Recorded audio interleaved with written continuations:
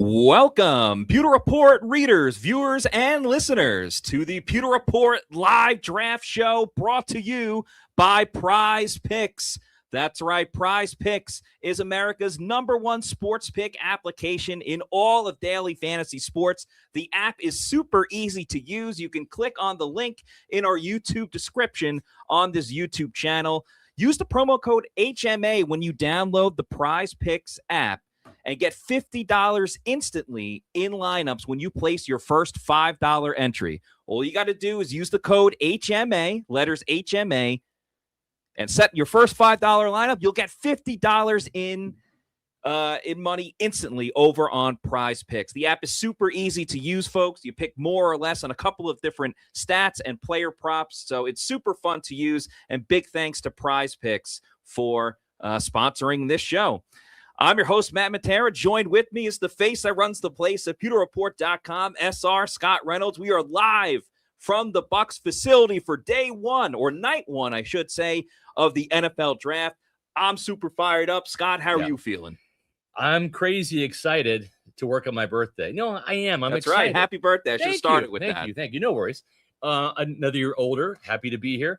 I will say this, and I'll let Jason Light know this. The last time that my birthday fell on the draft was in 2020, and I got Tristan Wirfs as a present. Whoa. A Pro Bowl present, Matt. Did you get any other presents, like maybe a second-round pick? Well, that was Antoine Winfield Jr. That was on the 24th. But I told Jason I would love another Pro Bowl present. So I'm looking for another Tristan Wirfs caliber gift tonight. And hopefully he will do that for all of the Buccaneer fans out there, because Tristan Wirfs is up there. He's up there with Mike Evans in terms of some of the best draft picks by Jason Light. He's had some good ones on round one. Vita Vea comes to mind as another one for sure. The jury's still out on Graham Barton a little bit. Devin White was good for a minute, helped this team win a Super Bowl. Mm-hmm. But it's more than just round one. And that's why we're here, not just for the first night, but for also tomorrow night when it comes to day two of the draft, as well as day three. Let's get some programming notes in here just so you understand what we're talking about. Day two of the draft is tomorrow night right here on Pewter Report TV, April 24th. The show starts at 6. The draft starts at 7. We do these hour-long previews to get you all geared up and infoed up on what the Buccaneers are looking for and recapping what they've done. And we'll have that on Friday night. Saturday, we're here bright and early, 11 a.m., going on air with our Day 3 live draft show presented by PrizePicks. The draft on Saturday, of course, starts at noon. Again, you can catch all the action right here on Pewter Report TV, our YouTube channel. Matt, we've started this draft process at the Senior Bowl. Yeah. We've had 5 mock drafts now. Came out with the Draft Insider on PewterReport.com. We'll have both of those live. You can put those in the chat as well. The mock draft, our latest one that Josh Capo and I did, as well as the SR's Bucs Draft Insider. We've got our cheat sheet also that we put on PewterReport.com. It's got all the Bucs best bets, all in one place. So those are some things that you can kind of use to follow along the action tonight. The draft starts at 8. We're expecting the Bucs to be on the clock because they're shorter first rounds now. They went from 15 minutes years ago. Love that. To 10, now to 8 minutes. So we're expecting somewhere maybe around 10 o'clock, maybe 9:40, depending on how quickly the draft cycles through with these picks. But we're looking forward to it. This should be a really fun draft and a very important one. Jason Light and the Bucs, Matt, they've averaged 4 starters per year going back to 2020. So, and not just guys they're hitting on day 1 and day 2, but also day 3. They're finding starters. Bucky Irving, Cade Otton, Servassier Dennis, not the best starter, but a starter nonetheless. Tez Johnson was a starter last year as a rookie, had 5 receiving touchdowns. So we'll see if the Buccaneers can come away with multiple starters. They really need that, Matt, on the defensive side of the ball. They do. It does feel like a little bit as if it's a make or break draft, just kind of based on the direction of this team right now, coming off of an 8-9 season. Todd Bowles a little bit on the hot seat. Baker Mayfield, no contract extension signed just yet, and who knows if he will sign one. So if the team does not perform the right way, I don't think Jason Light's job is really in jeopardy, but you could be looking at a new changing of the guard, and to sustain this winning ability of the team, which I still think they have it in them. Yeah. They have it in them. It's got to start with the draft. So, yeah, it really has been a long time coming, Scott, as you mentioned, going all the way back to the Senior Bowl, then the NFL Combine, all the different player write-ups we've done. Josh Capo has been fantastic with that. Scott's Bucs Best Bets have been awesome. And the rest of the Pewter Report staff, doing write-ups on the top 20 to 25 prospects of each player. There's no better outlet for Buccaneers coverage, but in this case, draft coverage, than PewterReport.com. So thanks to everyone for joining with us. Tell your friends about it. We're going to be streaming for what feels like ever. So we'd love for you to watch the whole time, but if you're going to pop in here and there, definitely would enjoy that too. And we've got the best fans too. I mean, it's a different level with you Pewter Report fans, because you're Bucs fans, but you're the most educated and informed fans around. We greatly appreciate you going to PewterReport.com, reading our columns and stories. That tremendously helps our business more than you know. We love the interaction that we get. And we've already seen some great comments and super chats. We'll get to those in just a few moments. But this show is for you. It always has been. That's why we do it. We love the interaction. We love the instantaneous reactions that we're going to have to some of these draft selections, and also maybe a trade here or there. We'll see what happens. But the other part about this too is we're live here from the team facility, and we've got a full staff here. Josh Cape will be joining us tomorrow. Adam Slavon, Bailey Adams are also here. They're going to be joining the program throughout the next couple of days as well.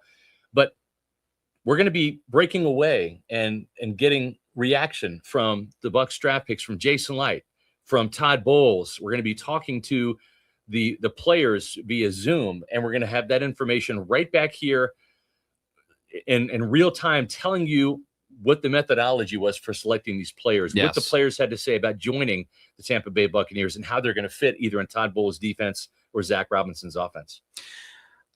Man, I just want to know who they're going to take at 15, or if they are going to take at 15. I was chatting with some people before, other media that's here that are covering the draft for the Bucs, and it really feels like it's wide open right now for a couple of different reasons. I mean, I think edge rusher would be the top thing that Tampa Bay wants, but we also don't know what edge rushers are going to be available at 15. We also know how much Jason Light loves offensive line. So there's a big offensive lineman from Penn State that could, I don't want to say throw a wrench into it, because they're drafting this player because they think he's going to be very successful here in Tampa Bay.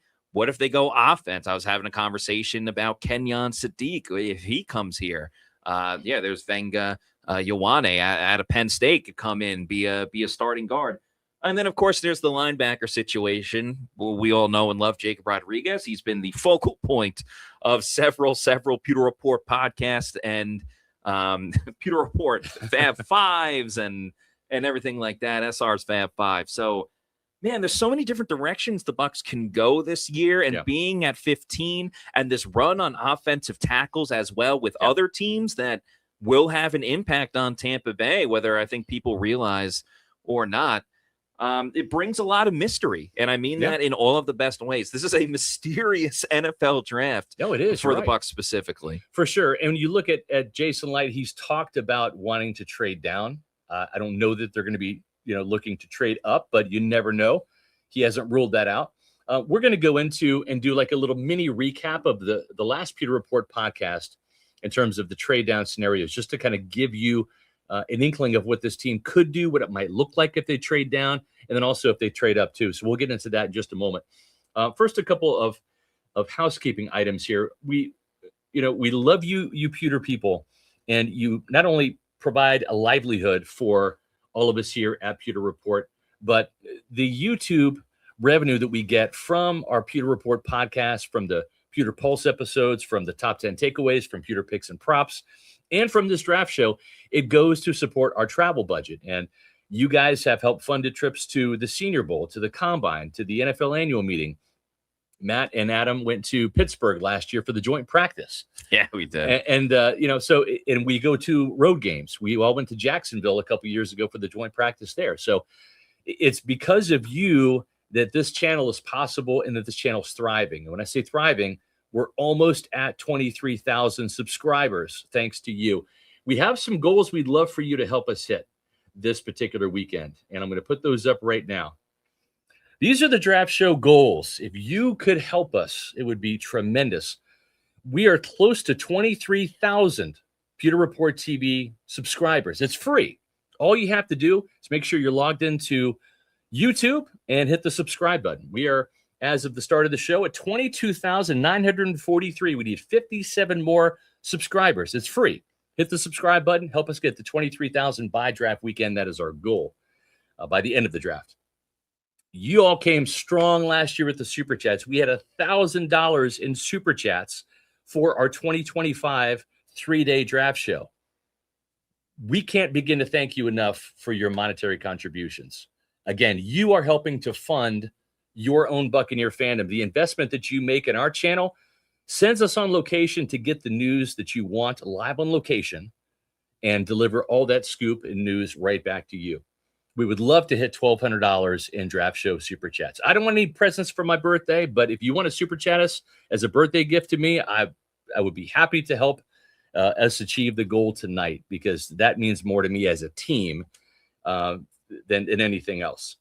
We are also at 225 subscribers. That's the Pewter Report TV YouTube channel members. It should say channel members, not subscribers, but channel members as of April 23rd. We need 75 more, whether it's a Pewter Premier member, a Pewter Platinum member, or whether it's a Pewter Pro or a Pewter People membership. If you love this channel, we'd love nothing more than for you to become a channel member. And we need 75 more to achieve that goal by Saturday. So thank you all so much for your continued support. Again, we love doing this content for you, the most diehard Bucs fans out there. The live show, we're live on the podcast, but like the live show here, you never know who's going to pop in and out. The element of surprise as well with I still think about from time to time a couple of years ago when the Falcons drafted Michael Penix Jr. and our reaction to stuff like that, and just our immediate reaction as well. Like even Emeka Egbuka was such a memorable moment because of the surprise, the little bit of the swerve, and just how the fans felt as well. So this, as Scott said, the show is about each and every one of you, because as much as our opinions matter, your opinions matter just as much. And I love seeing how people feel about certain draft picks that the Bucs make, that the Bucs don't make, who they wanted them to take, if it works out. I don't mind a little back and forth as well. Keep it respectful, of course, but agree to disagree. Bring valid points. We have very, very smart fans, so I have no doubt about that. So, going to be a lot of fun. We're going to talk some prize picks in a little bit. As well, some draft options that doesn't even impact the Bucs, but something that if you want to do on prize picks, you can too. So a lot to get into, Scott. I don't know where we want to start. If we want to do some, we'll do some super chats right now, and then we'll get into kind of some possible trade down or even trade up scenarios. I like that. We'll get into that. Just so you know, the last time that my birthday was on the draft, it was actually 2020. I was actually doing the live show with John Ledyard at my house because we weren't here. Jason Light wasn't even here. Jason Light was at his own house conducting the draft. And if you remember in that 2020 draft, the Buccaneers, they fared pretty well, right? Jason Light got me a fantastic birthday gift.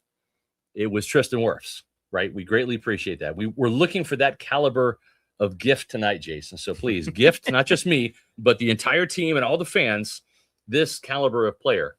But we've come a long way, and we love doing the show here from the team facility, and we love the super chats. So let's get to some of those super chats, shall we, Matt? Absolutely. We got a couple of new members as well. So we'll start with the new members. Excellent. Thank you so much to John Tucker starting us off for being a Pewter Report YouTube channel member. TNT 2502 and Night Wizard, I guess. Thank you as well for becoming a new Pewter Report YouTube channel member. Thank you, each and every one of you. Hopefully we get more as the show is continuing. Henry Chicante, we'll start you off. An OG, thank you so much for your support. Thank you so much for this 1999 super chat. Says a top tier off-season coverage as always, guys. Just wanted to say thanks, Jacob Rodriguez, no matter what. Happy birthday, SR. Today is my birthday as well. I turned 29. Whoa. There we go. Henry Gigante, a very happy birthday to you as well. Thanks for all your support of Pewter Report TV. I hope you're having a fantastic birthday and a fantastic weekend as well. and hopefully the Bucs get you a great pick. I know it'd be a great birthday present for Scott to get Jacob Rodriguez. Is 15 too early? It is for JRod. It is not for me and my JRod fandom, Matt, but it is for the team, just because of something that I put in my SR's Bucs Insider. The economics of the linebacker position makes it tough because, for whatever reason, right or wrong, the NFL, and this is kind of like how it is in the Pro Bowl, right? The reason why Levante David got snubbed out of so many of those Pro Bowls is they had linebacker as the designation rather than edge rusher like they should have had. Mm-hmm. So every 3-4 outside linebacker was a linebacker when it came to Pro Bowl voting. Not just inside linebackers, outside linebackers. So defensive ends were 4-3 guys, but you had a guy like, and I know it was AFC, but I'm just off the top of my head, like TJ Watt. He's classified as a linebacker for the Pro Bowl. Redonkulous. And that's why that snubbing happened a lot of the times. It wasn't just Bobby Wagner getting in there or Luke Kuechly. It was also Levante had to battle those linebackers that were getting double-digit sacks. So same thing when it comes to the economics and the finances of the linebacker position. A 3-4 outside linebacker, which is a edge rusher, is the same franchise tag number that an inside linebacker is. So this year for 2023, it's around $13 million, right? And that's just the base number. If you have playing time incentives, it goes up another $1 million or so. If you make a Pro Bowl, like say Jack Campbell did, a first-round pick in 2023 as a linebacker for the Lions, his franchise tag number is over $20 million. Yeah. 21 million, I believe, is what that number is with one Pro Bowl. It goes up even higher if you make 2 Pro Bowls. Guess who's the highest paid linebacker? Fred Warner at $20 million. And Fred Warner is an all-pro and a multi-year Pro Bowler. Mm-hmm. So that's the problem from an economic standpoint. That's why you don't see too many linebackers get drafted in the first round, because that fifth-year option, it's very expensive. Now, if let's say JRod is the next Levante David for this franchise, then it's kind of worth it, right? It is and it isn't, because edge rushers carry more weight and value to a team because they're force multipliers than linebackers are. Me personally, I'm taking JRod at 15. I have a crystal ball. I think he's that caliber player. Yeah. If you redrafted the 2012 draft over again, Matt, Levante David's a second-round pick. Bobby Wagner's a second-round pick. Yeah. Luke Kuechly's a first-rounder. But if you redrafted that draft, all 3 of those guys, you could throw DeMario Davis in there too. Mm-hmm. They're all top 5. I got an odd PR spin for Jason Light because, if you do go with the linebacker, in this case, Jacob Rodriguez 15, and he's not this all-pro type of player that Levante David is, people are going to harp on him, understandably so. Yep. Oh, why'd you make that pick so early? You jumped too early. I think the PR spin for Jason Light in that sense is that, hey, it's not his worst pick of all time because he still went with a kicker in the second round. So it's like, hey, man, like I'm going to take some risks. Yes. I don't think that's the worst PR spin for Jason Light. But of course, you don't want to have that spin at all. You just want to draft a great player in Jacob Rodriguez. I think where I don't want to say issue, but where the underlying factor comes in is that he's probably not going to be there when the Bucs are picking in the second round. That's right. Yeah. At 46. That's why, to me, if we're just saying Jacob Rodriguez, no matter what, which has been the mantra of this podcast for quite a while, it kind of feels like the best move for the Bucs is to trade back a little bit, whether that's 2 spots at 17, whether you want to move even past the Panthers and go to 19. Go to 21. The Panthers are at 19.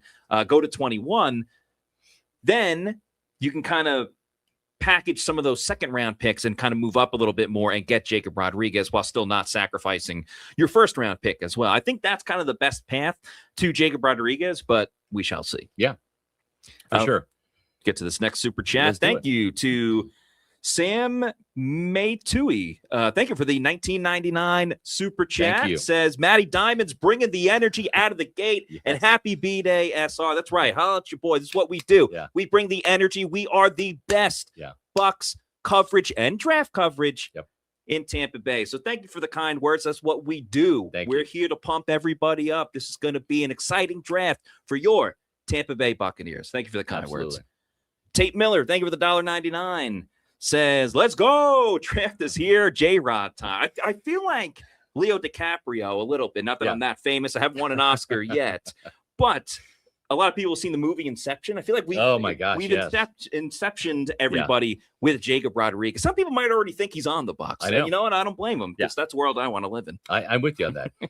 I mean, I think the problem is we've hyped this guy up. We're not the only ones, too. There's plenty of JRod mania in the fan base, even some other media outlets. You know, they're like, hey, like this would be a great guy for the Buccaneers. If he's not a Buccaneer, and let's remember, there's 31 other teams too, right? Yeah. It's not not like the Buccaneers, the only team that like Jacob Rodriguez. I've even seen him in the first round going to the Bills later in the 20s. Man. So, if it doesn't happen, it doesn't happen. The good news is this is not a one linebacker draft. Yes. There are other linebackers, C.J. Allen from Georgia, Josiah Trotter from Missouri, who I've kind of come around on. You've got Jake Golday from Cincinnati. You've got Keyshawn Elliott from Arizona State.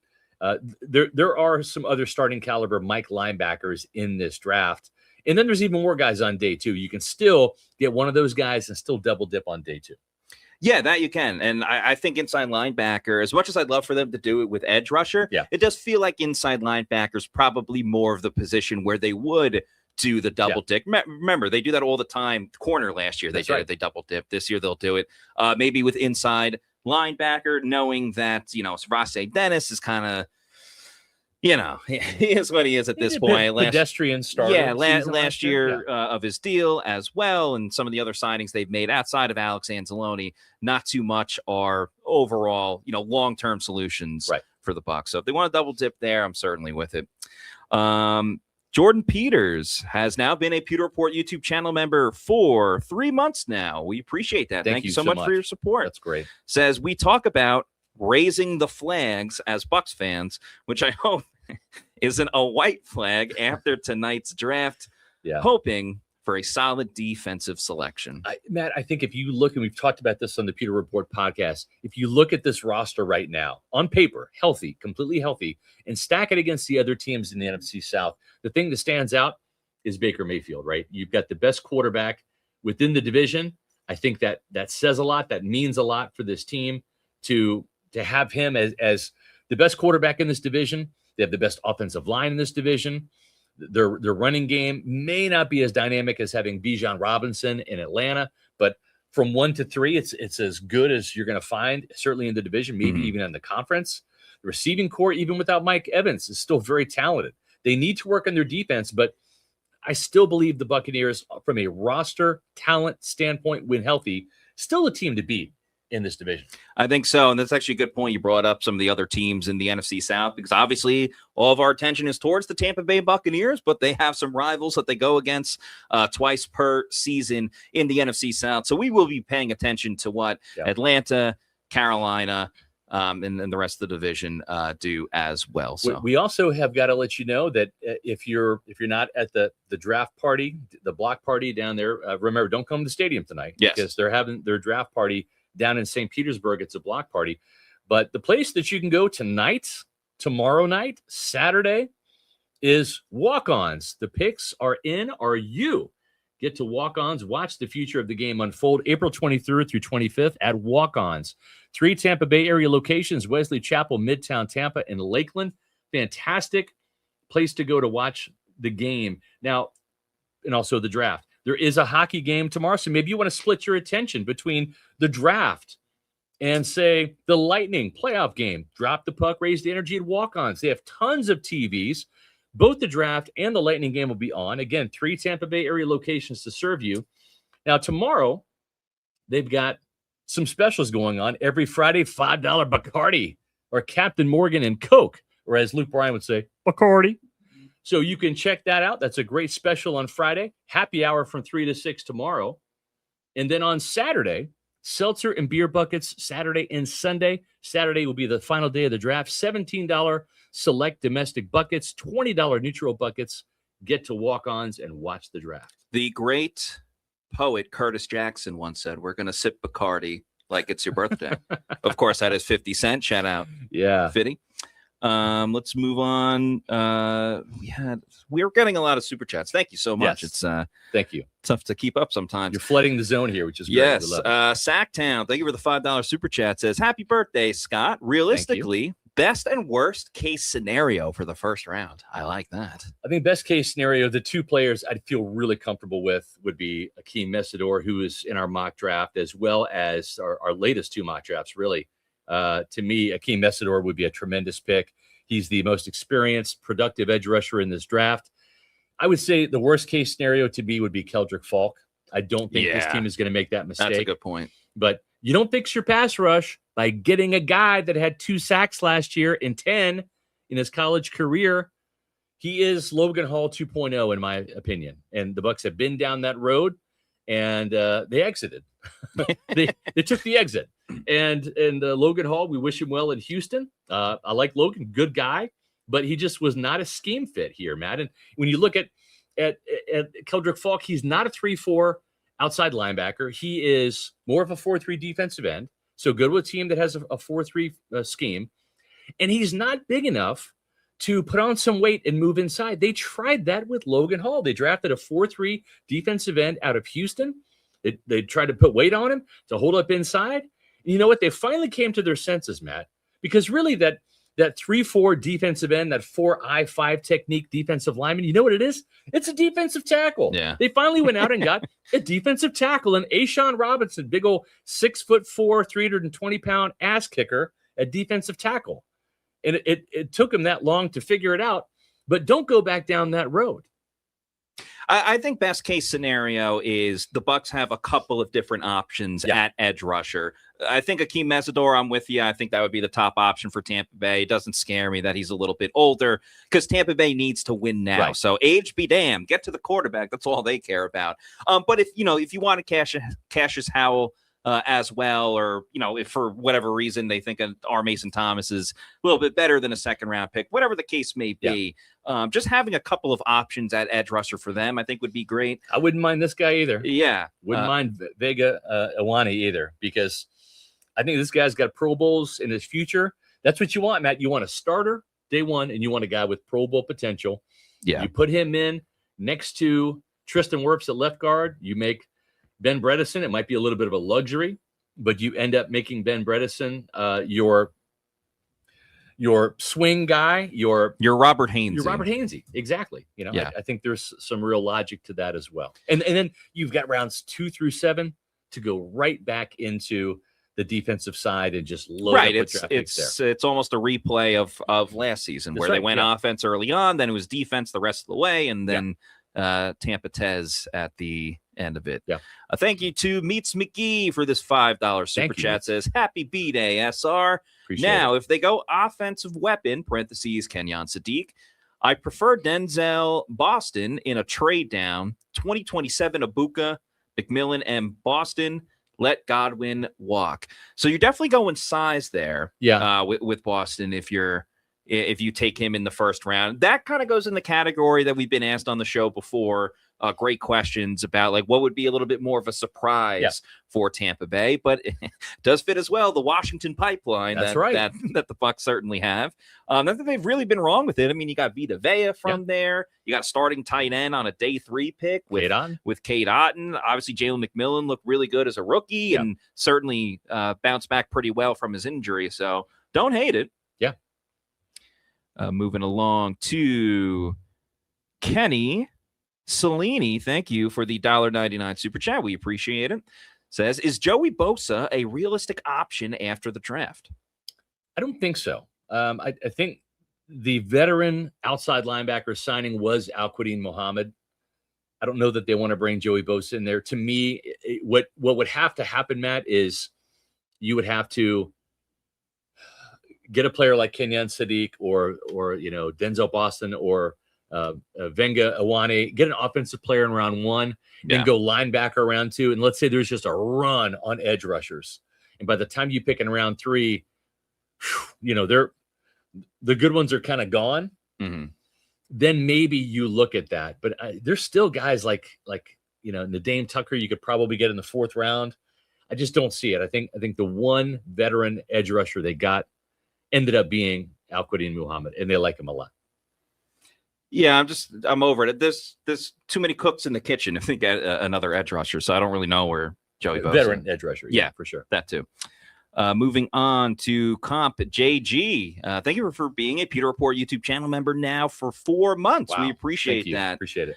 My dream, trade back to 17 through 20, draft Mesidor, use the extra capital to move up for Jacob Rodriguez high in the second round. Yeah, I mean, it's a gamble, right? I mean, we saw Carson Schwessinger, one of the top-rated linebackers last year, go 33 overall to Cleveland. Turned out to be a great pick. He was the defensive rookie of the year.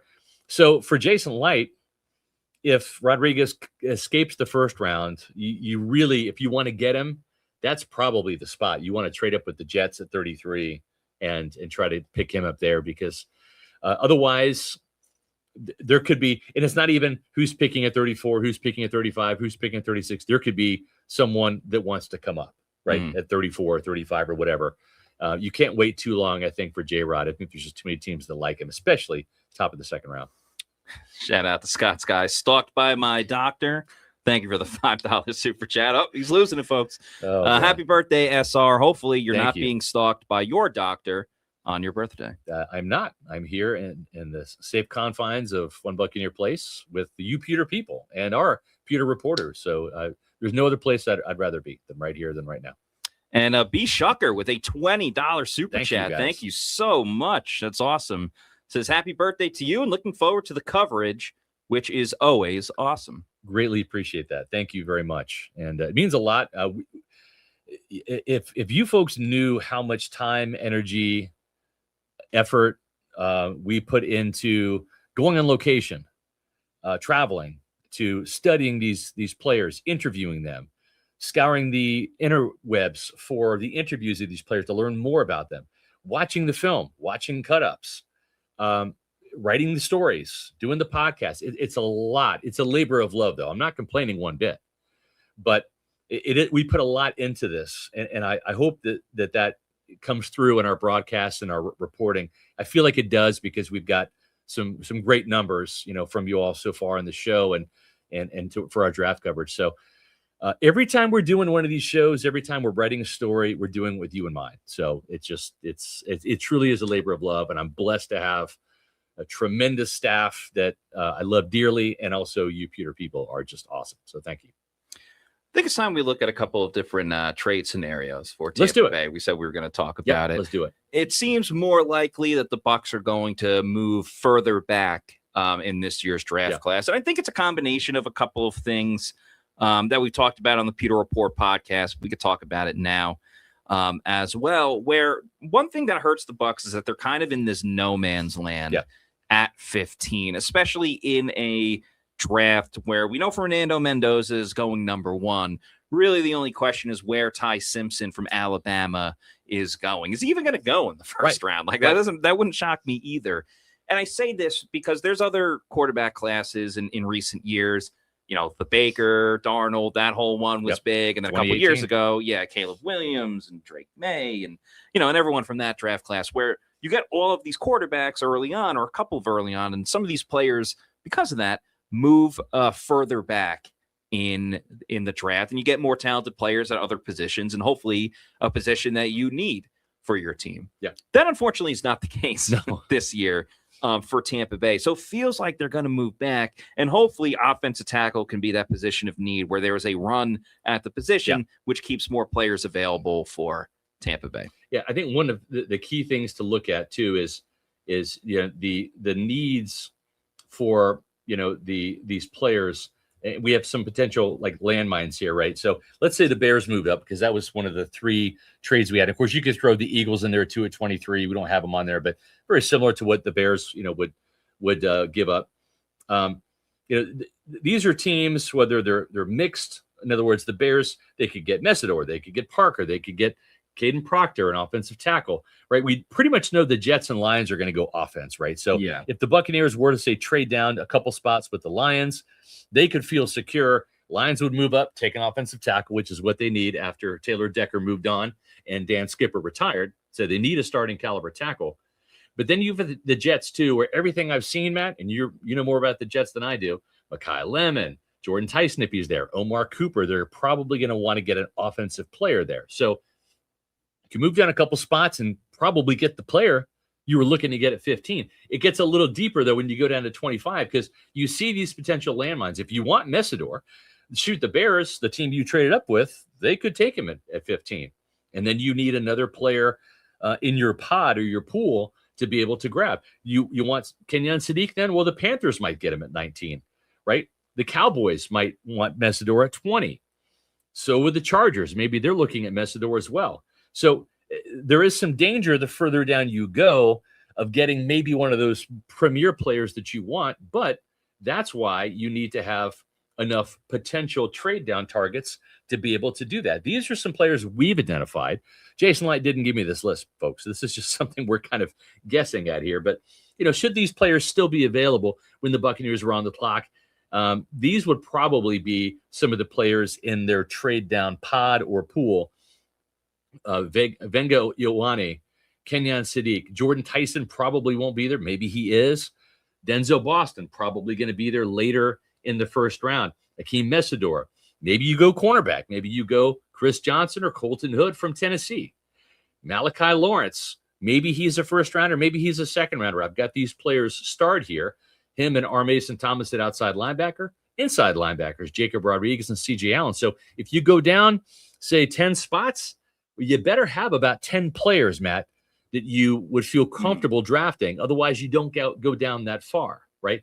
So those are some trade down scenarios. What about a potential trade up scenario, right? Well, let's say this team wants to get a player that's sliding down the board. Maybe you want to make a deal with the Giants, who now own that number 10 pick. This team could move up from pick number 15 to number 10. It would cost them a second-round pick, though. And, boy, this year, that second-round pick, that's a starter. I mean, that could be your starting linebacker. That could be your starting outside linebacker. But who are the players that you would possibly trade up for? Maybe Sonny Styles if he's sliding down the board. Ruben Bane might be that guy. Mansour Delane, the cornerback from LSU. I don't know that you'd have to trade up necessarily for Venga Ioane, but Jordan Tyson, if you're looking for another X-wide receiver, he's a player that probably will go in the top 10. If you want to get it at number 10, probably have to do that to get him. He's probably not going to be there at 15. Probably not going to be the case. Man, it would be something if they traded down and went after Sonny Styles, somebody that traded up. Traded up. Yeah. Somebody that we were before Jacob Rodriguez. Sonny Styles crawled, so Jacob Rodriguez could run. Yes. Essentially, like we were so high on him at the NFL draft, and then bam, that combine happened. The numbers came out, and he was just absolutely spectacular at what he did. So for the Bucs to kind of get back into that pool would be fantastic. I don't necessarily think it's going to happen. But, yeah, I mean, I'm not looking for a Logan Hall type of situation for Tampa Bay. I am looking to hit some picks, though, tonight over on PrizePicks. I don't know if you know, people, but you can place some picks on the NFL draft tonight, which I just did before with some of the teams that you can pick. So you can pick winners for regular games as well. There's playoff basketball going on and hockey as well. We talked about the Lightning. My New York Knicks are playing tonight, but you can also put some finances on the NFL draft tonight over on PrizePicks. Download the app in the link that we have on our YouTube channel. The link is in our description. You just click on it. You can still use the promo code HMA and get $50 in lineups when you put in your first $5 entry for lineups. But as for picks specifically, let me see if I could pull this up real quick. Image file. Looking at the second pick in the draft, who are the New York Jets going to take? And a big thanks again to PrizePicks. Make sure you get that going. So when it comes to the team's picks, as you can see on the screen right here, you're pretty much just picking yes or no. Will this player get drafted in the second round or with the second overall pick, excuse me. Arvell Reese, and really just everything with the Jets is a very interesting one. Yeah. Arvell Reese out of Ohio State, crazy athletic, only 20 years old. I got to give a shout out to T-Kraz because I was listening to him on the way here, and he seems very convinced that Reese is going to the New York Football Jets. Crazy athleticism, can kind of play in a couple of different spots, and with the Jets needing help everywhere, I want the Jets to go with an edge rusher. I want them to go with David Bailey. But as I've learned my entire life, the New York Jets will let you down. So when I want them to get an edge rusher, they won't, and they're going to go with Arvell Reese. So that's my pick. You can put some finances on a lot of different stuff for the NFL draft. Who's going to be the third pick? Who's going to be the fourth? You can go all the way down. You could also choose how many certain positions, how many wide receivers are taken in the first round, how many edge rushers and things like that. So there's a lot of different creative things you can look into on PrizePicks with the code HMA. You can click on the link in our description, and I'll be making a lineup later on. There's some playoff sports going on later tonight, so we'll get to that later. But yeah, Arvell Reese to be picked second overall is my pick, and big thanks to PrizePicks once again. Really cool. PrizePicks is having a draft related, game as well. That's really cool. So it's not just the playoff hockey or the playoff basketball or baseball that you can, have some fun with. You can also interact with the app and have some fun games with the draft as well. Yes, you can. Super creative with PrizePicks. They got a little bit of everything for everyone, even some leagues I haven't even heard of before. But yes, they do have your traditional football, baseball, basketball, NHL, UFC. I'm a huge fan of as well. The Masters, when that was going on, Rory McIlroy, more than birdies. They got something for everyone, which is super cool to see. So big thanks to PrizePicks. Absolutely. We have a couple more super chats to get to. We got a lot of super chats to get to. They are rolling in. Thank you so much, everyone, for rocking and rolling with us this Thursday night. We're going to be doing this Thursday, Friday, and Saturday. So a lot more to come. We'll rotate the Pewter Report staff as well. Yep. So thanks to everyone. Thank you to Fidel Castro for this $9.99 super chat. Says, Uncle Scotty and Cousin Maddie, I love you guys. No titty. So happy I've had you guys last offseason as a 38-year-old, 30-year Buck fan. That's awesome. Respectful, insightful, knowledgeable gentleman. And then says, Feliz cumpleaños, Tio, talking about Scott and his birthday. Appreciate it. Thank you. Appreciate all the kind words. Love is love. Very cool. So thank you so much for the kind words. You guys are awesome. Moving on. Thank you to Spare Some Cheeks. Yeah. Thanks for the $1.99. Right. Says, happy birthday, Scott. Hope we draft Muhammad. Thank you very much. I appreciate the birthday wishes. Randy J. Burrell, appreciate the $4.99. Happy B-Day, SR. Do you truly believe Baker Mayfield can actually take this team all the way, or are his intangibles too inconsistent when it matters most? That's a great question. Yeah, that's fair. He's, if we didn't have that playoff win against the Eagles in 2023, we'd be thinking quite differently about Baker. But that's totally fair. That was a command performance. 3 touchdowns in that game. I think Baker is more of a gunslinger than Brad Johnson was, but Baker is also a distributor of the ball like Brad Johnson was. And so if you give him a good defense to play opposite of, with the sound running game, with some weapons, I think you're going to get good Baker more often than bad Baker. And where it's not all riding on his right arm. For sure. I think that is the case. Now, the thing is as we've seen in the playoffs, if you go wild card game, divisional round, NFC championship, and then the Super Bowl, and Tom Brady had to do that. They had to go on the road for a wild card game with Brady. That's 4 postseason games, including the biggest one of them all. Can he sustain that? Can he get hot and stay hot in the postseason? I mean, heck, we've seen Joe Flacco do that for the Ravens, That to me, can Baker have 4 games without a clunker? Can he have 4 games in that good to great range? I want to believe so. Seriously, it's so funny that you brought up Brad Johnson, because the first thing I'm thinking of is he's an upgrade over Brad Johnson, in my opinion. And his overall skill set. I think too. I mean, the proof we saw it last season as well. Like, Baker can win you some games. I think he could even steal a playoff game for you.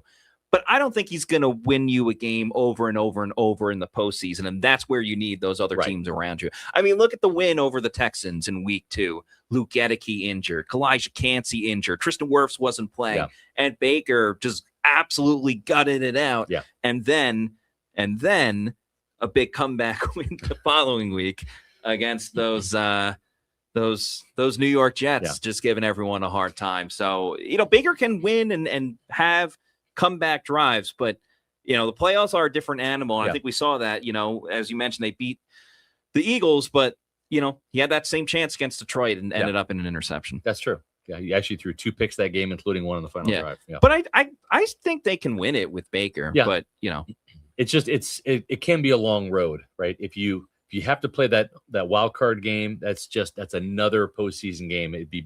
Got to be great if this team could get 13 wins, skip the wild card round, and then go right into the divisional round and have a home playoff game for that.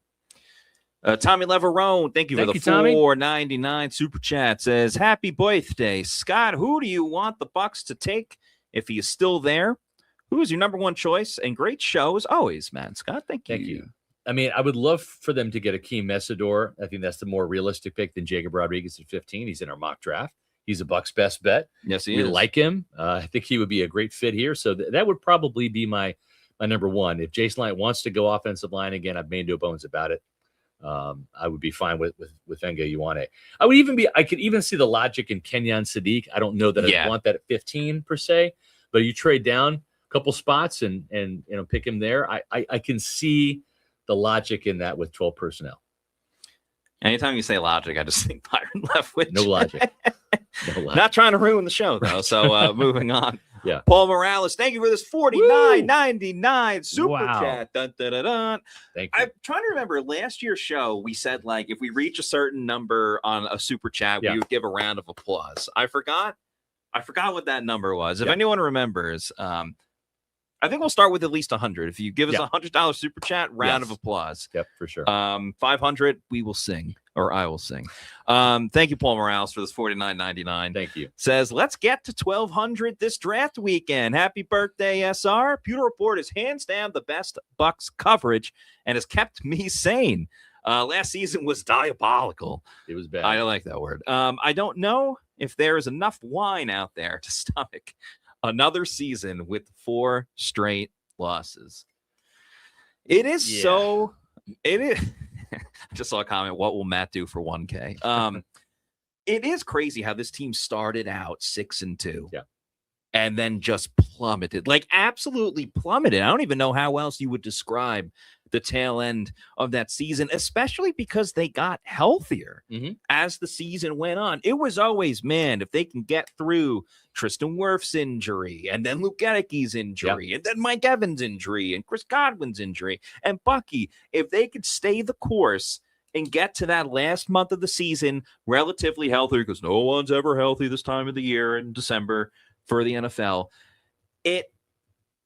everything fell into place. Yeah, and you had a schedule at the tail end of the season that was tailor-made to just pummel on opponents and not get a first-round bye, but, have a nice, relaxing last game of the season to punch your ticket into the postseason because you're already there, and they just didn't do it. So, they didn't.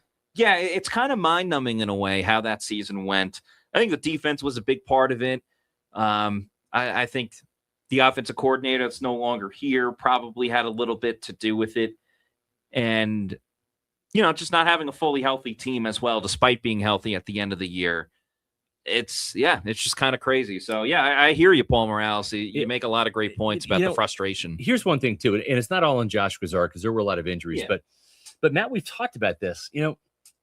When you look at why this team would maybe go get a Kenyon Sadiq or a Venga Ioane, when you look at the reason why, the Bucs offense scored 29 points per game with Liam Cohen in 2024, right? That's a big number, top 5 scoring offense, top 5 running game, and all that. After that season, and injuries played a huge role in this, last year, the Buccaneers averaged just over 22 points per game. That's a 7-point differential. Yeah. And that's losing a touchdown every game from what you produce to get 10 wins. And that's a big reason why they they fell down to 8 wins, right? That's a big drop off. So as much as we say the defense needs bodies, it needs work, it needs upgrade and talent, this offense has got to get back to where it was too if it wants to get into the playoffs. And that's a huge kind of, it's flown a little under the radar. It's a huge point that I think has flown under the radar a little bit. And Paul, really appreciate this. Yeah. What Paul's talking about, if you're just joining the show here, is we have some goals that we'd love for you Pewter people to help us out with. The start of the show, we had 22,943 subscribers. We're trying to get to 23,000 by the end of this weekend, by Saturday. And I think we can get there. All we need is 57 more subscribers. And we are actually at 22,955 now. So thanks to you people for moving the needle on that. We also had $1,000 in super chats for last year's 3-day draft show. We'd love to get to 1,200 this year, just to beat last year's numbers. Who doesn't want to be bigger and better every year? We do, you do as well. And we greatly appreciate all the help because guess what? You guys fund our travel budget. And you guys send us on location to get the Bucs news and information that you crave. And we bring it right back to you in these podcasts, as well as PewterReport.com stories. And last but not least, we have 225 Pewter Report channel members as of the start of the show. We need 75 more to reach our goal of 300, whether it's a $3.99 Pewter People membership or whether it's all the way up to a Pewter Platinum member at $24.99 per month. We're getting ready to have our annual Pewter Platinum member meetup. It's going to be in Tampa during the Bucs minicamp in June. And we're probably going to do it at Walk-Ons again. It was a great time. We had Zion McCollum and Mike Greenberg. If you're a Pewter Platinum member, you get the invite to that. All the Pewter reporters are there. It's a great opportunity to ask Mike Greenberg some questions, get some photos with those guys, some autographs. So your support to this channel means everything to us. This is why we do the show. And if you could help us attain some of those goals this weekend, we would be forever grateful. We are 3 minutes away from the start of the NFL draft. So, yeah, man, time flies when you're having fun. Yeah. Moving on to Turning Wrenches. Thanks for the $4.99. Says, happy B-Day, SR. Hope Jason trades down and gets Mesidor and JRod. That would be a dream draft. That would be a fantastic 1-2 punch. That would be a dream draft right there. Casey Cranford, thank you for the $19.99. Says, happy birthday, SR. Go grab a B-Day beer. Cheers to you and Matt for the best Bucs coverage. I say it for everyone. Y'all are truly appreciated. Keep killing it, guys. Let's get fired up. Yeah. Pewter Report equals please Rodriguez. That's right. I've been saying that all draft season long. But yeah, thank you so much for the kind words. Can't tell you how thankful we are. I know it's Scott's birthday, and it's his moment to talk about how thankful he is. But yeah, it means a lot for everybody. So thank you so much for all of your support. And we're just getting started. Like, the draft is literally just beginning. Yeah. So we got a very long way to go and super pumped to get to everything. T-Level, good to see you. Thanks for the $5 super chat. Says, league disrupting picks, Lemon to Brown, Sadiq to Carolina. Also, SR, happy birthday. Thank you. Is CJ Allen undersized? I don't think so. I mean, you know, I see this 6'1", 230 pounds. Rodriguez is 6'1", 231. I don't think those guys are undersized. Levante David was 230 pounds. You know, is he as big as Jack Campbell? No, he's not. But when I think of like small linebackers, I think of like Kyle Lewis from Pitt. Yes, for sure. 6 foot, 6'1", 220 pounds. You know, to me, that's small. You know, that's a small, linebacker. There's some other ones as well in this draft that, Justin Jefferson, not the wide receiver, correct, but the Alabama linebacker. Yes. Yeah. Those guys are small. Mopar Buck, thank you for this $9.99 super chat. Appreciate it. Says, only edge I'm concerned with is, only edge I'm concerned with, Mesidor, Howell, TJ Parker, and Malachi Lawrence. Yeah, I mean, I like those players. I think Parker, for me, lacks a little bit of pizzazz. You mentioned Cassius Al. I think that's a player I'd rather see than Parker. I'm with you, Matt. I want somebody that has a little opposite to Yaya Diaby. I want some juice off the other edge. And to me, Parker is a lot more like Diaby, almost like in that Gabe Akis type of body size than some of the other players you mentioned. Mesidor, Howe, like those guys, not like Kyle Lawrence. They, to me, have more juice.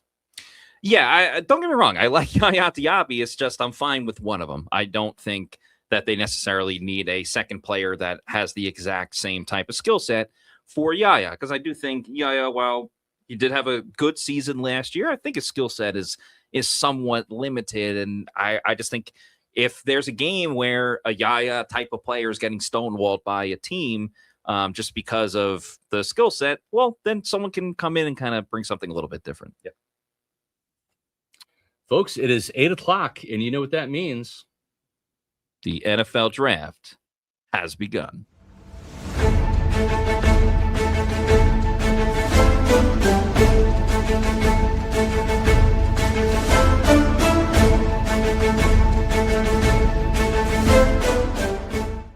Thanks. That's right. The NFL draft has begun. They are live from Pittsburgh, Pennsylvania, where we once were for a preseason game and joint training camp practice a long time ago. So some of the players are already showing up. From Fernando Mendoza will not be in Pittsburgh. He's spending it with his family, but they just showed Arvell Reese as well. So yeah, we're going to be reacting to every single pick. Of course, the Buccaneers pick is the one that we are all very, very much waiting for and super excited for. So yeah, appreciate everybody rocking and rolling with us. It's going to be a fun night along with tomorrow and Saturday as well. So if you're just joining us, you have reached the Pewter Report live draft show right here on Pewter Report TV, presented by PrizePicks. That's right. PrizePicks, the official sponsor of the Pewter Report podcast, as well as the draft show. We are excited to have you.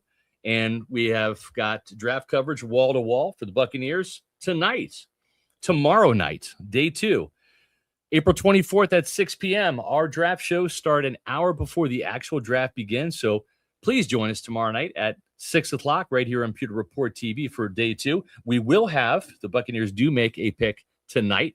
We will have live reaction from that draft pick press conference tomorrow, a bonus Pewter Report podcast for you before our Pewter Report live draft show kicks off. Then on Saturday, the action continues. Day 3, April 25th, 11 a.m. That's right, 11 a.m., an hour before the draft, which starts at noon. Folks, if you are like me, I turned 54 today. Just your Levante year. My Levante year. I love that. And that's exactly what I told everybody at my house. I'm like, I am Levante David today. But with age also comes a decrease in testosterone. Believe it or not, 1 in 4 men have low testosterone levels, and that's over the age of 30. Doctors are finding men younger in age are also having lower testosterone levels due to not working out as much, processed food. All those types of things can affect your testosterone level. I started really noticing in my 40s a decrease in my energy, some brain fog. I wasn't as mentally with it. I was getting too tired too early at night. And I was having some fatigue issues in the gym. I couldn't lift like I wanted to and exercise like I wanted to. I found out I had low testosterone. Do not wait. Don't do what I did, where I waited a couple of years. Get with the folks at Game Day Men's Health. Call today for your complimentary testosterone test and consultation. It's absolutely free. There's 6 Tampa Bay area locations: West Shore, South Tampa, Brandon, Palm Harbor, Largo, and Sarasota. Now, they can do more than just testosterone replacement therapy, which I've been using for almost 5 years now. It makes a huge difference. I feel younger as a result. I feel like I'm 45 rather than 54. Like, flip the numbers around. Whether it's testosterone, peptides and vitamins for your health, sexual wellness and ED treatments, or weight loss and GLP-1. Get with Game Day Men's Health. Find them online at GameDayMen'sHealth.com, or you can call the numbers you see below at West Shore, South Tampa, Brandon, Palm Harbor, Largo, and Sarasota to get in for an appointment. In 15 minutes, they'll have your lab results ready for you and a customized game plan to get your health back to an optimum level, because they have in-house laboratories. Do yourself a favor. Don't wait like I did. Be better than me. get with the folks at Game Day Men's Health. Again, find them online, gamedaymenshealth.com. Let's keep these super chats and comments rolling. Thank you to everybody that is joining with us this evening. Shaggy, thanks for being a Pewter Report YouTube channel member for 20 months now. That is so awesome to see. Thank you so much for all your support. Says, happy birthday, SR, and all the other April babies. Can't wait to see the light curveball for this draft. Let's go, Bucs. What's your sign? I am a Taurus. Which means I'm a stubborn son of a bitch. Moving on. Mopar Buck, thanks for the $9.99. Thank you, Mopar. Happy Appreciate birthday. Your support, also, always. yeah, Mopar, a very consistent commenter. Andoy. That's cool. With I guess, the Philippine currency. That's awesome. We got Philippine currency on this show. That's the first time I think we've had Philippine currency. Yeah, we got a couple here and there. Canadian trickles in. Euros. Yeah.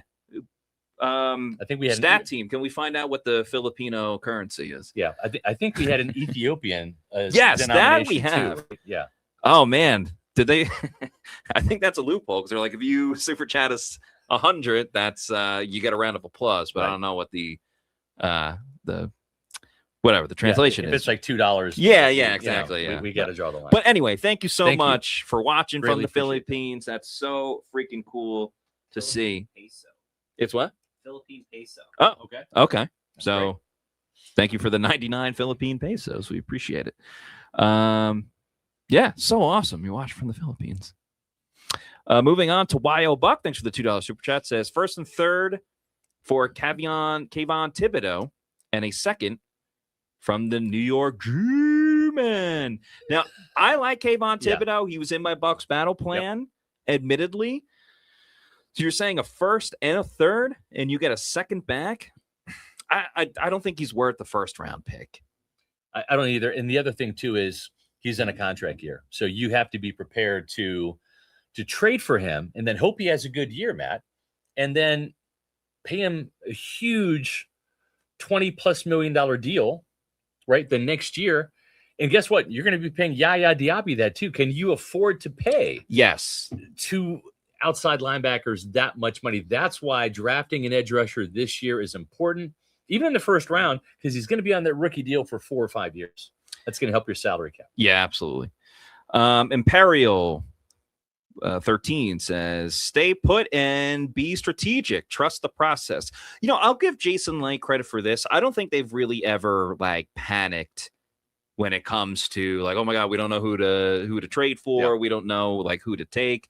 They will go with best player available. If they feel like there's a trade to make, they will go and do so. But yeah, they've never been the type to be like, oh my God, we need a corner now. Right. We'll give you everything. We'll give you 2 second-round picks and a future third, whatever. They won't do anything like that. Let's take a look at what the NFC South is going to be doing from a draft standpoint. We're going to start with Tampa Bay. You probably know these picks, but just in case you don't, the Buccaneers have a pick in every round: 15, 46, 77, 116 overall, 155, 195, and 229. So as it stands right now, 7 opportunities to get 7 players. We'll see if Jason Light makes a trade to acquire any more picks that he could use on more players, or maybe surrenders a pick or two to move up in a particular round, maybe not even the first, maybe the second. The Carolina Panthers, we know they won the division, and they have a pick at number 19. They have a pick in the second round, the third, the fourth. They have 2 fifth-round picks and a 6th-round pick. So Carolina well-stocked and well-armed for this draft as well. We took some notes on how the Panthers had a really good draft last year. Started with Tedero McMillan, who won the NFC Offensive Player of the Year award. We're big fans of Dave Canales. Yes, we're Canal pals. Yeah, a friend of the program. And we like to see Dave do well, except against the Buccaneers, of course. But we saw this coming. We said, if this owner gives him 2 or 3 years, the Panthers can rise up in this division and go ahead of the Falcons and the Saints and challenge the Buccaneers. And Matt, it happened in year 2, maybe a year early. Man, Carolina's tough for me. Just looking at obviously offense is going to be what they go with in this year's draft based on what they did on the defensive side. But just knowing Dave Canales is like, I don't think the best thing about Dave Canales is that he's an offensive guy or an offensive coordinator. I think the best thing about him is his motivational tactics, his overall energy, the enthusiasm, and, you know, the way he inspires guys to kind of like get the best out of them. I think that's why they played so well against the LA Rams and nearly beat them in the postseason, but they beat them in the regular season. Very curious with Carolina too. Remember, Brad Isaac is going to be the primary play caller. I still feel like the jury's out on Bryce Young. I don't think he's necessarily, hey, he's the future of the Carolina Panthers, even if they did pick up his fifth-year option. Last year. Right, but it wasn't like... But did he reach a ceiling? It wasn't convincing. I agree. Yeah, it was not convincing enough. So, I mean, I don't think the Panthers are going to make a shocking move. Right. And then the Falcons are another story. Crazy news today as well. Yeah. I guess good news for Atlanta, but morally just wrong in so many ways. Yeah, if James Pierce, who was their second first-round pick last year, the Falcons don't have a first-round pick. They traded it to the LA Rams to move up into the first round again and select James Pierce, who did lead the team in sacks last year. Good player on the field. Off the field, some serious character concerns, and I think his arrest was well documented. Got into a quarrel, that's probably putting it lightly, with his WNBA girlfriend, or maybe ex-girlfriend, and rammed his vehicle into hers, was charged with felonies there, then was resisting arrest and allegedly, I don't know if it's allegedly or if it happened, but I'll say allegedly to CYA, got into an altercation with police during that arrest. News came today that if he completes a 6-month pretrial intervention program, that all of the felonies could be dropped. And that to me is just incredibly disappointing, not from the fact that it's an NFC South rival, but to me, just, these are some serious charges. And he did have some serious character concerns coming into the NFL draft from Tennessee. I just don't know if this leopard is going to be able to change his spots. But as a result, the Falcons don't have a first-round pick. Kevin Stefanski, I'm not wowed by that hire at all. Their biggest move in free agency, Matt, getting Tua Tagovailoa, a backup quarterback. Right. Because Michael Penix is coming off a torn ACL. So I'm not expecting much from the Falcons. The Saints, though, different story. New Orleans, I think they're going to continue to be a thorn in the side of the Tampa Bay Buccaneers. They found their quarterback with Tyler Shuck. And again, it's just so funny how things work, because I wasn't laughing, but I was kind of like, all right. That's what they went with. And speaking of quarterbacks, the first pick is in. Fernando Mendoza, to the shock of nobody, a friend of the Pewter Report program, sort of. He answered about Chandler Whitmer at the NFL Combine. He's going to Tom Brady, John Spytek, and the Raiders. I like doing the voice, but I don't want to mess up my my voice for the entire week. But Mendoza to the Raiders. And now my prize pick is going to be up next with the New York Jets. If they go with Arvell Reese with their pick, then I win. So we shall see. And a big shout out to PrizePicks. Once again, use the promo code HMA. You can download the link in our description. Download the app. Use the code HMA and get $50 in lineups when you play your first $5 lineup. You can also use it on teams as well and play some picks on the draft. You can get in real quick. I got Arvell Reese to the New York Football Jets. But yeah, they have it for the third round or third pick, fourth pick, fifth pick, moving on. You can also make picks such as how many wide receivers will be taken, or edge rushers or linebackers. So check out PrizePicks, download the app, and use the promo code HMA when you sign up. Please support our sponsors. You're helping out Pewter Report when you do. Yep. We'll get to a couple more super chats here in a second. They're flooding in. Thank you so much. I wanted to give a shout out to our friends over at Briar Greaves Insurance. They do a lot for the Pewter Report program. Are you in need of car insurance, or are you looking to maybe upgrade your car insurance? Well, here's the best thing. You can shop around if you want and take your time and go online and fill out forms and call around and all that. Or you can just give one phone call to Briar Greaves Insurance. They'll do all the legwork for you. They shop so many carriers for automobile insurance in the state of Florida. One call to them can save you a ton of legwork, and they're going to give you the best rates, the best companies. Whether it is homeowners, flood, boaters business, or automobile insurance, protecting your assets starts with the company you can count on. That's Briar Greaves Insurance. Locally owned and operated. It's a family-owned Tampa Bay business. I am a Briar Greaves customer, and so is Tampa Bay Buccaneer General Manager Jason Light. He even said that on the Pewter Report podcast. For more information, go to briargreavesinsurance.com or give them a call tomorrow, 813-876-4166, because saving time is just as important as saving money, and you can do both with one phone call to Briar Greaves Insurance. Matt, let's take a look at our Bucs best bets, shall we? Yes. Because the Buccaneers will be on the clock sooner rather than later, because now the first-round picks are at the 8-minute mark. So we've got our Bucs best bets here. On offense, let's go ahead and take a look at them. I'm going to get them pulled up right here. In the quarterback realm, where we don't think they're going to draft a quarterback this year, but we do picks for every position. Drew Aller from Penn State, Jalen Daniels from Kansas. Yeah, Aller got an informal combine interview. Daniels got a top 30 visit. Mike Washington Jr. from Arkansas is our Bucs best bet in rounds 1 through 3 at running back. Emmett Johnson is rounds 4 through 7. A wide receiver, Ted Hurst from Georgia State. Dejon Stripling from Ole Miss, a tight end. Oscar Delp from Georgia. Will Kazmarek from Ohio State.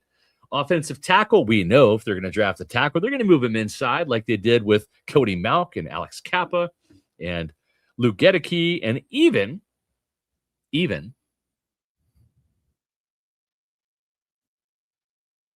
am I thinking of? Graham Barton. He was a left tackle. I was looking at the They TV. moved him in center. I know. I was watching the draft too. I'm looking to see who the Jets are picking here. I got distracted, folks. Yeah. But if they're going to draft the tackle, they're going to move him inside. And finally, the guard, Venga Iwane from Penn State, is the rounds 1 through 3, and the 4 through 7 is Jeremiah Wright. On the defensive side, David Bailey. All right. That's good for the Jets. The Jets. My pick did not hit, but that's okay. You can't be perfect 100% of the time. But I actually like this pick for the New York Football Jets. They needed an edge rusher. He doesn't use gloves, kind of like Kate Otten, but he plays a position where you don't need the gloves. I like this pick. I'm sure Bailey Adams likes it too because his name is Bailey. Of course. Yeah. Speaking of defensive players, let's take a look at the Bucs best bets from a defensive standpoint. We actually made a last-minute switch. We don't have Jacob Rodriguez in there. We actually switched out to Josiah Trotter for our Bucs best bet. We'd love to have Jacob Rodriguez in there, but we had him as in our mock draft in the second round. So we did make that switch. So please ignore that on the graphic. But Lee Hunter from Texas Tech, DeMonte Capehart from Clemson, Akeem Messidor from Miami, and Nadeem Tucker are the outside linebackers.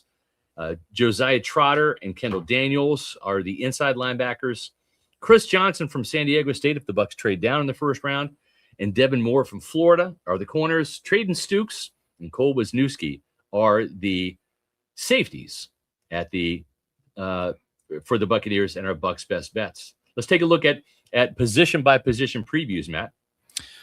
Let's do it up. The quarterback position, crazy that Ty Simpson had a formal meeting with the Tampa Bay Buccaneers over at the NFL Combine. That was a little surprising. I don't think any of us expected that. And then the Kansas QB, Jalen Daniels, came in for a top 30 visit with Tampa Bay. I don't really necessarily see the Bucs going with like a reclamation project type of thing at quarterback because they already have Connor Bazelak on the team. And let's remember, Connor Bazelak beat out Kyle Trask for the job for third string. Now, was that because Teddy Bridgewater was here with the team and, they kind of had that luxury and they could do that a little bit more? Or was it because they see something in him? That kind of remains to be seen.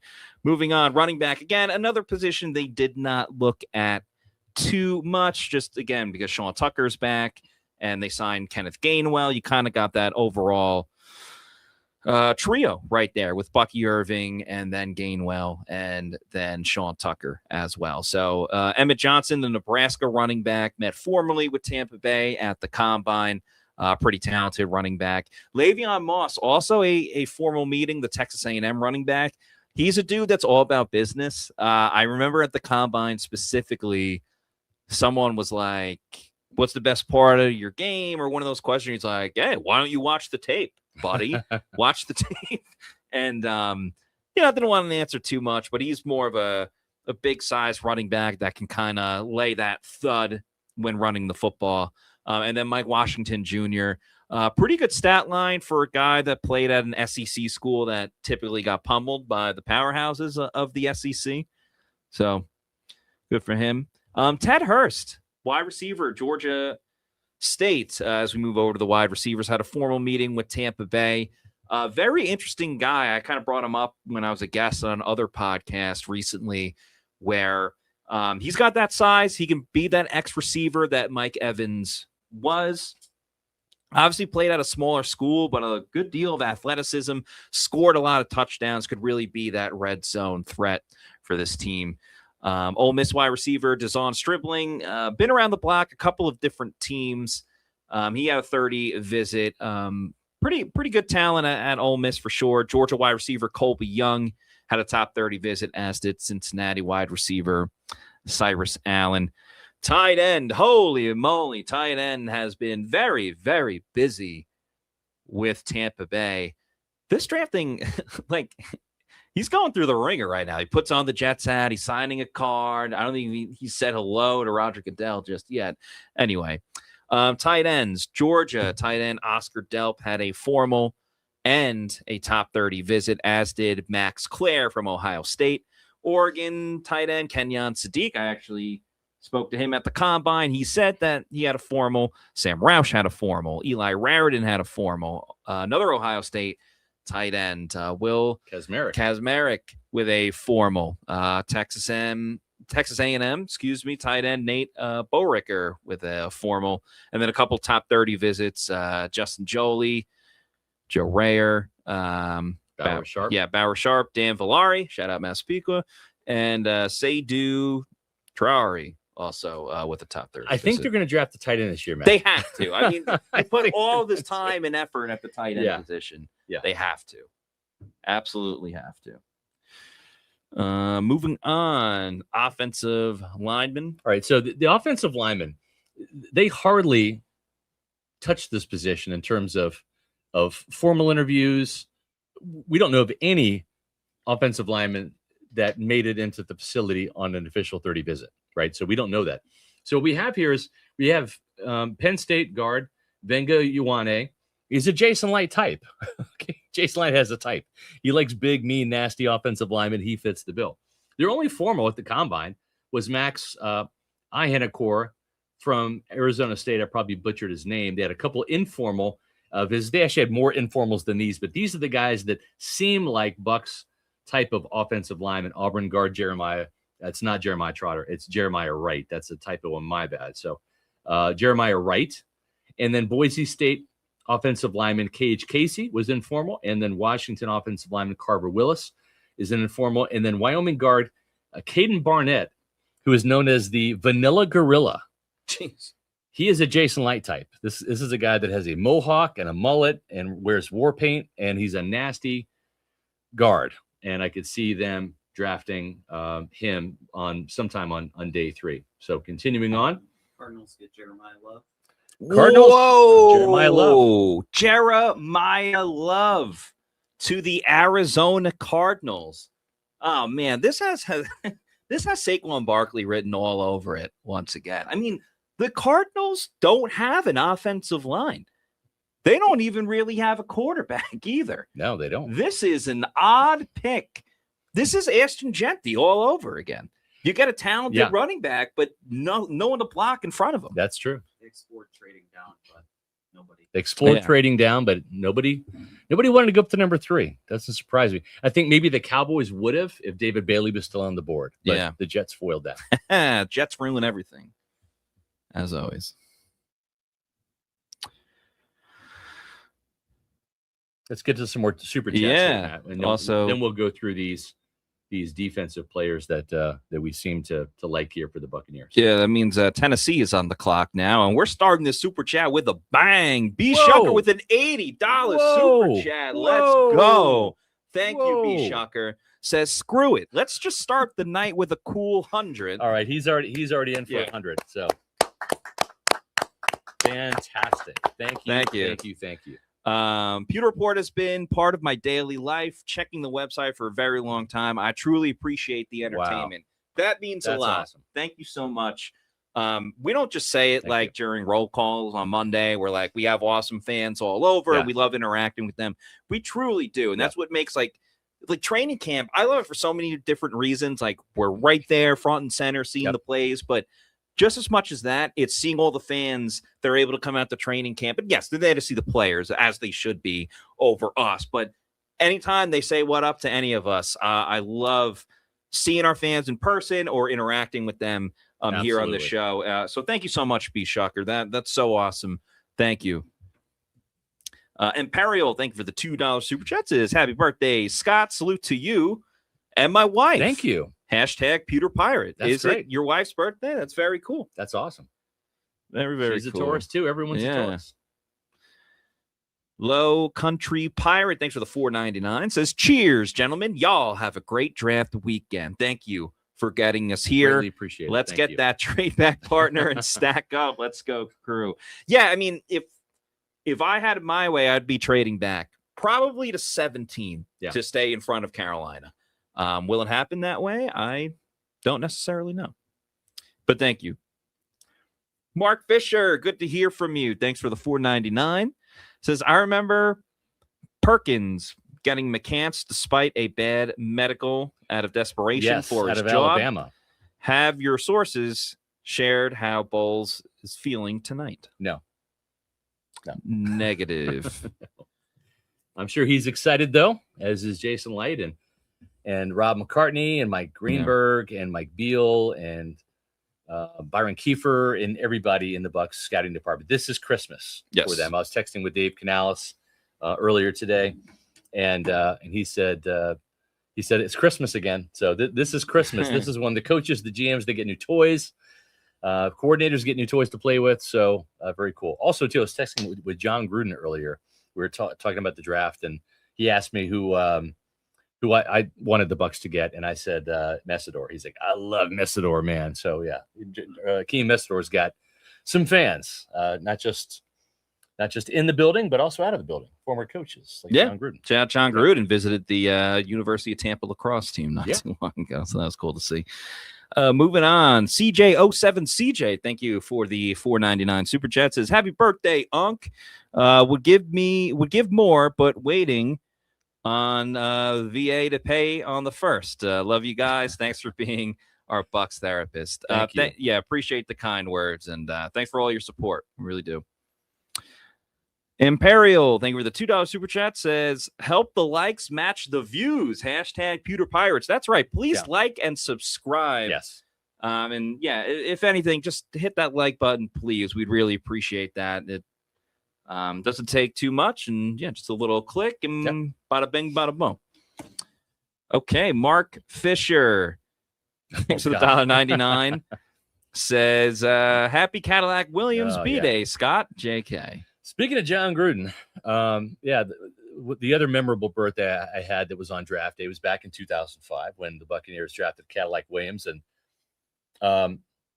not exactly the best draft value bat, taking running back 3 with the 5th overall pick. Yeah. Because you had Ronnie Brown that went before him, and you had Cedric Benson who went to the Bears at number 4, the Texas running back, and then the Bucs drafted Cadillac Williams, Carnell Williams.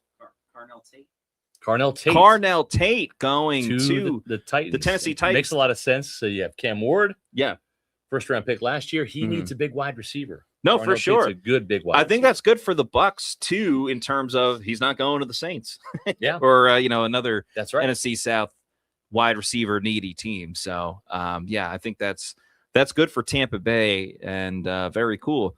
We got a $99.99 super chat from our guy. Oh my goodness, Todd Pittner. Todd Pittner. Todd is the man. We met him on the Bucs cruise. One of the nicest guys ever. Also gave us a very generous donation a little while ago. Yes, Todd, I still have your card. He does a lot of magic tricks and stuff like that. He's a magician. Right. I still have a card from one of your tricks that you did on the Bucs cruise. I know you had another comment as well. I'm sorry, it's a little bit earlier. I saw that earlier. You wished me happy birthday. Yes. Yeah, so thank you. Thank you so much, I still have it in my backpack. I just want to say thank you so everyone can see it. Everyone hit up Todd Pittner for if you want to see a magic show and stuff like that. He's got a lot of cool tricks, very mind-blowing. So just wanted to tell you about the card. And thank you so much. Holy smokes, that's awesome. Thank you, Todd. The way these are coming in, we might hit 1,200 tonight. Yeah.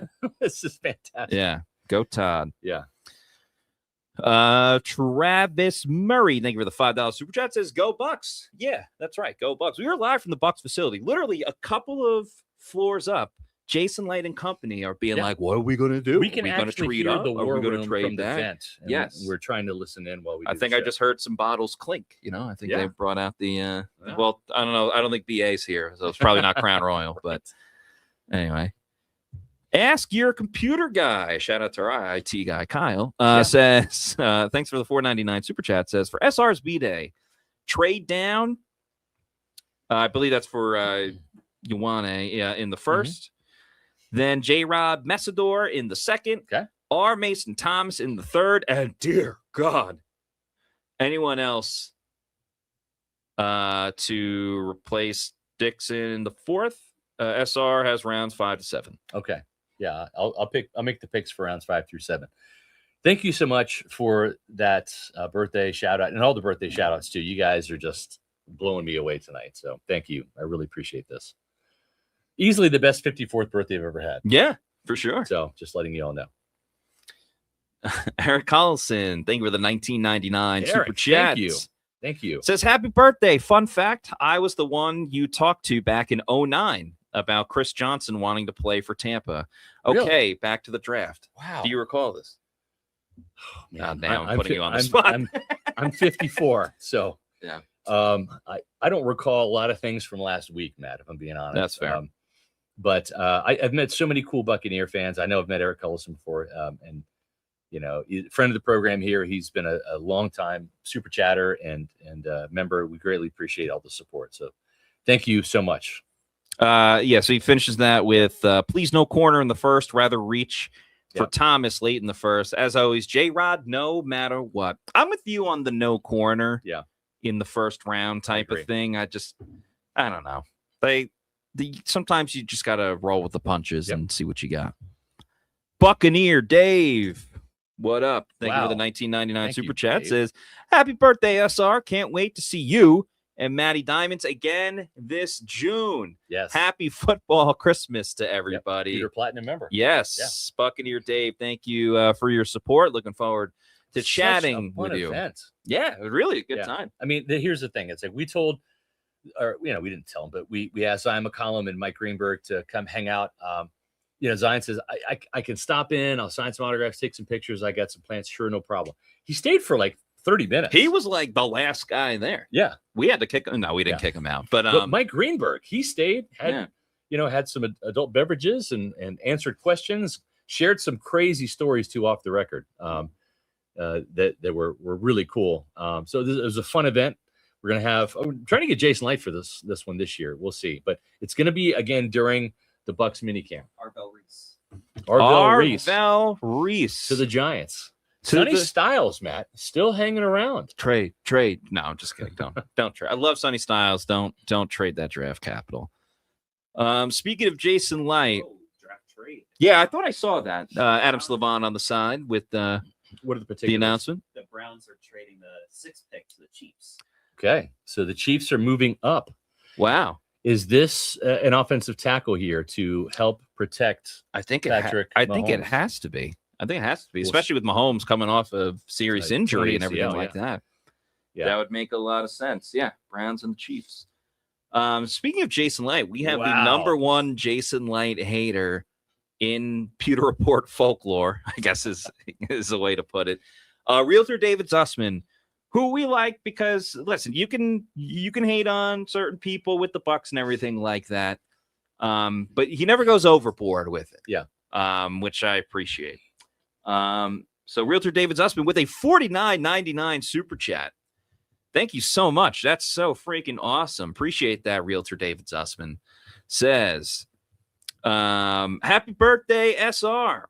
Wow. In your birthday, I hope we all get some extra picks trading down, followed by Tampa Bay selects Jacob Rodriguez. Will Jason Light finally get it right? I am a hopeless believer in our team. In Jason Light, not so much. Maybe Jason Light can nail this draft and make you a believer. Maybe, just maybe, Jacob Rodriguez, no matter what. Thank you for the very generous super chat. We appreciate it. Piano, J Piano. I like the name. I don't really know why, but thank you. Dueling Pianos, if you will, for the $4.99. Says trade down or pick the Penn State O lineman or tight end. No D lineman available good enough for that pick. Yeah, I don't think the Bucs are going to go D line in the first round. Speaking of D line, let's get through these previews here real quick here. As you can see, that's the inside linebackers. Where's the D line? There's the D line. They have come strong for defensive linemen here in their scouting efforts, starting with Texas Tech defensive tackle Lee Hunter, who's gotten a formal interview. They interviewed him at the Senior Bowl, plus he got a 30 visit. Speaking of formal interviews, Caden McDonald, Caleb Banks, Darrell Jackson Jr. also got formal visits. So did Tyler Onyedem from Texas A&M and Xavier Harris from Ole Miss. Now, just because you get a formal interview doesn't mean they like you. They want to just find out more about you. From what I've heard, pretty much cross Jackson and Harris off the board right there. So don't think they're in the mix, as well as Banks. I don't think they would certainly do Banks unless it was much later in the draft, not first or second round for sure. Kristen Miller came in for a 30 visit from Georgia, as did Grayson Halton. DeMonte Capehart from Clemson, who had a great combine, 4.85 time in the 40 mat at 315 pounds. Southern Louisiana defensive tackle Caleb Proctor got a 30 visit. Jordan Vandenberg got a 30 visit as well. And Jordan Gerard from Louisville came in for a local visit. So a lot of interest in the defensive tackles, Matt Matera. That is right. Looking for some beef along the D line. And then outside linebacker, another very heavily focused position for Tampa Bay. Oklahoma's R. Mason Thomas, a guy that we've talked about a lot. Quick move on the outside. He was there for a formal and a 30 visit.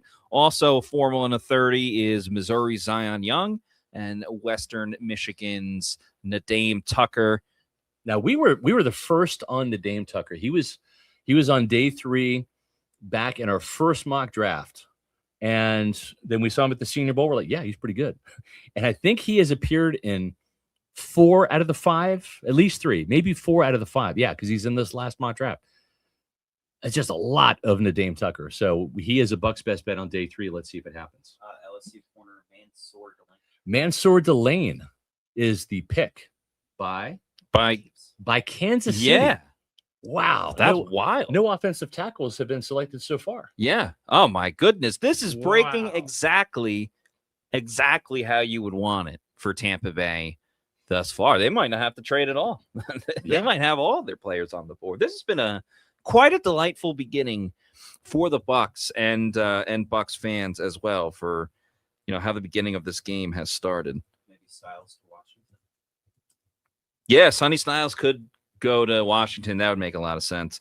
Washington's a team that just needs help at a lot of different spots on the defensive side. So, yeah, we shall see.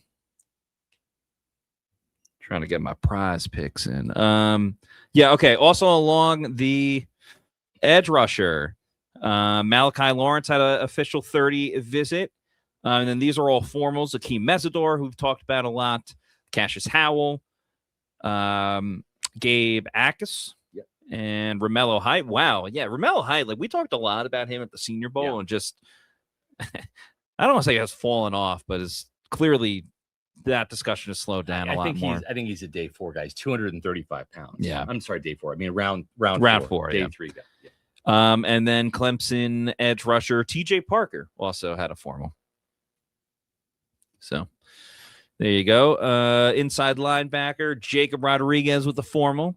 A lot of these are formal. Yeah. Sonny Styles, CJ Allen, Jake Golday out of Cincinnati, Missouri's Josiah Trotter, Pittsburgh's Kyle Lewis. Very fascinating project with Kyle Lewis. Will he be a safety? Will he be a linebacker? Is he kind of more of that money backer situation? Kendall Daniels at Oklahoma, Justin Jefferson, who was brought up earlier, and then some top 30s, Josiah Trotter from Missouri, Michigan's Jimmy Rolder, and then formerly coached by SR Wade Woodaz in for a local visit. Defensive backs have been very scarce in terms of their interactions with the Buccaneers that we know of. Only 2 formal interviews at the Combine. Traden Stukes, who can do it all. He's a safety. He's a nickel corner, has the size to play outside corner. The folks at Arizona said, you know what? He is a player that can play anywhere in the secondary, right? So I can see why the Buccaneers take a look at him. He is a day 2 pick, probably in the 2nd round, is my guess. Genesis Smith, his teammate, is a safety from Arizona. Got a formal as well.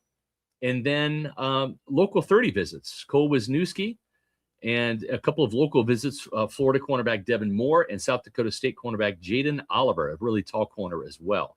So those are the picks right there that or the players that we think the Buccaneers have shown some interest in. So it's going to be interesting to see what we've already seen. One trade. Could Jason Light be on the phone to trade up or to trade down? Yeah, it's always the big question involved. I can't see Jason Light trading down. Yeah. And just or you mean trading up? You could see him trading down, right? But not trading up. Trading, when we say down, we mean like going from 17 down, like back in the See, down. when I say down, I think down of like, okay, he's going down from 17 to 10. Oh, no, that's up for me. See, I see that as up. All right, so we're gonna like if you're trading ahead or trading back. I'm yeah. gonna say he's gonna trade down, not trade ahead. Yeah, we use that terminology there. So let's get some more super chats, Matt, before we have some news here. You know, that Buccaneers might be making a pick. Yes. Okay. So we got Travis Murray says, "Happy birthday, SR." Thank you. I can't begin to thank you for these birthday wishes. Yeah. This is fantastic. Happy birthday to you. The Real Maverick, thank you. Thank you for this real $20 super chat. Says, haven't caught a live most of the off season because I promised my wife I will disconnect from football after the season. LOL. I get that. The football season never ends. But I've got you guys for the draft. But still read Pewter Report every day. You guys are the best. Happy B-Day, SR. Thank you so much. Awesome. It means a lot. So thank you a million times. Thank you. Here's one thing I want everybody to do out there. Let your friends know, shoot them a text, shoot your family members who are Bucs fans a text. Let them know we have this show on right now. We'd love to have them dial in even for the pick or beforehand. It would help us tremendously to have an even bigger audience than we had last year. We had over 50,000 Bucs fans tune in for all 3 days of the draft. We're looking to crush that number again. So just help us spread the word. Maybe it's on social media with the post or a repost. Maybe it is a text. But we would love to expand our audience tonight, tomorrow, and Saturday. Yes. Would be fantastic. Moving on. Thank you to this $2 super chat from Novu Sensei. You got to be careful with reading some of these names. You know, I'm waiting for the trick name. I'm going to say something silly. Right. Says, let's go Bucs. We need to draft the best player available all night. Yeah, I think that's going to be the plan. The plan with the Bucs. By the way, Adam Schefter says with the Giants drafting Arvell Reese, they do not intend to trade Kayvon Thibodeau. So interesting. That name was thrown out. Tuss the Third, thanks for the $1.99 super chat. Says Patera has that SR23 era hair. Well done. Yeah, I've been trying to grow the hair out. I had longish hair, very surfer dude hair in high school, and that's where I peaked, and that's where I'm trying to get back to. So that's what I'm doing. I'm just kidding. But yeah, been trying to grow the hair out. So appreciate the compliments on the looks. William Brandt, thank you for the $9.99. Says, happy birthday, SR. Thank you. Take your time to answer if you need to. But, oh, man, in your 30 years of experience and expertise, what is your all-time top 10 draft crush list? Whether the Bucs drafted or not, man, does JRod make the list? Yeah, JRod might be at the top of the list. He's one of my absolute favorites. My problem is, number one, my memory isn't that great. To go back 30 years, I would say like Vita Vea was a draft crush for me, and I was really glad the team got him. I like Devin White at LSU. I liked him a lot. Get live 45. Yes, because I remember you tweeting right before he's running his 40. Yeah. You tweeted out like future Tampa Bay Buccaneer Devin White with a 4.40. Yeah, whatever he. Yeah, we actually had Devin White in 4 out of our 5 mock drafts. We actually went with Josh Allen, not the quarterback, but the edge rusher. Now it's Josh Hines Allen. But we went with him just to break up the monotony. But we were the first to have Devin White back in January before the Senior Bowl in our mock draft. Right, I thought we were stupid for picking a linebacker that high, and then we had him in 4 out of the 5 mocks. So he's one of them. Vita Vea is another one that comes to mind. How about this? Yeah, which love is stronger, the one you currently have for Jacob Rodriguez, or the Blaine Gabbert situation from a couple years ago? I mean, the man is a hero. He saved people from a helicopter. That's crash. True. Yeah, I mean. And the long flowing hair. I mean, that's a tough one, right? Because it's like, for me, is it hair or stash? it really is coming down to that, right? I mean, it's when you look at Blaine Gabbert, I mean, he's just an incredibly handsome man, and also a hero too. So there's that factor. I mean, the fact that he actually saved people on a jet ski, that's like Baywatch-esque, right? And that's like David Hasselhoff. With his brothers there too. He's like, hey guys, watch this. Come visit more. Sonny Styles. Oh, the Commanders. Yes, that means the New Orleans Saints are on the clock. Something that we will have to pay attention to. But man, sad to see you go, Sonny Styles. Not that I really ever thought you were a legit chance, but cool. So I mean, there's Blaine Gabbert. Just to get back to this question here, right? That's. For a long time, I would say Blaine was number one. I mean, he was the most handsome quarterback in Tampa Bay, even when Tom Brady was on the roster. Tom Brady was the backup if you're looking for most handsome quarterbacks at that point in time. So you're right. It's the mullet. It's the long flowing blonde hair, but I don't know, man. It's like, there's just something about the stash. Yeah. I mean, it's like, my God, that's a handsome man right there. And he can force some fumbles too, right? So there's that part. And then, Blaine has got a fantastic wife, right? I've met her. She's lovely. He's a dad. He's a girl dad. So there is that. But I also have to think too, it's like when you're Jacob Rodriguez and you're a badass linebacker and you're married to a badass Army Black Hawk helicopter pilot. Yeah, it's pretty cool. Like Emma Rodriguez, that is a power couple right there. That's a power couple. So I'm going to have to give the edge to JRod in the stash. Moving on. I don't know how you move on from that. Jordan Tyson to the New Orleans Saints. Wow. This makes a lot of sense. Wow. That's the quarterback for Tyler Shuck right there. I mean, always the question with Tyson was kind of the injury history, because they said without the injury, he's the best wide receiver in the draft, even with Carnell Tate going early on. So another headache for Tampa Bay in terms of receivers they have to go against. So remember, Carolina has the reigning offensive rookie of the year with Teteroa McMillan. And, now New Orleans has another receiver in their room that can cause a lot of problems for the Bucs. There's no doubt about it. Yeah, when healthy, he's the best receiver in this draft, in my opinion. I think Carnell Tate would probably beg to differ there, but he's going to be a problem. I mean, and now what we've seen is Teteroa McMillan going to Carolina as a first-round pick. Now we see Jordan Tyson going in the division as well as a first-round pick. So maybe the Bucs should draft a corner. Yeah, right. Because you got to think about it. Because now the Saints, They go Tyson. They pair him with Olave. It's a pretty good one. I mean, Olave's got a lot of injury history, but pretty good 1-2 punch. Falcons got Drake London, and their picks are a little more scattered. If Carolina goes offense in the first round, then you're looking at McMillan, and then is it Sadiq or whoever they decide to take? Yeah, a lot more talent at the skill positions for the opponents that the Bucs face in the NFC South, all of their rivals. So, and you know what? I mean, the Saints were a team that were just notoriously bad at drafting for a long time. They were, and they kind of got their act together last year. They did. You have Banks, the first round pick, the left tackle, and then you've got the quarterback in the second round, Tyler Shuck. I thought they had a really good draft, and Mickey Loomis kind of turning the tides there, and that's how you build a team through the draft. That's why the Buccaneers. Have been ruling the NFC South except for last year, but they should have won it. I mean, right. And then I don't think you can sleep on either the free agent signing they made, Travis Achan. Yeah. At running back, because Alvin Kamara kind of seems like he's kind of towards the end of his career, so they kind of found that replacement already as well. Yeah. I want to get to the super chat. I think we kind of forgot about it real quick when we saw the Saints pick.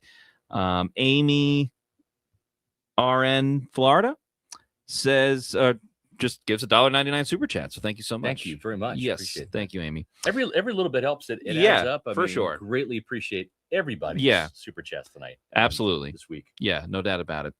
The Real Maverick, thank you for being a Pewter Report YouTube channel member for 8 months now. Says, in your opinion, what does bouncing back look like? It's a good question. To me, I really could care less unless they are winning 11 games. Otherwise, I think that is just another mediocre season and more of the same to 11 games or time for I'm going to guess that means time for a new head coach. Good question. I think it's got to be at the minimum double-digit wins. Yes, I would agree with that. And I think 10 wins is an acceptable bounce-back season. Yes. Only because I've yet to see Todd Bowles do anything greater than that. 10 wins with the Jets, 10 wins in Tampa. He's had 8 years as a head coach in 2 locations, and he's topped out at 10 wins. So to me, that's the ceiling for this Todd Bowles team, but it doesn't mean that it will be a lost cause. What if this team gets to 10 wins, that's a bounce-back season, wins the division again, gets a one playoff game. If they lose that game, but the offense does well, maybe they pull the switcheroo and Zach Robinson's the head coach. Exactly. There's so many different variables to what this team could be. So good question, though. Appreciate it. Two Woods, Cinco, Ocho. Thanks for the $1.99 super chat. Says, if we draft an offensive lineman at 15, I'm going to crash out. LOL. I said this before, and I just want to make the analogy again. Especially this year with the Bucs offensive line, which is pretty good.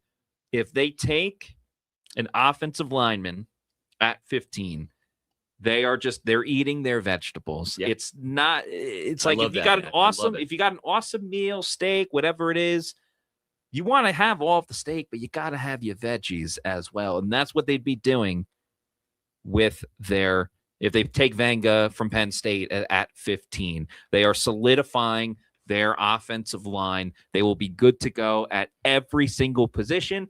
And they got a sense of safety and security as well if, say, Cody Mauch's knee does not fully recover the way that the Bucs want to. Or let's just say Graham Barton's struggling at center. Bam, you could put Ben Bredesen at the center position and still keep Vanga at the guard position. So it makes them that much better. It wouldn't be my first pick because let's face it, vegetables suck. If it wasn't for the health side of it, no one would just willingly be like, yeah, I'll have broccoli and peas. What is your favorite vegetable, man? I like green beans. I think that's very tolerable. Yeah, I like green beans. I like carrots, spinach.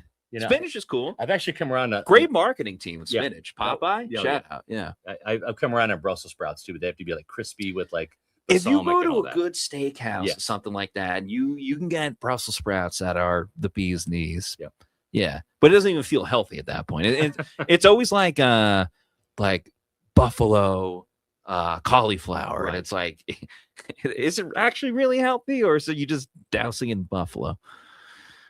The Poplar Bluff, thank you for this $5 super chat. Says, I want to hear more about that guard. I think you mean linebacker, Well, Jeremiah Trotter. I had the typo that has been changed. It's the man's birthday. Leave him Yeah, alone, it's okay. dude. I'll take the $5. I'm just kidding. I'll take the $5 insult. That's fine. First offensive tackle, Spencer Fano. Okay. First offensive tackle going to Browns.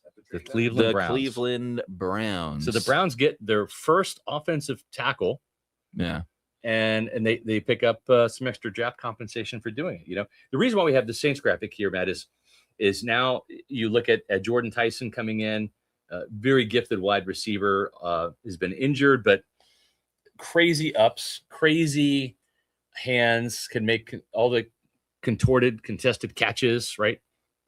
It's going to be a problem. And the Saints have a lot of draft capital to go, but so far so great for New Orleans. And I hate to say it, but it's true. Yeah, they've done a good job between free agency. I think this is a good pick with Jordan Tyson if he can stay healthy. So some Bucs are going to have to deal with. No question about it.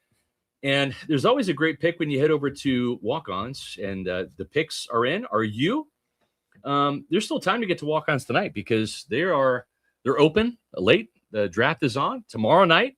It's not just the draft that you can watch over there at walk-ons at the 3 Tampa Bay area locations: Wesley Chapel, Midtown, Tampa, and Lakeland. You can also watch NHL hockey playoffs like the Lightning drop the puck, raise the energy at those 3 Tampa Bay area locations. And tomorrow they have happy hour from 3 to 6. You can also get every Friday $5 Bacardi or Captain Morgan and Coke. That's a great deal right there. And on Saturday, when you watch day 3 of the draft, of course, you're going to be watching us on your phone or your tablet. And, but you can also be at walk-ons having some fantastic food and drinks, as well as $17 some select domestic buckets and $20 neutral buckets. That's right. It's a fantastic assortment there you can get while you're watching the draft, or your favorite NBA or NHL playoff games, or maybe some baseball. 3 Tampa Bay area locations: Wesley Chapel, Midtown Tampa, and Lakeland. One of my favorite things to do on a college football Saturday is head on over to walk-ons. Every game is on. All the different games. So many TVs. Yeah, it's so awesome. So shout out to walk-ons. Fantastic food. Can't go wrong. And a great drink selection as well. Moving along to Jeff Goodridge. Thank you for the $4.99. Says, happy birthday, SR. Thank you guys. Thank you for all the coverage. Found you guys during COVID and have been a daily reader / viewer. Matt, awesome. You're the man too. Thank you. This is Scott's day, but you know what? I'll take a compliment here and there. Yeah, sure. It's my birthday, but it's our show, and it's your show. Yes, folks. That's the cool things. We're putting this on for you, and we keep seeing our YouTube channel numbers climbing in terms of the number of viewers we have. That's awesome. We're going to get to our goals here in just a minute. You guys are already crushing some of these here. We're going to get an update on how many subscribers we have from Adam here in just a moment. But another super chat, Matt. Yes. This one, a super duper chat. Bill Vincent, thank you so much for this $50 super chat. Wow, Bill. Appreciate that. We actually got 2 great back-to-back. Wow. Bill Vincent says, thanks for giving us the great draft season entertainment. It is my annual veg weekend. I hear you. I mean, like March Madness is a great time to veg out, especially those Saturday, Sunday games, and chill and hang out. I think the draft is perfect for that too. You get a little Thursday night action. Same with Friday, and then Saturday, it's like all day. I think the NFL did a great job because it used to just be Saturdays and Sundays. Yeah. And I think they've done a great job kind of marketing it the way that they have. With as money hungry as the NFL is, I think they got this right. Just kind of, mixing it up the way they do. Yeah, I agree. This next super chat is a $49.99 super chat from Rachel Gordon. Who, going back to the Bucs cruise, gave us this awesome pen, but also like a box, personalized case with pens. Yeah, I'm using it on the show, so thank you so much, Rachel Gordon, for that. That's awesome. Really appreciated that, and thank you so much for this $49.99 super chat. Who says, "Happy birthday, SR! Great coverage. You're the best, Rachel Gordon. That is fantastic. We appreciate Thank you. The Poplar Bluff." Back at it with the $2 super chat. Thank you. Says Styles and Reese still on the board. First trade? ? Sonny Styles just went Yes. to the Commanders. In fairness, this super chat was from about almost half an hour ago. That's how far behind we are. Just kind of mixing super chats with analysis, with talks about vegetables and stuff like that. So we're all over the place. But at the time, they were available, and I appreciate the optimism. But Miami offensive lineman Francis Mwaga. Okay. Francis Mwaga? To the Giants. Mwaga? To the Giants. Yeah. Okay.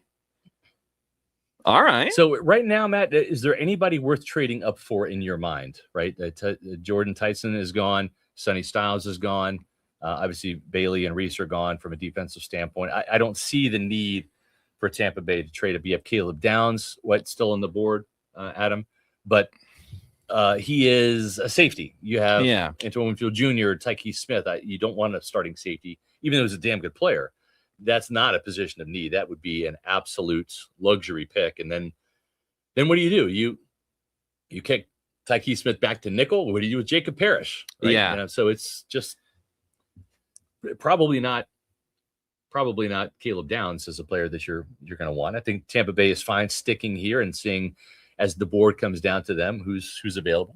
Yeah, for sure. I think this is the perfect scenario to either stick and pick or move further back in the draft if the right opportunity comes about. Because listen, we don't have Jason Light's board in front of us or anything like that, but I would have to imagine right now that there are more than enough players in his player pool to consider moving back a little bit or sticking and picking as well. So, that's why you try out all these different scenarios. Jason Light, Todd Bowles, all of the front office, they look at several different draft scenarios. If this team does that, if this team does this, I gotta say, this is breaking. I mean, obviously you don't love Tyson going to the Saints, but you can only deal with it however you can. I think this draft is breaking out very solid for Tampa Bay in terms of who's going to be available when they are on the clock. And we're only 11, 12, 13, 14, 15. That's counting, folks. They are 5 picks away, which is super cool.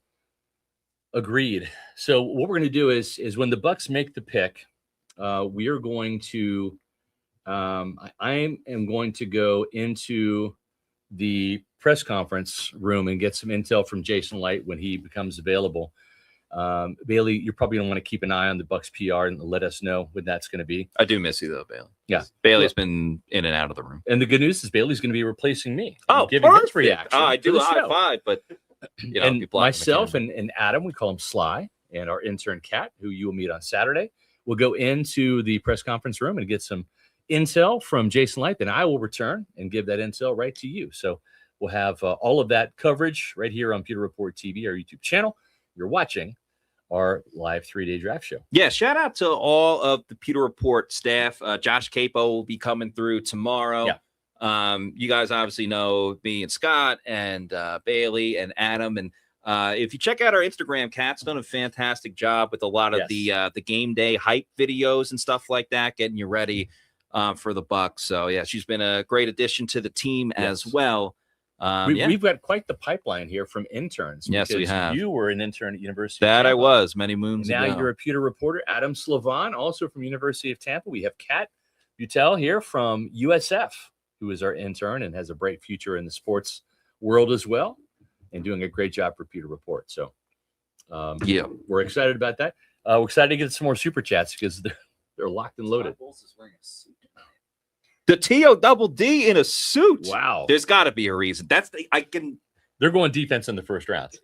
I bet you, unless Scott asked it, I could see. I don't know, maybe tonight, but it seems like a very Greg Allman question. Be like, Todd, just one last thing. Why are you in a suit? You know? He rarely wears a suit. Right. But that's like. I just remember in middle school when it you'd have Spirit Week and it's this day you do this day you do that. And it was one day was pajama day. And I still remember because he was one of our football coaches, but he was a gym teacher. And that day it was lazy day. And he wore a suit and tie. He's I'm a gym coach. I'm in shorts and stuff all the time. So I don't know. I found that funny and a side tangent that no one will care about. Anyway, moving on. We got to that one. SRQ Salt. Thank you for the $4.99 super chat. You had me at SR. Happy birthday, SR. Welcome to the mid-50s. Even if Bane falls and is available, I'd still prefer Hakeem Mesidor. Yeah, it's interesting, right? Because, Ruben Bane is still on the board. You have to think maybe the Dallas Cowboys are interested in him. Now that's Dallas. Yeah. I mean, that would be, that would be a pick right there, right?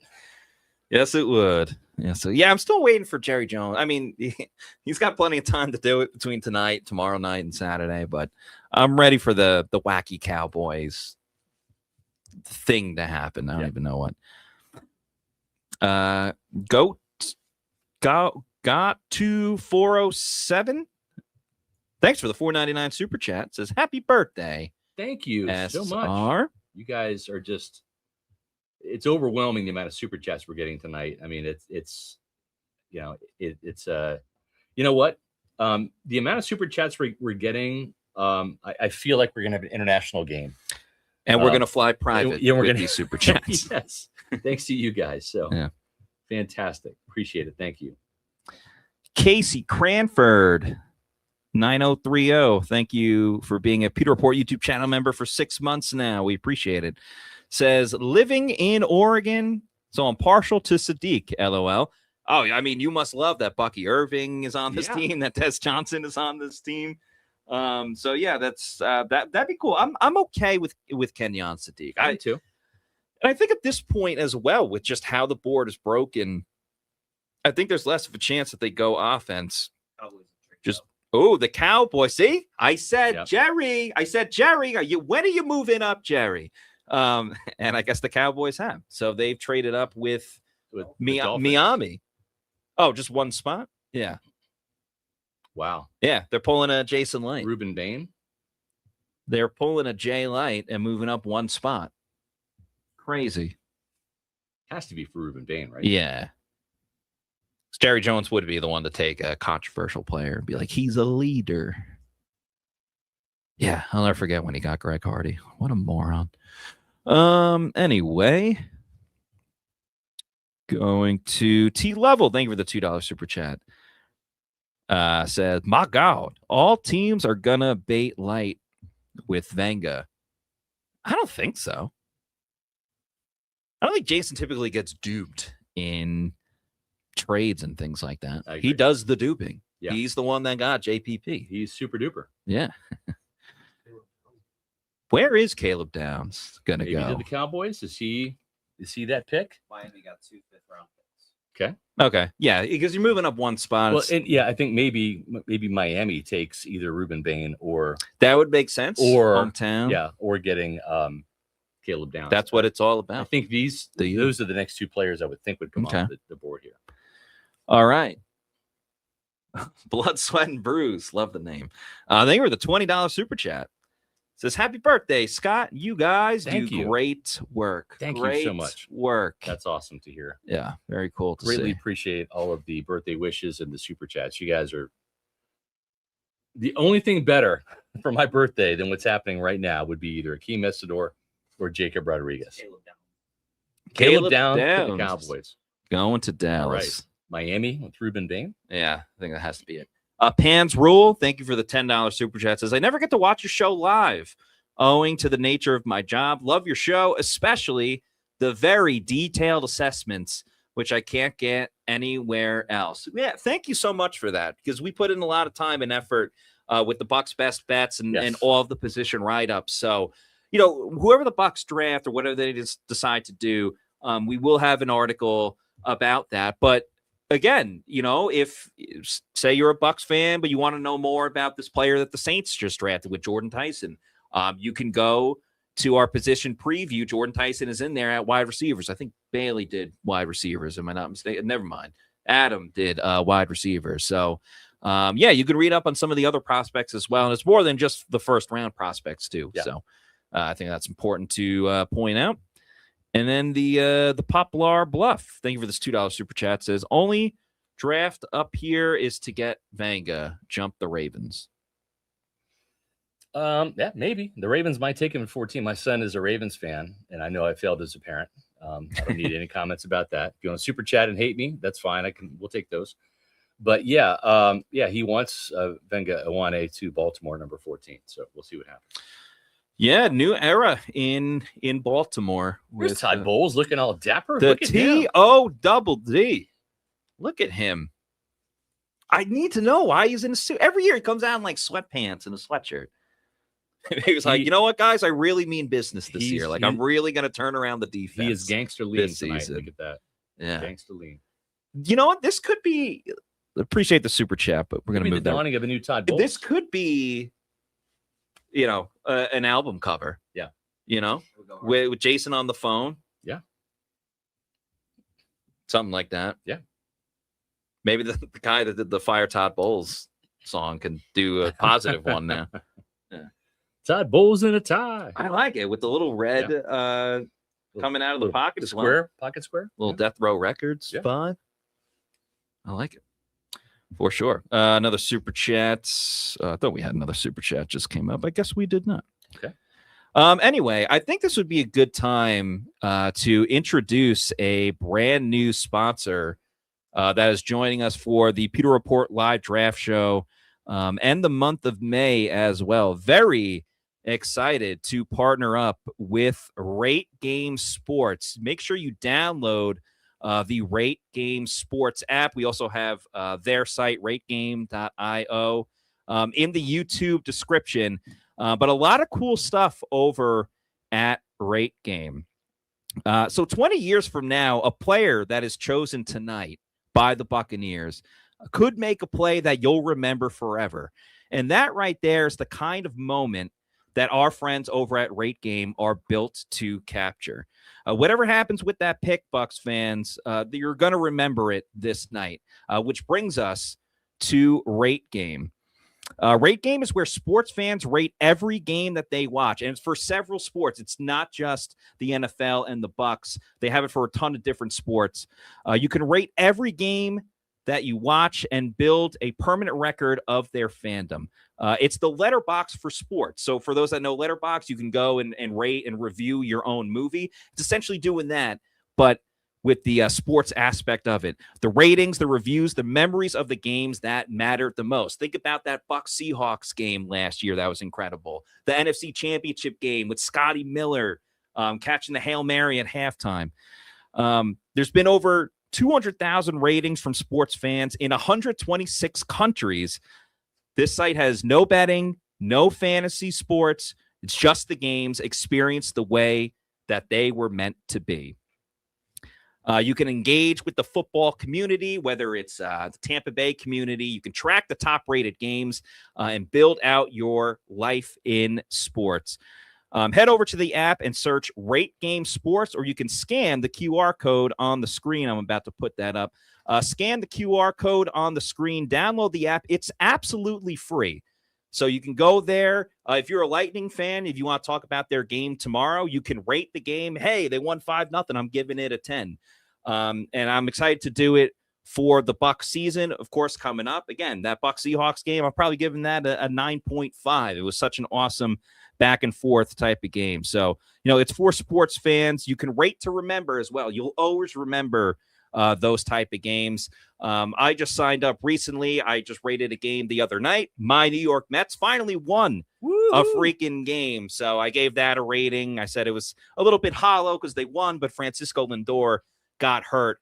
So they have it for so many different sports as well, which is cool. They're big with the English Premier League. You got the World Cup coming up. So international sports, obviously MLB, NFL, NHL, all that fun stuff. I'm going to be doing it for the Lightning game. We'll be doing the show, but their game 4, definitely will be doing it for that. So you can catch me on the app. So shout out to RateGame. Super excited to partner with them. Download the app, RateGame Sports. It's like a letterbox, but for sports. You can rate the games, talk about it. There's a chat and everything like that. Super fun. I'm going to be rating a lot of games on there. And then, of course, it's a great soundboard for Bucs fans as well. Or if you're a fan of another team in any sport, like we said, we have fans all across the globe, all across the United States. You could be a Bucs fan, but then, I don't know, be a fan of the Oklahoma City Thunder. You can rate the Thunder game and talk about the Thunder game with, other fans of that team as well. So big shout out to RateGame and RateGame Sports.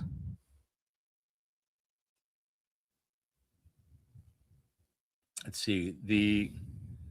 You're looking at the pick is in on your television. Caleb Downs is the selection there for the Dallas Cowboys. The Miami Dolphins are on the clock. Isn't that right, Sly? Yes, sir. All right. So we're inching closer to the Buccaneers, right? Because we're at pick number 11, which is the Dolphins. Yeah. And, or actually, no, the Dolphins. Yeah, the Dolphins are picking 12th. The pick is in now for Miami. Has to be Ruben Bane, I'm guessing. And then you've got the Rams at 13, the Ravens at 14, and then the Tampa Bay Buccaneers at 15, unless they slide down. A couple more super chats to get to. We will start it with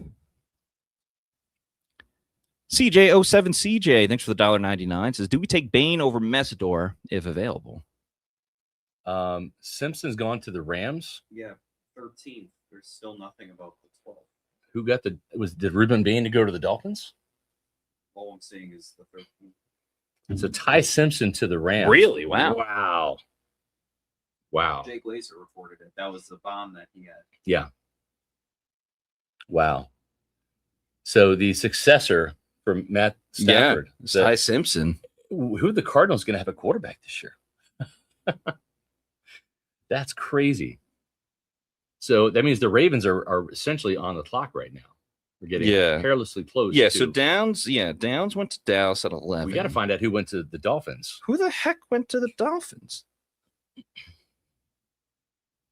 Did they just skip a team? They don't get... Did Miami get skipped? Caden Proctor. Caden Proctor. Okay. Oh man, the Bucs gonna have everything on the board for them. Is Ruben Bane going to be a Tampa Bay Buccaneer? Could. That would be really interesting because it's one of those like the immovable force against the or whatever that saying is. But you know, a guy that's been in the news for negative reasons versus a guy on the same team. And then the other thing too is you have to wonder, you know, with his with that car accident and with another speeding infraction, is that something that has him off the board for the Buccaneers? Yeah, right. And there are some people inside the building, and I'm not going to share who they are, but that actually like Mesidor better than Bane. Boy, wouldn't that be something if they decided to pick Akeem Mesidor over Ruben Bane? And I think Mesidor would actually be a better pick as an outside linebacker in Todd Bowles' defense. So that would be quite something, though. But to have the opportunity to pick either one would be incredible. Bane also was the third-ranked edge rusher on Dane Brugler's The Beast, which is an awesome conduit to information about players. So shout out to that. Harry. So you gotta watch out for names like Harry and stuff like that. Buttle, thanks for the $2 super chat, says Jermod McCoy. We spent a lot of time talking about this. I just think it's way too risky with the injury, what you have at the position, and what you need at some of the other positions. Yeah. So I would say no personally. I understand the appeal. Have the Ravens made a selection yet, Adam? Okay. So we're assuming now the Ravens are on the clock. If the Rams have already taken Ty Simpson, and so the Ravens are on the clock right now. That means the Tampa Bay Buccaneers are so close, very close. Now, Jason Light, is he going to trade down? We have a couple of tackles off the board now, Matt, with Caden Proctor going to the Dolphins. So is this an opportunity for Jason Light to trade down a few spots? Seeing who is on the board there, it looks like the Ravens are possibly getting Venga Iwane, and that's not a surprise because he has been mocked to the Ravens quite a bit. So Venga Iwane going to the Ravens would not be a surprise whatsoever. No, it wouldn't. And I still feel like even though Harbaugh is with the Giants, there's still that Ravens type of player that they like, a hard-nosed player that, isn't afraid to get his nose into things. So, yeah, that would make a lot of sense. You got to protect Lamar Jackson. So I kind of hope the Ravens do take him, so it just takes out of the equation for Jason Light. I mean, to have the choice to get either Ruben Bane, and now I'm seeing Bane to the Ravens. I've seen both. I don't know what truth is. We're trying to find out. There have been some conflicting reports whether it's Ruben Bane to the Ravens or whether it is Venga Awane. Oh man, there is drama, folks.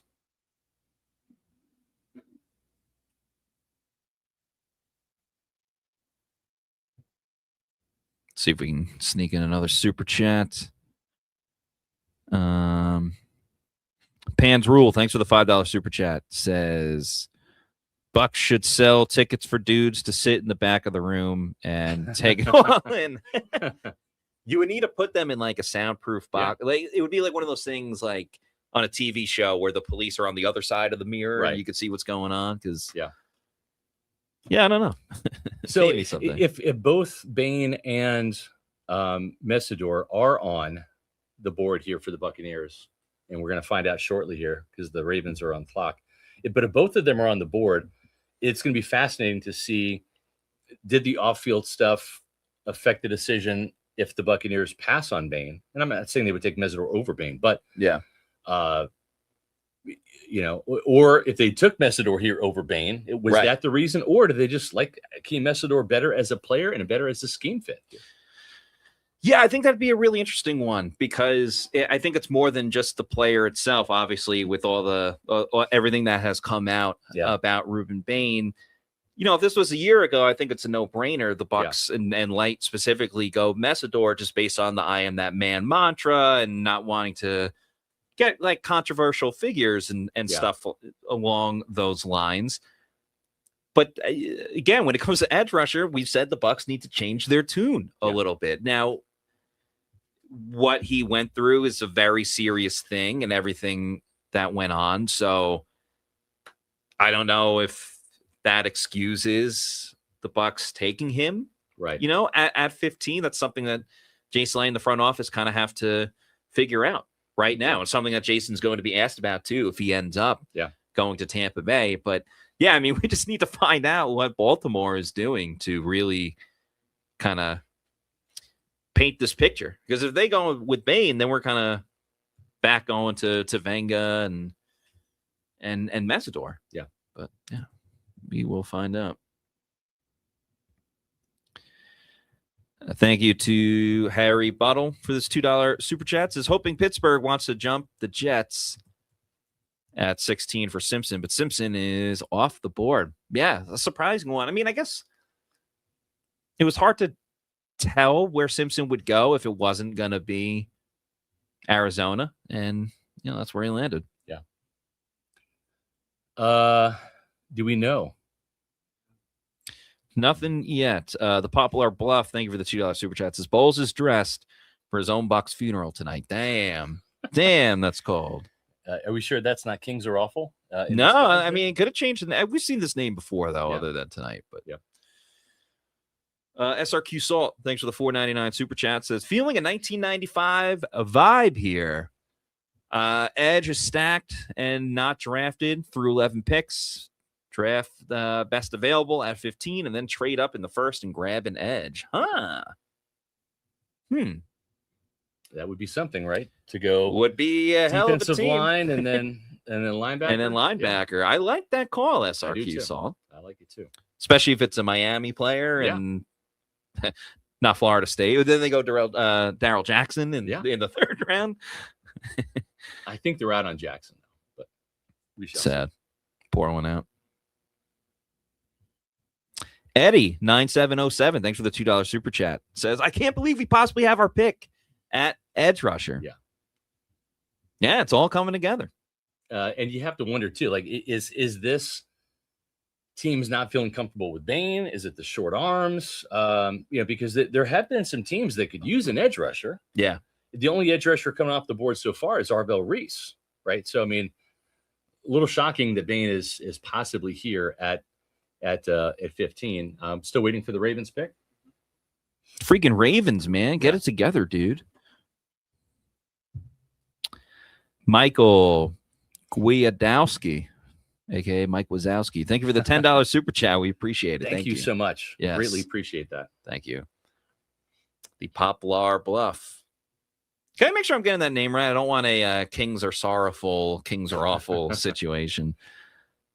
Yes, the immovable force. No, the immovable object versus the unstoppable force. Yeah. Or is it the unstoppable force? Whatever.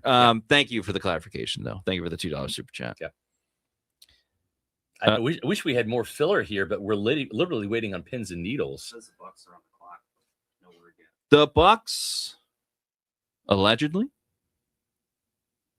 maybe, hopefully. We're going to go ahead and take that as a yes. So we're going to go with the fact that your Tampa Bay Buccaneers are on the clock.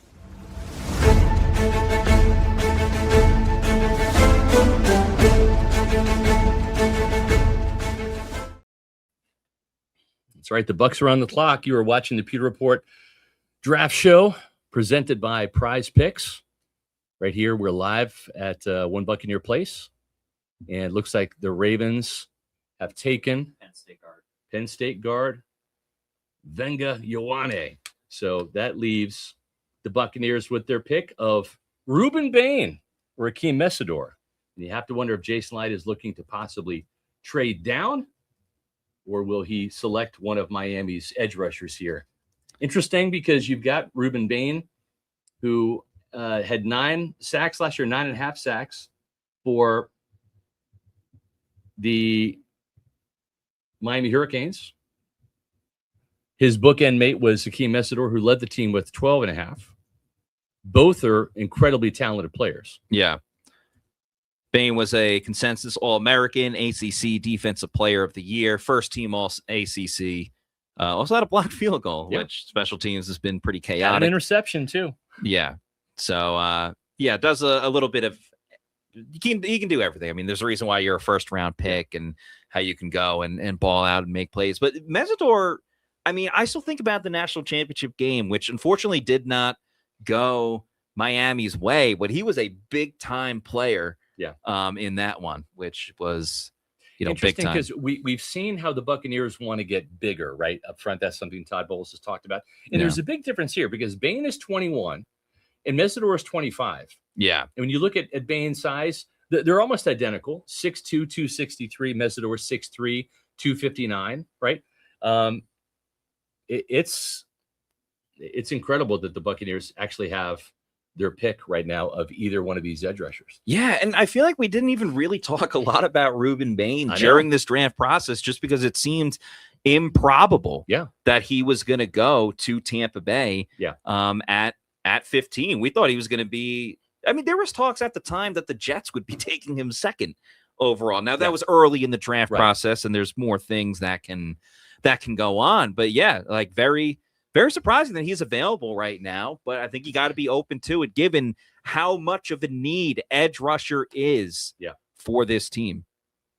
And it's going to be interesting to see if Jason Light gets on the phone and makes a trade down because those players are on the board together. And this could be part of a pod where the Buccaneers have a group of players they want to trade down, or do you just stick and pick right here because you have your choice of either one of these edge rushers that the Buccaneers could be taking? Yeah, everyone in the chat, we appreciate you. Let us know who you want the Bucs to pick. I'm seeing a lot of Bane right now, but if there's anyone that wants Sadiq, if there's anyone, I see something for Jacob Rodriguez.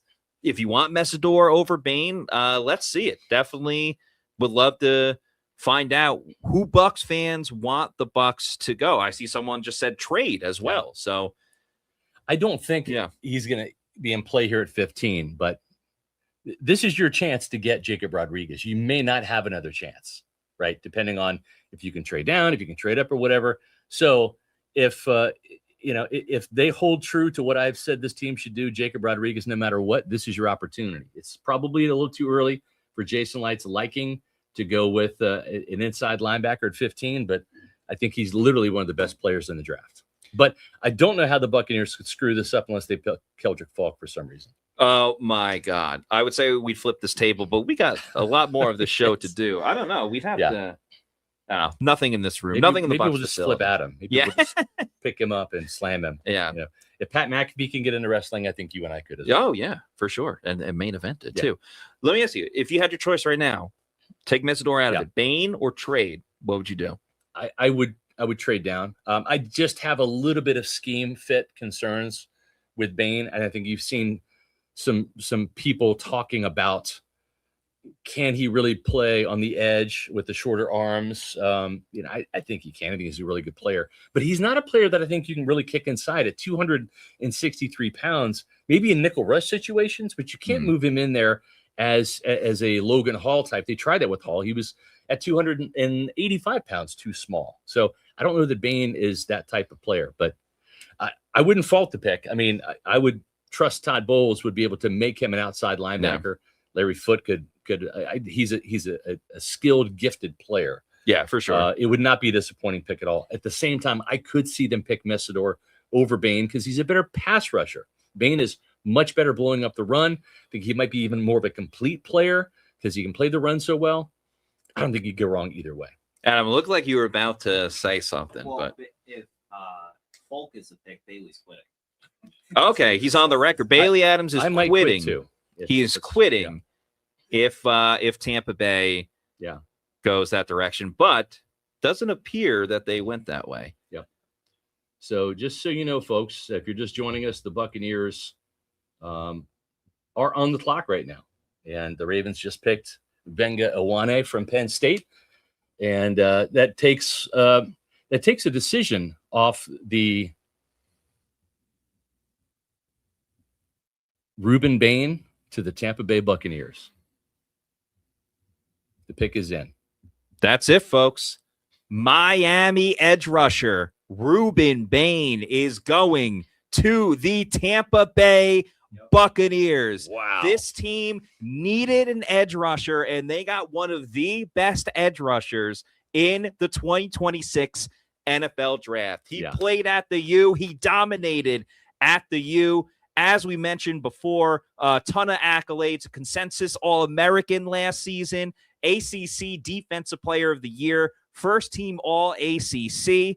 He racked up 9.5 sacks last year, had an interception, a forced fumble, 2 pass breakups, 15.5 tackles for loss. He's quick off his spots, heavy, deliberate rush hands to overpower blockers with his clubs, chops, and rips.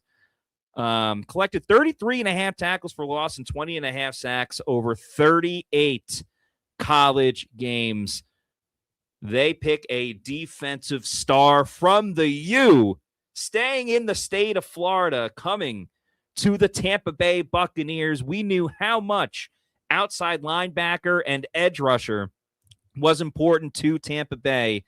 A little bit of I shouldn't say a little bit, certainly controversy with him, but the fans seem to like this pick overall.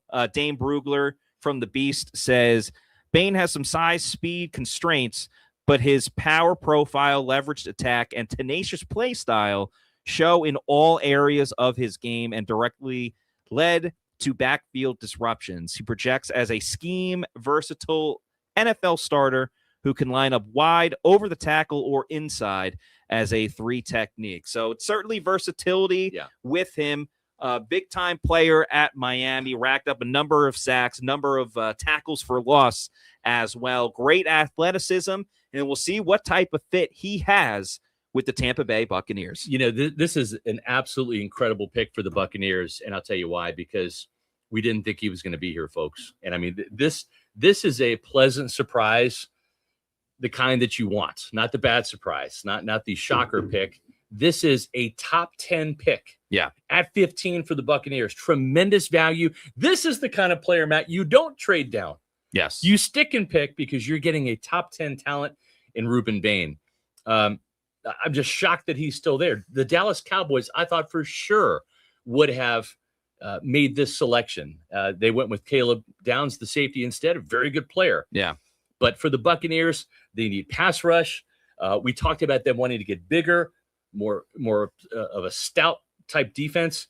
This guy stops the run, and he also gets after the quarterback. He has been trained and taught by Jason Taylor. Part of the reason why I wanted this team to get Akeem Mesidor was because of that tutelage. Guess who got that tutelage too? Ruben Bane. And I think this is an absolutely phenomenal pick by the Buccaneers. To get a top 10 talent at 15 is tremendous value. Credit Jason Light for staying calm, not having to trade up, not losing any draft capital, and to stick and pick and get him is the start to an amazing draft by the Buccaneers. They're going to have to answer some things when it comes to his off-the-field stuff, but there's no denying his overall talent on this team. The Bucs need to get it right at edge rusher, and it feels like they did with Ruben Bane.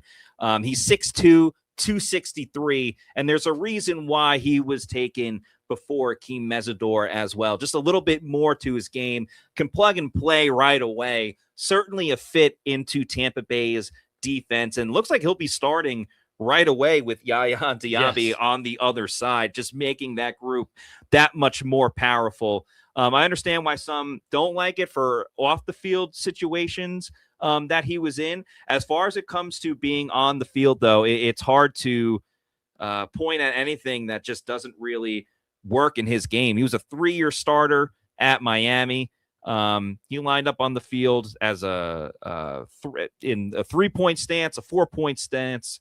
Like Scott mentioned before, played for Jason Taylor, who's a Hall of Fame edge rusher and defensive end. So it's certainly a guy that's learning from the best of the best. He's got a thick type of body type, a little bit different from edge rushers, but he's what you want in an overall NFL edge rusher. He is a guy that can go and take over games and wreck games. And he's not just a straight up, hey, I'm going to rush the passer and that's it. He's going to be big in stopping the run, which was a big Achilles heel for Tampa Bay last season. And that's not the number one reason why you go and draft him.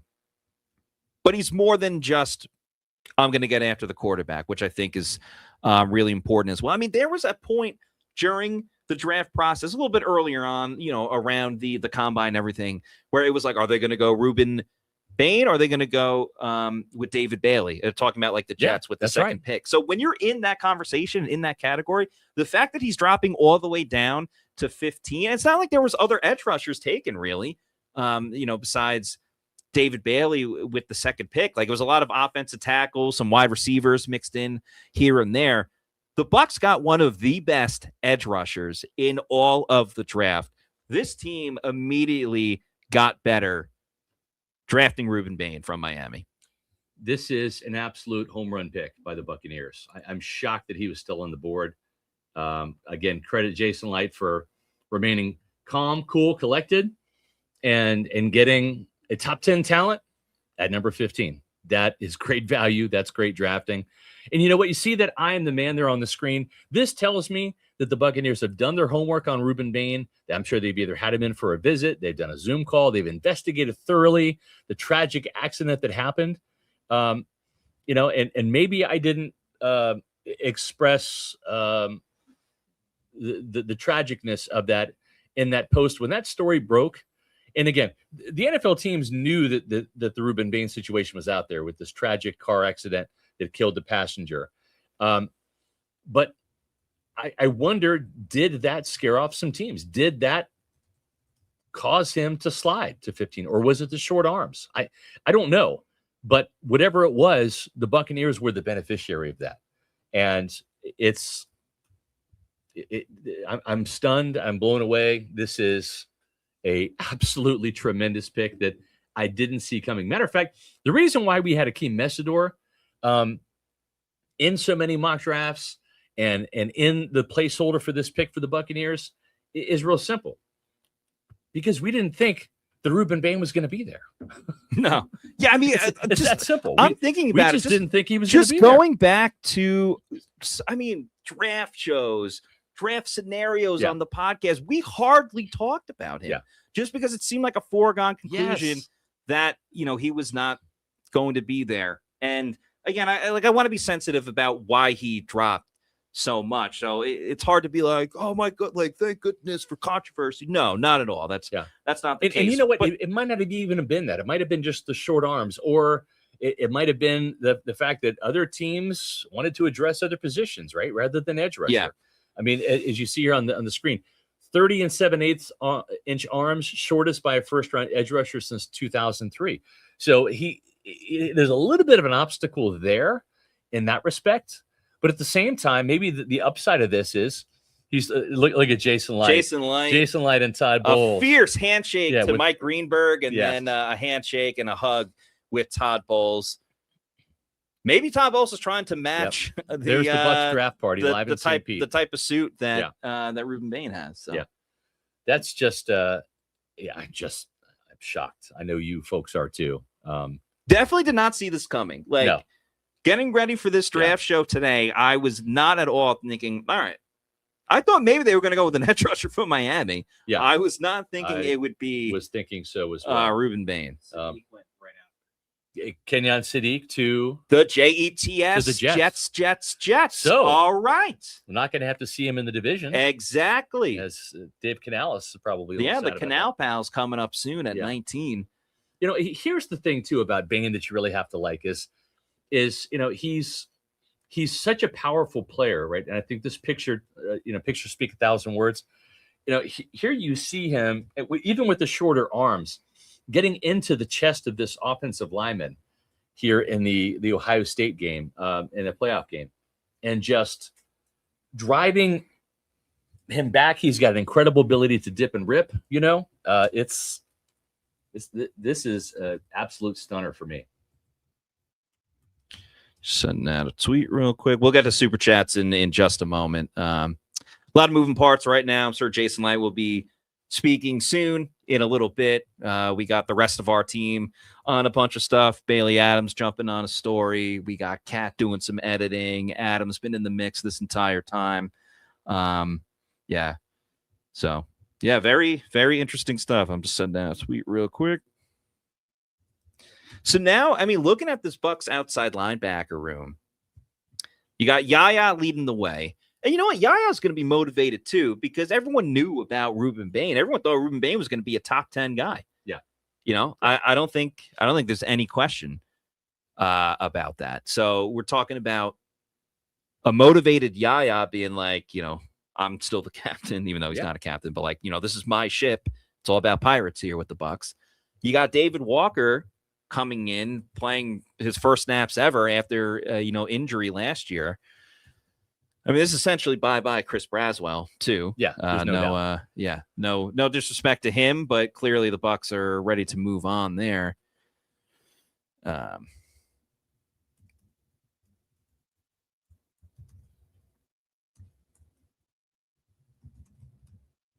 going top 10, but he lands in Tampa Bay. Gonna drop a hashtag NFL draft. Oh, just reached the number quota. All right. Sending that. Okay. Gonna get to some super chats. Appreciate everyone rocking and rolling with us. Tampa Bane.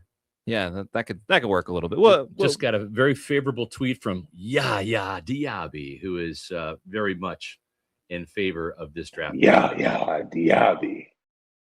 That's right. Yeah. All right. There are a couple super chats in front. We're going to get through those. Obviously, these came before the Ruben Bane pick. So do want to acknowledge, though, because we don't want to miss any. Yeah, we greatly appreciate any super chat. Yeah, Alec Bickler. Thank you, says thank you for being a Pewter Report channel member for 10 months. It says the Bucs not trading up for Reese than Styles, given the compensation the Chiefs used around as a baseline is crazy. If we don't get Bane, I'm joining Realtor David on the dark side. All right, so you're happy right now. Realtor Alec David Bickler. Zussman, how do you feel about this pick? We want to hear from you. We're going to go in order, but we need to hear from David Zussman. The Poplar Bluff, thanks for the $5 super chat, says the draft is live on television. How's there any confusion? SR's birthday? Well, so we were getting a lot of the picks before they come out on TV. Yeah. So, yeah, because it's called new, not old. Yeah. We're about offensive tackle Blake Miller to the Lions. Blake Miller to the Lions. We knew the Lions were going to get an offensive tackle, and they did. They got Blake Miller from Clemson.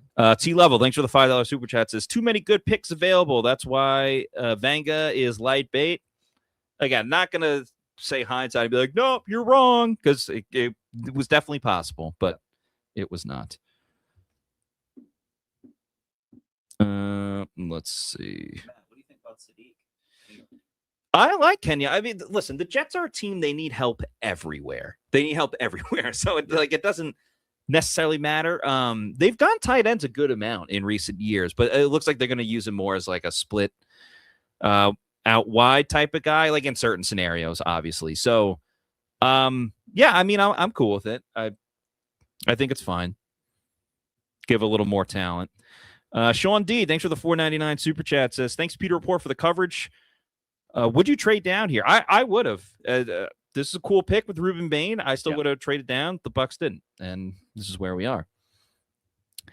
Slay 509, thanks for the $4.99. Says, Bane is a top 5 talent. I am that man. Left the team. Time for some, in parentheses, edge at edge.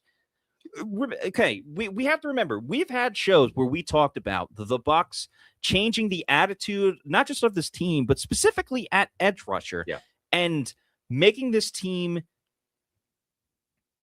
more productive. And if Ruben Bane's going to do that, I mean, how much is he supposed to fall before it's like, okay, now he can get drafted for what he did off the field? You know, I don't know what the answer is, but someone was going to take him, and the Bucs did. Glog K3W, thanks for the $1.99 super chat. Says, trade down since there's 2 of them there. Yeah, I would have been down with it. No question. Paul Bowen, thanks for the $1.99. Do we take Lemon here now? They did not. Justin Minshew, thank you for the $10 super chat. Says, Bucs fan through and through. I live in Michigan. And now, due to many Northerners ruining my city, hard to be a Bucs fan in Lion Country, but LFG Baker. Very cool to see, Justin. We love our fans that are, out of town and living in other cities. That's why with RateGame Sports, feel free to, rate the games of some of the other teams that you root for. If you're a Tigers fan in baseball, you could do that. They got all the sports. But yeah, thanks for your support, and hopefully Baker has his best year yet. Callie Bucks has been a Pewter Report YouTube channel member for 19 months. Says, you were wrong, Scott Bane, baby. Yeah, I mean, I didn't think he was going to be there. Yeah. Huge Purple, thank you for being a Pewter Report YouTube channel member for 3 months now. Says, what Callie said, LMAO. Happy birthday, love y'all. From another Cali man's. So, what's going on?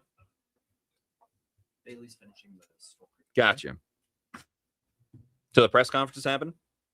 Okay.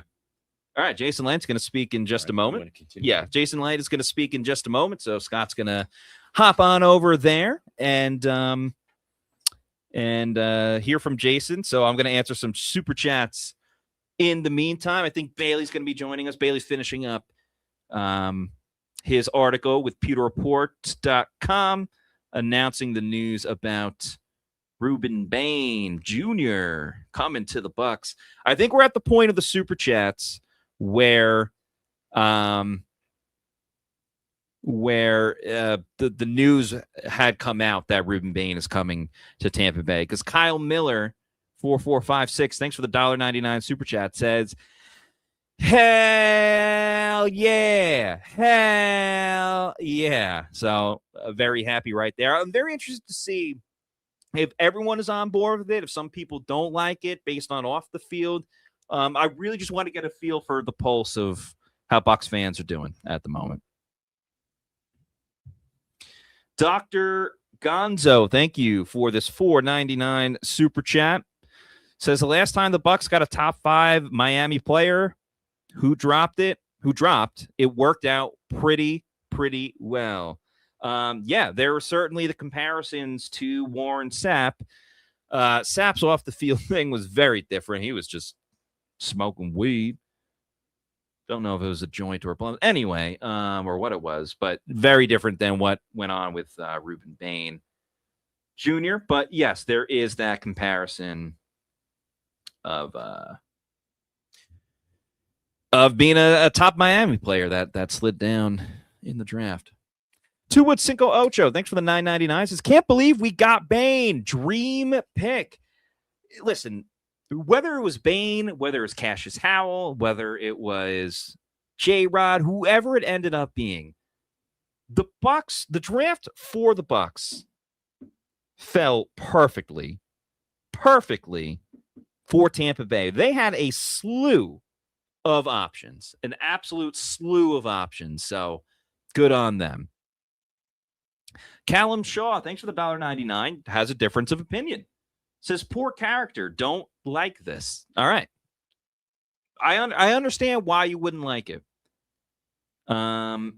T-Level, thanks for the $2 super chat, says, blue chip? I mean, he's a top 3 edge rusher in this draft class. For reals. A top 3 edge rusher in this draft class. Let's see. Yeah, so Arvell Reese was ranked 1 by Dane Brugler. David Bailey was ranked 2nd. Ruben Bane was ranked 3rd. So it was a 4-star recruit. He was going to go to the Senior Bowl, but he pulled out because of the season going for so long. Jason Light speaking right now. We'll find out what Jason had to say. This is from Scott Smith, the Bucs team reporter. Jason Light on the newest Buck, Ruben Bane, says there were very few scenarios where we thought he would be there at 15. Says he probably has never seen a draft room that excited. Wow. So they were in on Ruben Bane the entire time. That's a fact, Jack.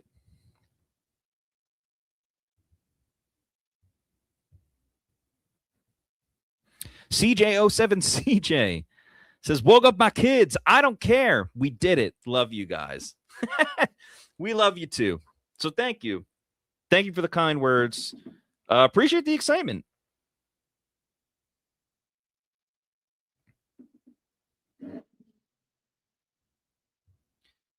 Geist8569, thanks for the $2 super chat, says, I like that pick, but there goes Rodriguez. Listen, we love Jay Rodriguez here at Pewter Report. There I am. See, I got an empty chair next to me at the moment, but no one wants to look at me, so we'll put up Ruben Bane once again. There's more linebackers that the Bucs can get.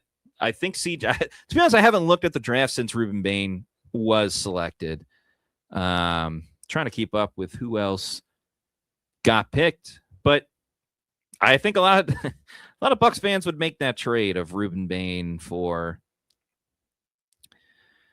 Jacob Rodriguez, or the other way around. So Caleb Banks, wow, DT Caleb Banks going to the Vikings, and now it looks like the Eagles are on the clock. I'm Ron Burgundy.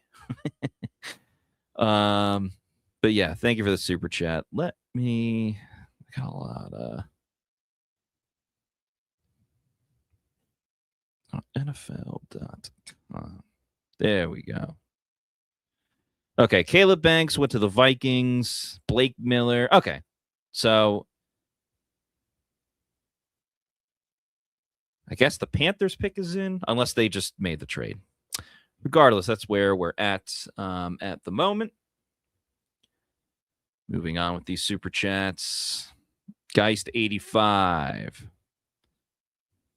Thank you for the super chat. For the $2 super chat says, I like the pick, but there goes Rodriguez. Yeah, got to that. I mean, sometimes it's one or the other. That might be the case with Tampa. We'll see. The Real Maverick, thank you for the $5 super chat. Says, I had the feeling of Sapp once I saw him start to fall. Irony that Bane Jr. is from the same school.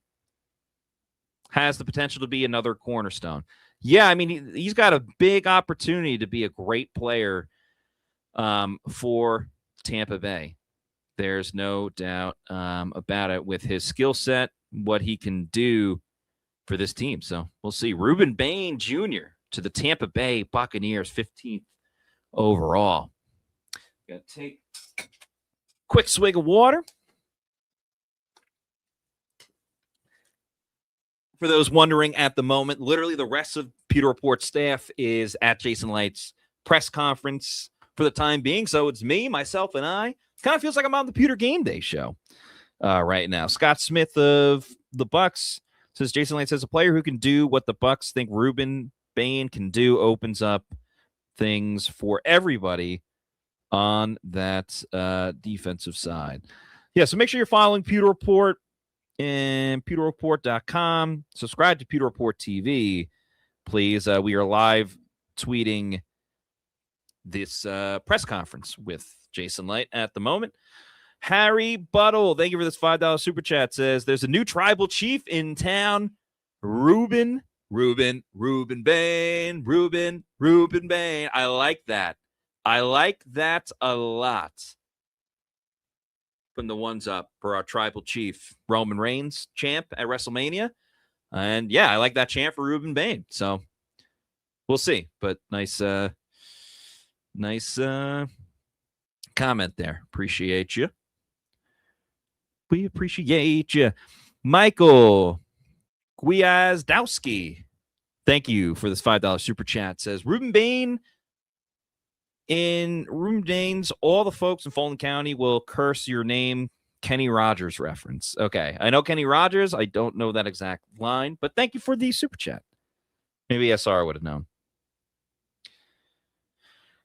Tate Miller, thank you for the $1.99. Says that's how you get the pass rush going. I mean, he's going to be an immediate help for Tampa Bay. This is a proven producer, a guy that's played since day one. This is so different than, I mean, look at some of the edge rushers that they've gotten in years past. JTS barely even played. Now, granted, it was the COVID season and everything like that, so I don't want to take too much away from him. Let's see. Wow, the Cowboys and Eagles traded. Panthers are making their pick. I'll react to that as well. But, okay, so JTS didn't really play much his last year because of the COVID season and everything like that. Yaya kind of blew up his latest season. It wasn't overall consistent play by him. Braswell had to wait his time in Alabama.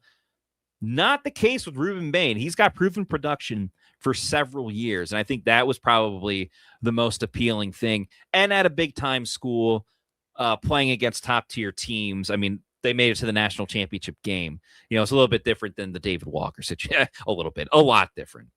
Meets McGee, thank you for the $2 super chat, says, we got a pissed player. I love this.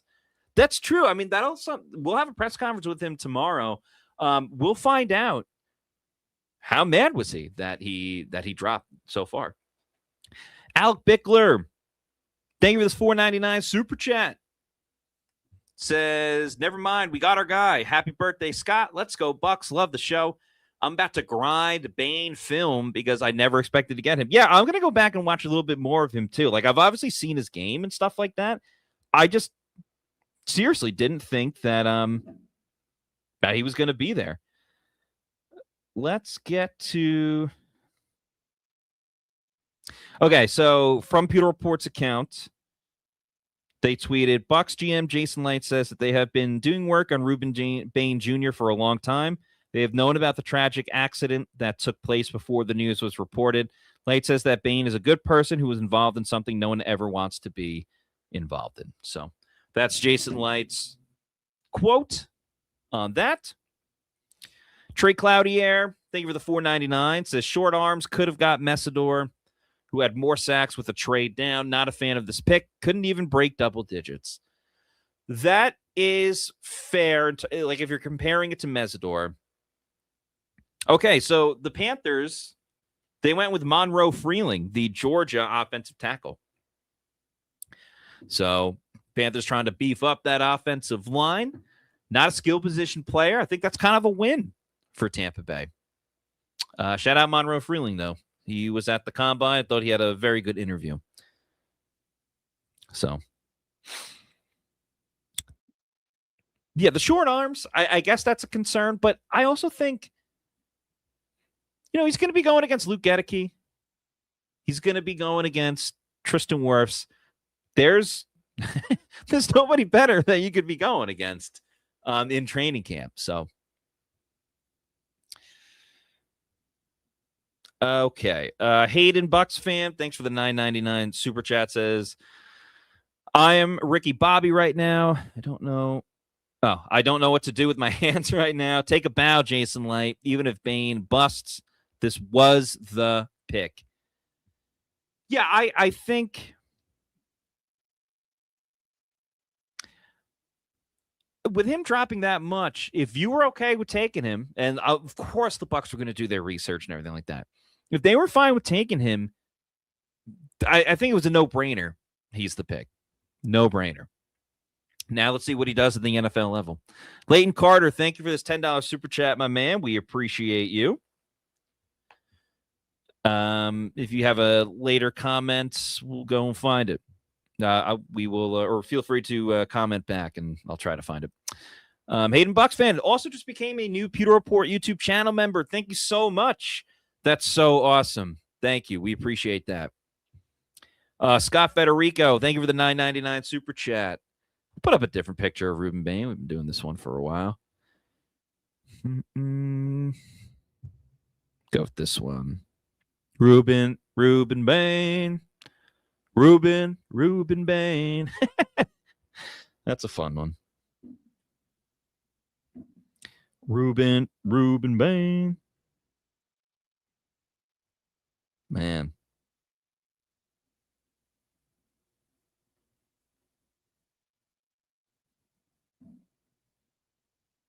Whew.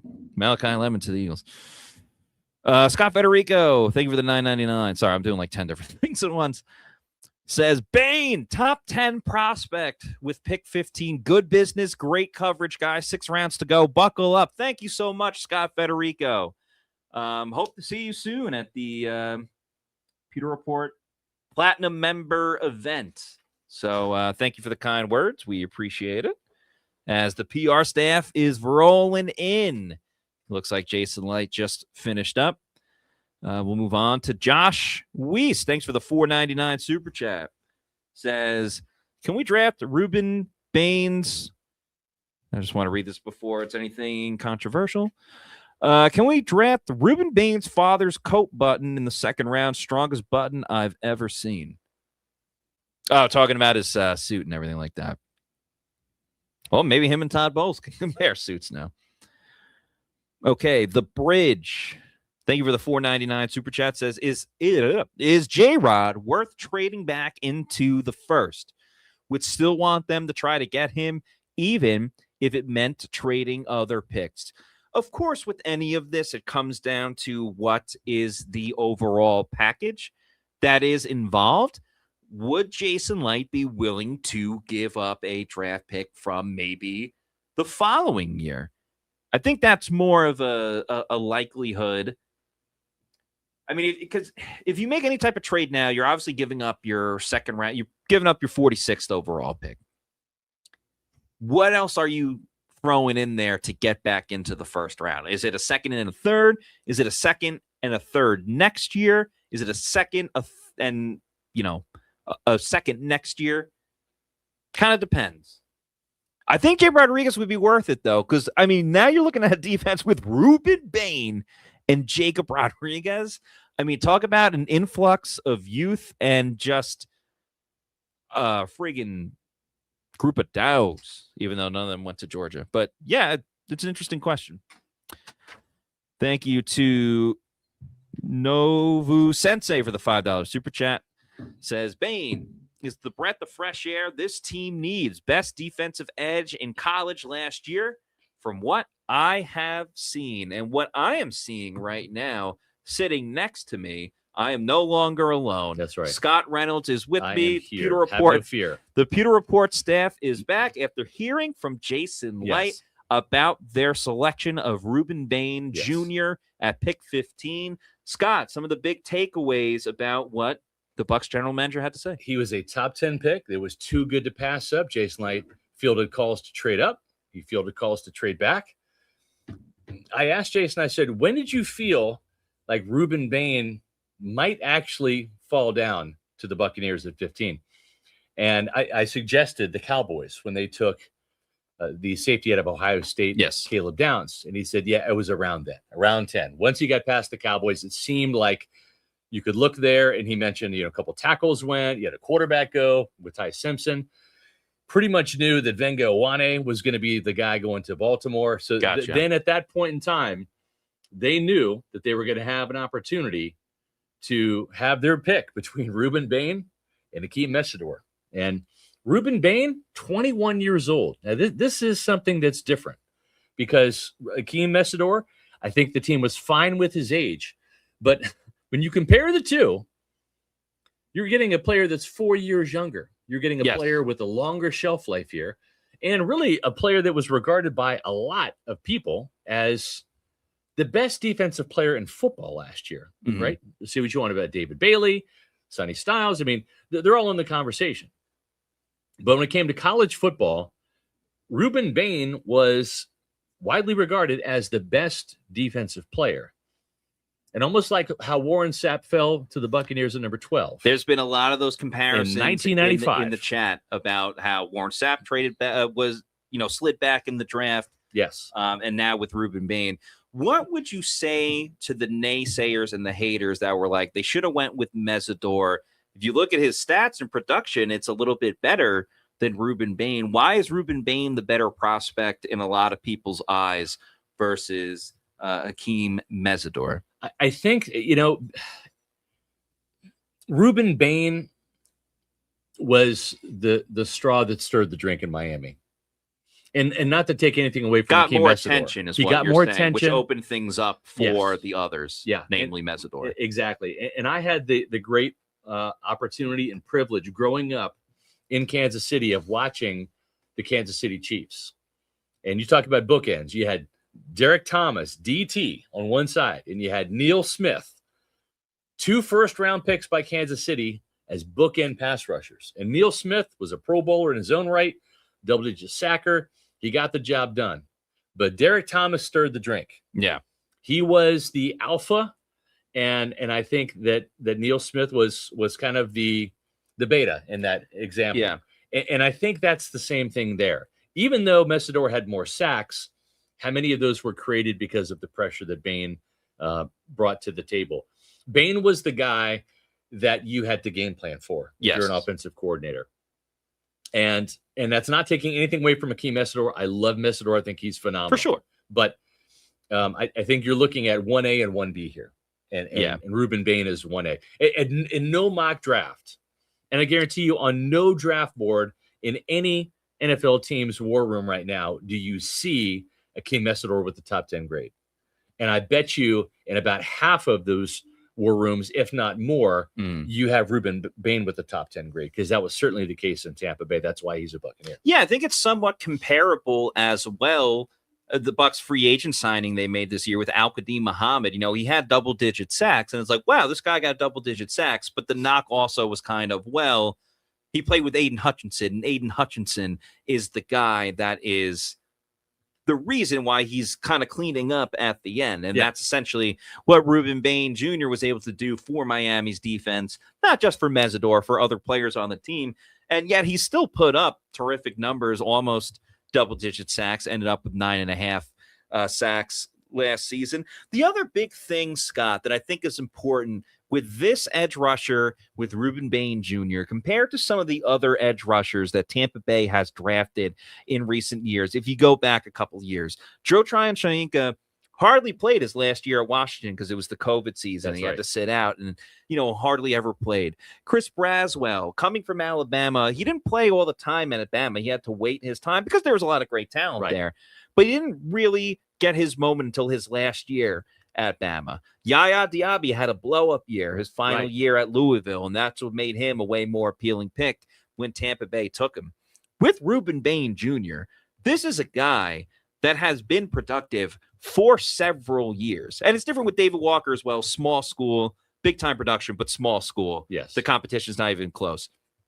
Ruben Bane Jr., the impact that he made for several seasons, it wasn't just like a one and done, hey, came to Miami, great year, national championship run, and now he's kind of riding the momentum of that. Right. No, this guy's been doing it for several years now. I know the ACC isn't what it is compared to the SEC and the Big Ten and stuff like that, but this is a Miami team that just played in the national championship game on their home field. There's a lot to like about this pick for Tampa Bay. I think it's going to be Ruben.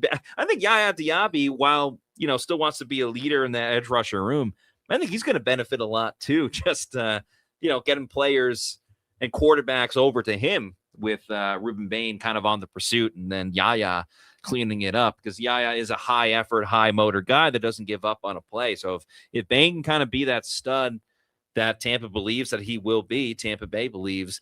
At 15, he could be Tampa Bane. That's got to be a podcast title at some point. No doubt about it. Maybe tomorrow. Maybe tomorrow. Yeah.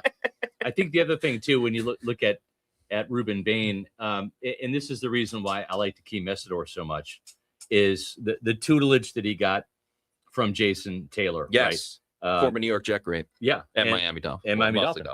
Pro Football Hall of Famer. And I asked Jason Light, was that a factor? He's like, yeah. I mean, it really was. When you get a guy that the position coach, the pass rush coach of the Hurricanes says he's a professional, right? That carries a lot of weight.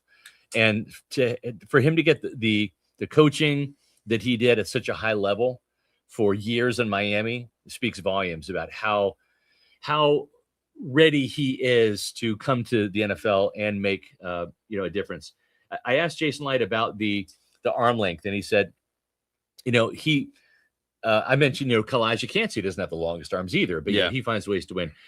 The analogy that Jason Light used for Ruben Bane with his arm length, which is less than 31 inches, 30 7/8, I believe, is he said, Mike Tyson didn't have long arms either. That's true. But he took the fight to the opponent, and he can get down so low. The lower center of gravity helps, the ability to dip and rip.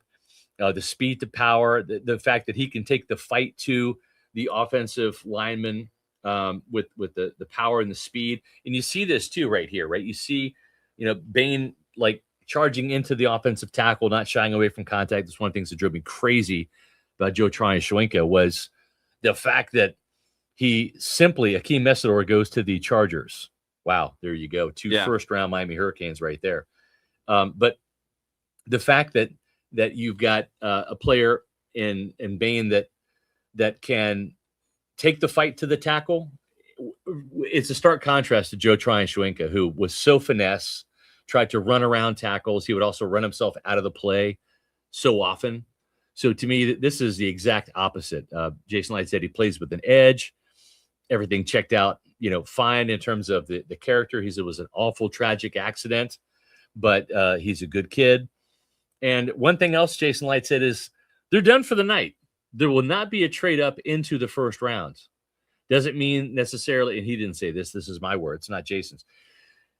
There might be a trade up on day 2, but right now the Buccaneers will not be trading back up into the first round. He said he's going to have a couple of pops to celebrate. Oh, Jason, you sly dog. But yeah, he seems very happy with the pick that Tampa Bay made. I think it changes a lot for this team. It does a lot of great stuff. So, anything else that Jason said, or was that the majority of it? I think that was the majority of what he had to say. Okay. I really believe that he said. Do we find out why Todd Bowles is wearing a suit?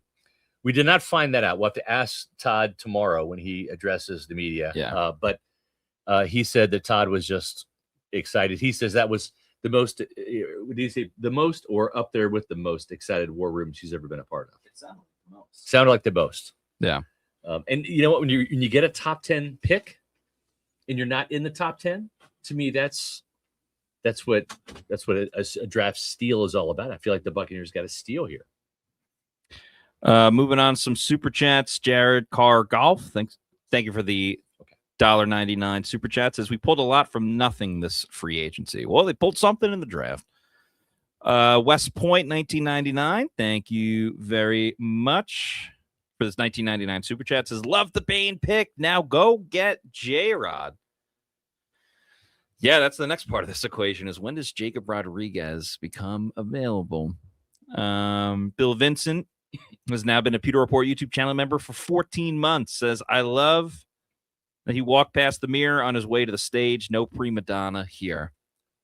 Yeah, I think a guy with a lot to prove. The fact that he dropped so much in the draft. Yeah, I think that's big. The Poplar Bluff, thanks for the $5 super chat. Says Warren Sapp dropped in the Bucs lap, and that worked out. It sure did. A lot of people are making those comparisons. I get it. They both played at Miami. Different positions. I think Messidor is coming into a better situation than Sapp is, when he was drafted in terms of like talent on the team, where they are, and stuff like that. But hey, if he has the career Warren Sapp had, that's going to be fantastic for the Tampa Bay Buccaneers. Sap Drive, Sap DR, thanks for the $2 super chat. Says, how do you feel about our pass rush depth now? Interesting question, because you're going to have Yaya Diaby, Ruben Bane as your top two. After that, it's competition. Al-Qadim Muhammad as well. He's probably slated as your three right now. Could even, I don't know. We'll see. Could begin the season as a start, and then Ruben Bane's like, no, this is my position. But yeah, Al-Qadim Muhammad as your third. Then it's, okay, how's David Walker looking? First time in pants, first time playing games. Remember, he's coming back from that injury. Yeah. I think Chris Braswell is as good as done. Yeah. Maybe they throw him on the practice squad. And we know Todd Bowles really likes Anthony Nelson. So I think Anthony Nelson sticks around, ends up being... But what did we say this whole time? If Anthony Nelson ends up being your fifth string outside linebacker, that's a win. That's a really good spot. So you still need David Walker to kind of step up. But yeah, this is a huge pick with Ruben Bane. Changes a lot for this team because it feels like more than just, hey, they got an edge rusher. It's like, no, they got the edge rusher. Yeah. By the way, Bailey will appreciate this. Some people are chanting, Ruben Bane, Ruben Bane. Some people will get that. CJ07CJ, thank you for the $1.99. Says he's our next sap. Tampa Bane Bucs. Yes, I love the puns. Keep them coming, folks. But yeah, Tampa Bane. We had Tampa Bake when Baker Mayfield came here. Now we got Tampa Bane. The Tampa Bane. Publix has got to just have a sandwich called the Ruben Bane, the Ruben.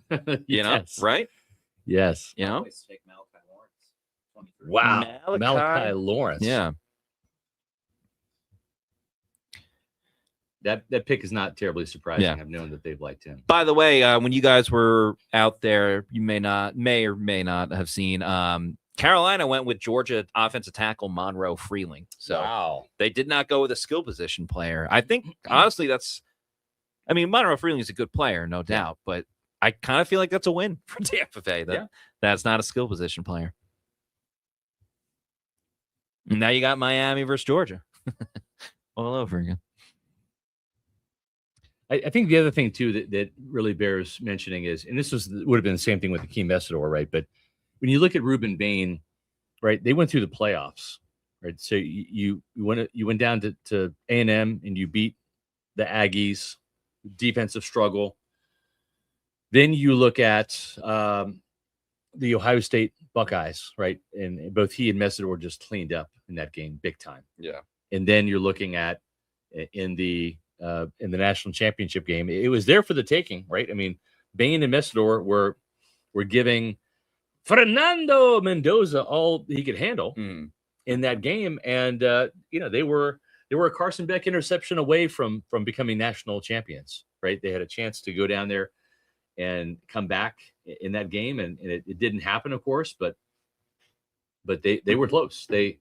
That was an incredible defensive run by Miami through the playoffs, and so you've got very much like Emeka Egbuka, last year's first-round pick. You have a player that has played in championship games, and of course, Emeka did win the championship with Ohio State. But nevertheless, you've got that big game experience, Matt, and I think that matters. I think having big time players play big in big games. That's what Sapp's calling card was. That's a big reason why the Bucs drafted him back in 1995 was, he was playing in very meaningful, big time college football games and showing up in those games and dominating. And Ruben Bane is that type of player. And that I think gives him the edge over a player like a Cassius Howell, over a player like R. Mason Thomas, over a player like a Malachi Lawrence, is just that big game experience and having. Yeah, that's really important. Teams value that. There's no doubt about it. Getting to this super chat, L Skinny 8668. Thanks for the $5 super chat. Says Jacob Rodriguez next, right? Because the Bucs need to address the middle linebacker position. They absolutely do. Don't know if Jacob Rodriguez will be there when the Bucs are on the clock next. You know what, Matt? We didn't think Ruben Bane was going to be there. Exactly. Let's speak it into existence. Justin Bieber once said, "Never say never." So, SRQ Salt has now been a Pewter Report YouTube channel member for 4 months now. Thank you very, very much.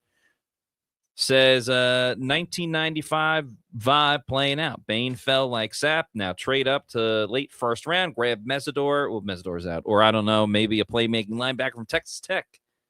You do that, and Bucs already killed the draft. Matt, it feels to me like with them getting the edge rusher, and we said in our pre-draft coverage and even to start this podcast off, the Buccaneers, by the end of day 2, are going to come away with an outside linebacker and an inside linebacker. And it feels like to me, Tampa Bay is going to get that inside linebacker in the second round. And yes, one thing that Jason Light said is when you have best player available, align with your top need, it's a beautiful thing. And that's exactly what happened here. You had Ruben Bane, who is a top 10 talent, fall to the Buccaneers at 15. He addressed a major need, and I think that was incredible. We have a $49.99 super chat from Realtor David Zussman. That, I believe, means that Realtor David Zussman has now given us $100 total. So that's going to be a round of applause. Realtor David Zussman, thank you so much. Hold on. He's going to get an on-camera. Oh, yes, you're right for that. So, again. Thank you, Realtor David Zussman. Thank you, Realtor David Zussman. We appreciate you. That's awesome. Says, if we didn't get a decent trade down offer, Jason Light got it right. Whoa, a compliment. Jason Light got it right. If we did receive good trade down offers, Jason Light got it wrong. Sorry, I spoke too soon. Without a doubt, Bucs are better with Bane. Mesidor was a better fit than a better player right now. Bane Jr. might have better upside. All right, so a slight backhanded compliment, but a compliment nonetheless. Wow. Yeah, you know what? Here's the thing, too. I think the runway for Bane to become an even better player than he is right now, in other words, to continue to ascend once he gets to the NFL, I think that is there. That runway is bigger for him than it is Akeem Mesidor. I think Akeem Mesidor, very much like Ruben Bane, you come in as a pro-ready player, but with Mesidor, the sands of time are already way into that hourglass. You're at 25 right there. You're 21 with Bane, and I think that matters. It's I don't think that the age would have precluded them from drafting Mesidor. Bane was not on the board. And I'm not saying that they would have taken Mesidor, but it feels like maybe that would have been the play here. But, Matt, it's just, I don't know if it's an added bonus or just an incredible perk.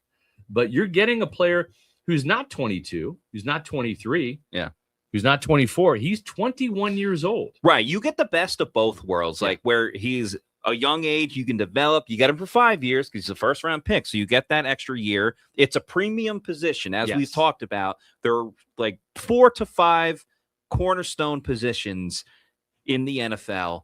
Quarterback's number 1. You can make your argument for what's 2, 3, and 4, but edge rusher's in that conversation. There's no doubt. I mean, so it's the quarterback. Yeah. It's the guy that protects the quarterback, the left tackle. The guy that's running after the quarterback. The guy that affects the quarterback. Yeah. The outside linebacker, the defensive end, the edge rusher. And then it's the shutdown corner, the guy that's going to pick off that quarterback and lock down a side of the field. I think in today's NFL, I think wide receiver needs to be there number too. 5 for but sure. Yeah, but for sure. So, oh, wow. Casey Concepcion going to the Browns. So a lot of talent there. Now the Bears on the clock at 25. So, just to recap some other picks. Just to recap some of the other picks real quick. So going back to Carolina, Monroe Freeling, the tackle from Georgia, went at 19. Then the Eagles traded with the Cowboys and got Mekhi Lemon out of USC, the receiver. He's drawn comparisons to Amon-Ra St. Brown. Yeah. Then the Steelers, the team hosting the draft, they went with Arizona State offensive tackle Max Iancor, who I believe the Bucs spoke with at the Combine. They did. Formal interview. Yeah, then Mesidor to the Chargers. The Cowboys went with Malachi Lawrence, and then now Concepcion with the Browns. So the Bears are on the clock. But, been a good time talking about a lot of these players. I also want to talk to everybody about PrizePicks.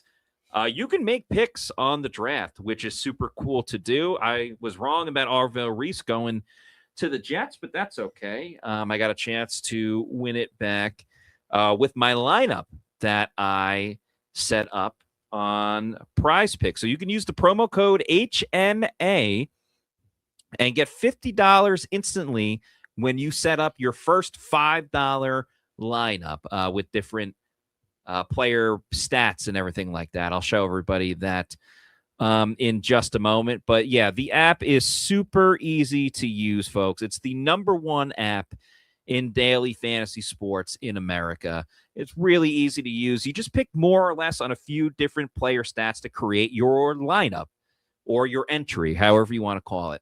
They have stats for individual players. It could be points, yards, strikeouts, points, rebounds, and assists, which I'll tell everybody about in just a little bit. And you get $50 instantly when you play your first $5 lineup. So all you got to do is click on the link in our description on our YouTube channel, right on this video. Download the app, use HMA over on PrizePicks, and get that $50 after you make your first $5 lineup. So, going to pull up my lineup right now. Big thanks to PrizePicks. Share screen. PrizePicks. There we go. Okay, I'm on the screen right now. Let's pull up the graphic. By the way, you can follow me at Matty Matera on PrizePicks. If I'm making a pick over the weekend when we don't have a podcast, if you follow me, you can follow all of my picks over on PrizePicks. So that's PrizePicks at Matty Matera. Use the code HMA. So my lineup set before. Went with some late night games because the focus is on the draft, and that's my main attention. But I love all the sports, so I'll wager on pretty much anything. But I did a 2-pick power play for tonight, looking to go in all Colorado for I don't know, I was just in the mood for that. Nikola Jokic, have him more than 44.5 points, rebounds, and assists. Intense series with Minnesota, the Timberwolves. And, I mean, this guy does everything. He shoots threes. He scores a ton of points. He's gigantic, so he gets a ton of rebounds. And he's a great facilitator as well. Gets a ton of triple-doubles. So more than 44.5 points, rebounds, and assists. And then Cale Makar, the defenseman for the Colorado Avalanche. I have him just more than half a point. He's one of the best defensive players in the league. He's a defenseman, but he's an offensive defenseman. The Avalanche are already up 1-0, and you can do live picks as well. So if you like this pick, feel free to do it live over on PrizePicks with the promo code HMA. I got him more than a half a point, and they're up 1-0. The Avalanche they have the most points in the league, so they're going to end up scoring again. I like these two picks. So big thanks to PrizePicks. Shout out to all they do, and set your own lineup. Get those $50. Use the promo code HMA. So big thanks to our friends over at PrizePicks. Moving on to some other super chats. Scott's building some graphics. Harry Buttle, thank you for the $2 super chat, says the Eagles took Lemon, trade second round pick for H.A. Brown. Nah, you got enough talent at receiver. Yeah, you have enough talent at the wide receiver position. I don't think that needs to be the move. Crazier things have happened. I mean, Ruben Bane dropped to 15, so crazier things have happened. Yeah. But I don't think that's necessarily what Tampa Bay needs to do. I agree. We have Bailey Adams joining us here. Bailey, did you have a chance to speak to Ruben Bane? We did. All right. We're going to have Bailey Adams come in here and talk to us about what Ruben Bane had to say. He's going to be joining Matt here on the podcast. Doing the hockey shift. I'm going to get to one super chat, and then we will hear from B.A. Bailey Adams. The Poplar Bluff, thank you for this $5 super chat, says, short arms, who gives an F?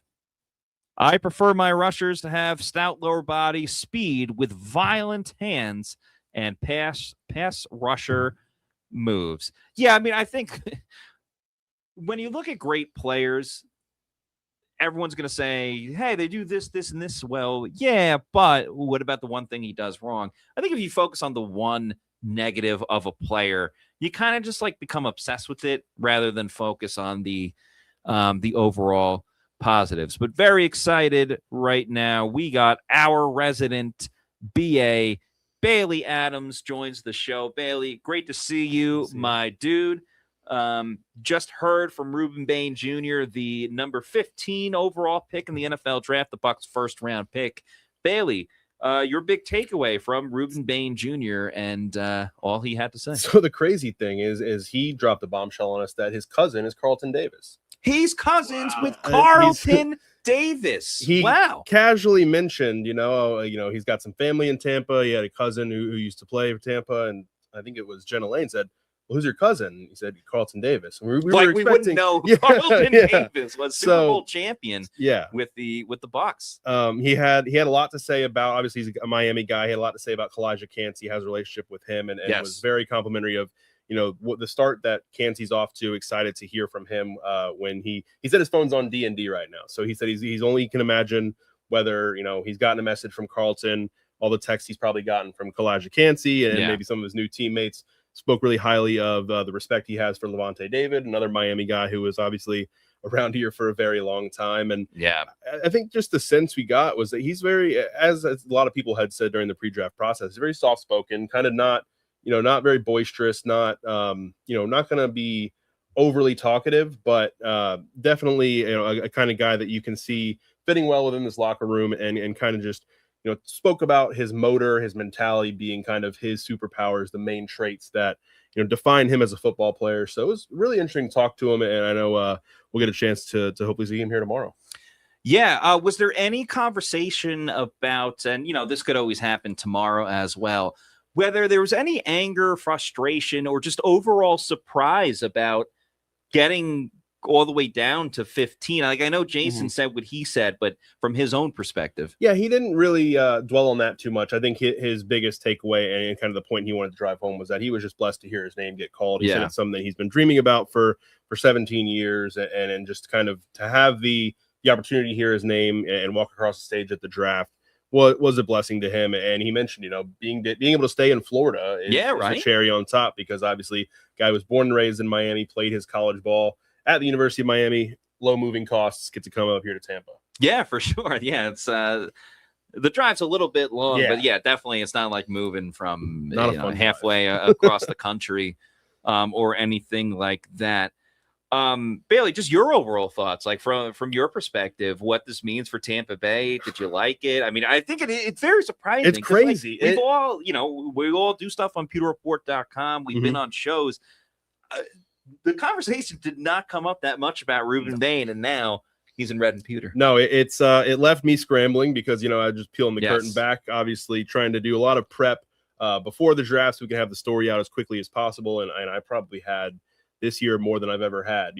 Some pre-written stories that we could throw up there when the Bucs made their pick. Didn't have one on Ruben Bane because I never imagined that he was going to be there with the number 15 overall pick. And I think, as Scott had mentioned, as you've mentioned, and as Jason, kind of agreed with, once he got past the Cowboys, started to kind of feel like, all right, it even crept into my mind thinking through the lens of what I had written, like, I wonder if I should start a Bane story right now. And I never did. Right. I was just like, he probably won't. He's not the Ravens are probably going to take him. Someone else is going to take him. And the fact that he ended up at 15, I think is a massive steal. I think this is a draft pick that has been very widely picked out as, one of the steals of the draft so far.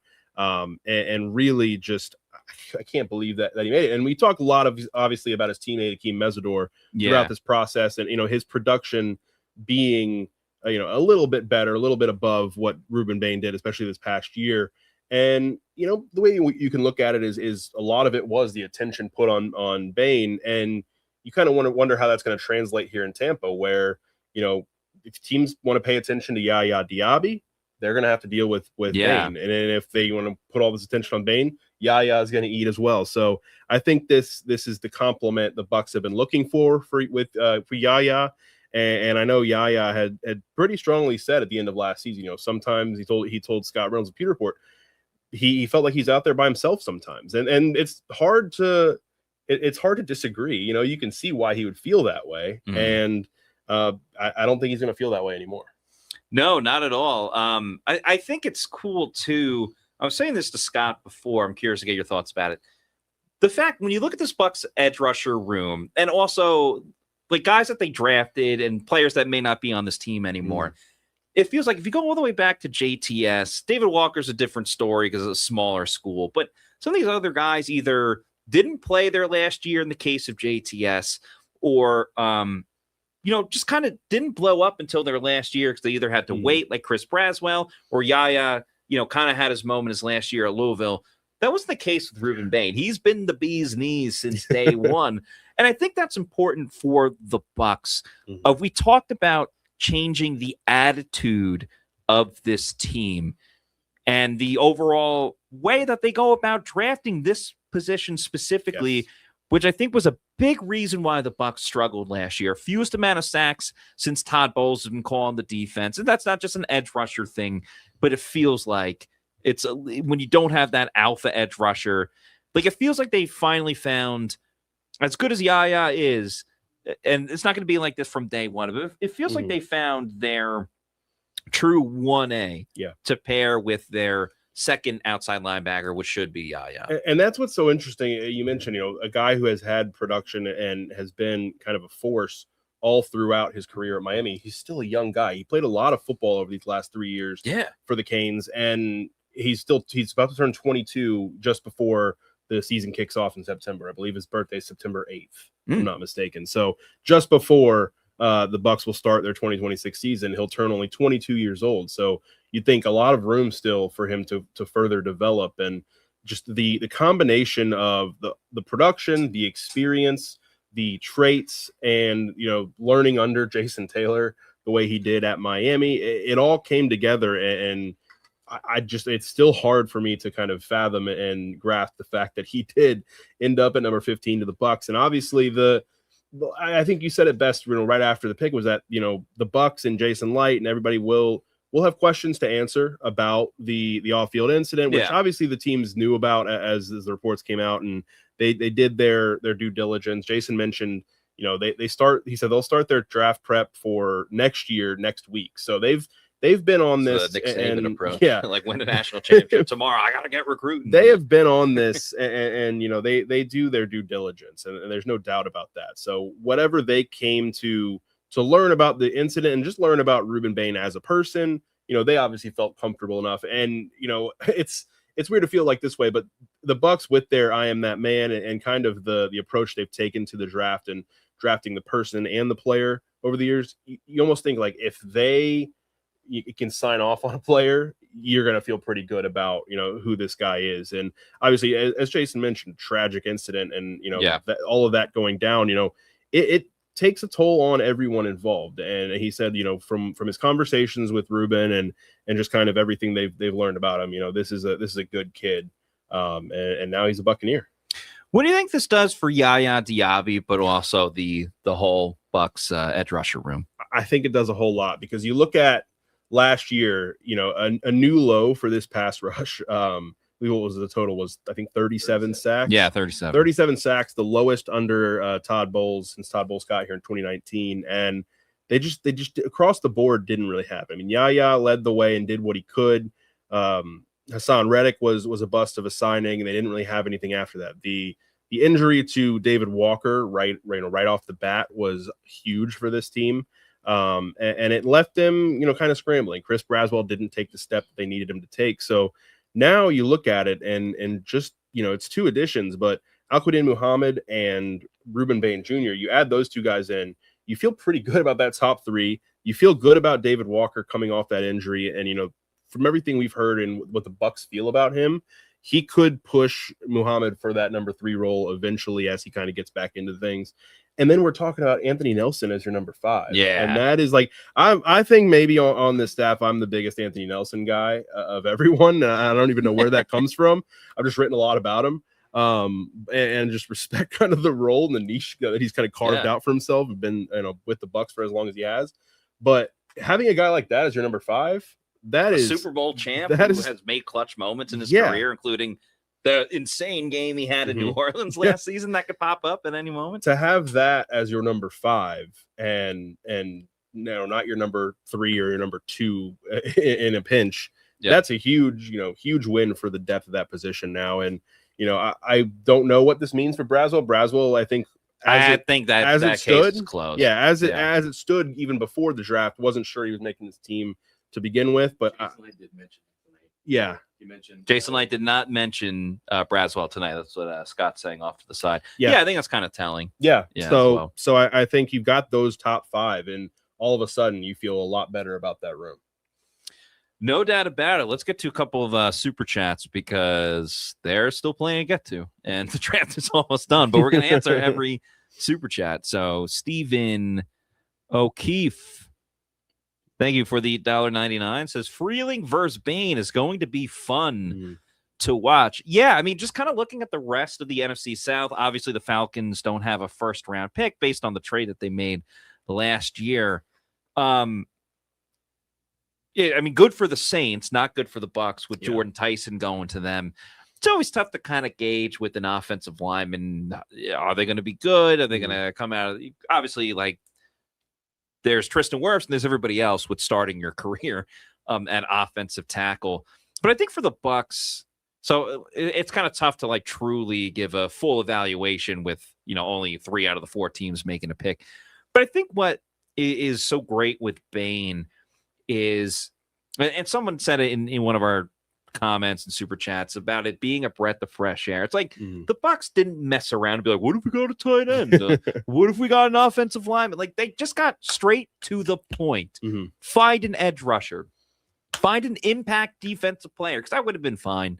They went inside linebacker, and they can end up doing that tomorrow as well. They got straight and to the point and got one of the best players, and they didn't mess around, which is big. It's something that I mentioned briefly in the story I wrote on PewterReport.com about this pick, and it's that this is a top 10 talent. It's potentially one of, if not the best edge rusher in this class. Yeah, to some people, and just I think take away the edge rusher thing and say this is a top 10 talent they got at 15, and it just so happened to fill one of their biggest needs. That is as big of a win as I could have imagined for the Bucs going into tonight and going into this draft as a whole. Now they obviously have more work to do on day 2, day 3, but having found that guy and kind of feeling like, okay, they've taken care of the edge rusher position. They could still add another one because it's a pretty deep class, but then you kind of get into, all right, are you pushing Anthony Nelson off the roster? What are you kind of doing there?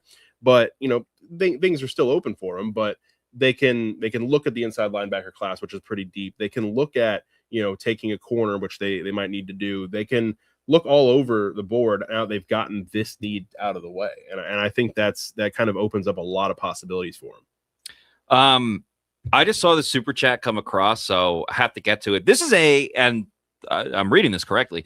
This is a $200 super chat from Zerk McGirt.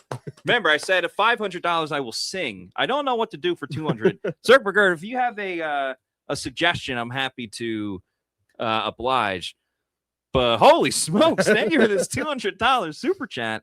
Zerk McGirt says, "What's up from Ohio? First time, long time, Bucs fan since '97." Thank you so much for this pick, for this super chat. You're probably saying thank you so much for this pick. Excited with this pick.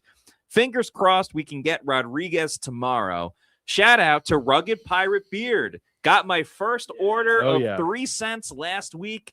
All thanks to Pewter Report. Let's hit these super chat goals. LFG and happy birthday, SR, who is off screen, but he heard all of this. Thank you so much, Zerk McGirt. That really means a lot. Awesome. You guys make this show. We get help with our advertisers and sponsors as well. And a great way to help Pewter Report is to support all of our sponsors and advertisers, whether it's PrizePicks or whether it's Rugged Pirate Beard and some of the other clients that we work with. So thank you so much for all the kind words. That's freaking dope. So thank you. That one got to cut the line. Matt, we don't have a time yet, but tomorrow. Yeah. That's the podcast tomorrow. No time yet, but our podcast tomorrow. Bang. Tampa Bane. Bucs drafted outside linebacker Ruben Bane Jr. That will be our podcast tomorrow. Yeah, so tomorrow we're going to speak with Ruben Bane, and then we're going to go live, give our reaction to everything Ruben Bane had to say. So that will be a separate podcast. Then, of course, we have the Pewter Report live draft show. Guessing around 4 o'clock. We are thinking around 4 o'clock, so just think it's like a regular Pewter Report podcast that just happens to be on Friday. And then we got our draft show at 6 p.m. on that day. Getting back to the super chats. Oh, man. Thank you so much, everyone. This has been fantastical. Yes, I just made 2 words together. Okay, where were we? Okay, Meets McGee, thanks for the $2 super chat. Says, we're out on JRod, but I like Anthony, but I like Anthony Hill. No, okay. All right, cool. Edwin Mill, thanks for the $4.99. Says, best time in the stadium growing up was when Sapp got the crowd going and chanting, Warren, Warren, hoping Ruben can do the same. And again, Publix, get on it. The Ruben, Ruben, or just call it the Bane. I like it. The Ruben Bane. And get Batman involved. I know it's a different spelling, but are we going to see some Bane masks in the I'm in the crowd next year? I still want Kalijah Cansey. I have asked him to make his sack celebration. You can't see me. Sack the quarterback. You can't see me. Kalijah Cansey can't see me. I like it. But yeah, maybe Bane. No dice yet. Maybe. I don't know what Bane's celebration could be. You don't want to break the field in half. Which isn't it crazy? Because like in the movie, it's like the Steelers field. It's Gotham, but it's the Steelers field, and he was in Pittsburgh tonight. Yeah. Oh, bro. I did see earlier there was somebody had put a joke out there that said it's amazing that the Steelers were able to host this draft tonight. Yeah, I think I said it was 12 years after that. Finally picking up the pieces. The tragic, the tragic incident that happened. Oh man, as Hines Ward returned to kick for a touchdown. Can you imagine if Gerald McCoy was still on this team? Like given his love and affiliation for Batman and superhero characters, but I wonder when Dominican Sue would think too. Anyway, Finding Durham, thank you for the $10 super chat. Says happy birthday, SR. Don't get to catch many live shows, but driving from Scottsdale to San Diego. Thanks for making the time fly. Go Bucs. Awesome. Safe travels. Thanks for putting us on the tube and listening to us. Man, you missed some cool images today. Jets traded back into round 1. The Jets. What is this? A couple years ago when they did that too, and still didn't make the playoffs with Jermaine Johnson and Sauce Gardner and Garrett Wilson. So yeah, I'm surely it'll work out fine for the Jets. And Finding Durham also became a new Pewter Report YouTube channel member. Thank you. We appreciate that. What pick are we at, man? Don't know. The TV shut off. Yeah, the TV did shut off over there. Inactivity. I believe. So the Jets are at 30. So we have 3 left. Jets traded back in after the Patriots traded up with the Bills. So Patriots went Caleb Lomu, the Utah offensive tackle. Chris Johnson went to the Dolphins at 27. So the Chiefs pick is in at 29. Has not been announced yet. Jets are on the clock. Then you got Buffalo at 31 and Seattle at 32. Scott Federico, thanks for the $1.99, says, after JRod, what linebackers do you guys like? It's hard. Yeah. I mean, I like Jake Golday. I don't think I don't think at all he's the immediate impact guy that the JRod could be. And I think Josiah Trotter is obviously a guy we've talked a lot about, and I think he's probably, my next favorite. It gets a little thinner, I think, probably after, I don't know what you say, maybe mid-second, like into the third round. Yeah. Was CJ Allen not taking you? I don't think CJ Allen has been selected. I mean, that's yet. my pick if he hasn't been selected yet. That's a good point. Yeah. Yeah. I just kind of assumed that he had. Right. Kyle Lewis, they say when you assume. I don't. Yeah.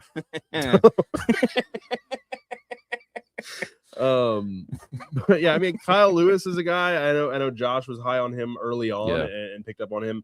And, his position is kind of a big question mark because of his size. I like the traits as far as, what he does on the field. I don't know if, he's not the ideal fit for the Bucs and what the Bucs need. So, I think having zeroed in on, likes of Jacob Rodriguez, CJ Allen to an extent, Josiah Trotter, it does thin out after those guys start to go off the board. Yeah, I mean, there's always the Kyle Lewis situation, but as we've said before, you're not drafting him to start at inside linebacker next to Alex Anzalone. Not to mention, the big thing that we talked about this year at the Combine was, Todd Bowles saying the Bucs want to get bigger. They want to get bigger. Yeah. And they've done that in a lot of ways. And I don't know if you go and get Kyle Lewis after you make your big pitch that you're going to go get bigger on defense.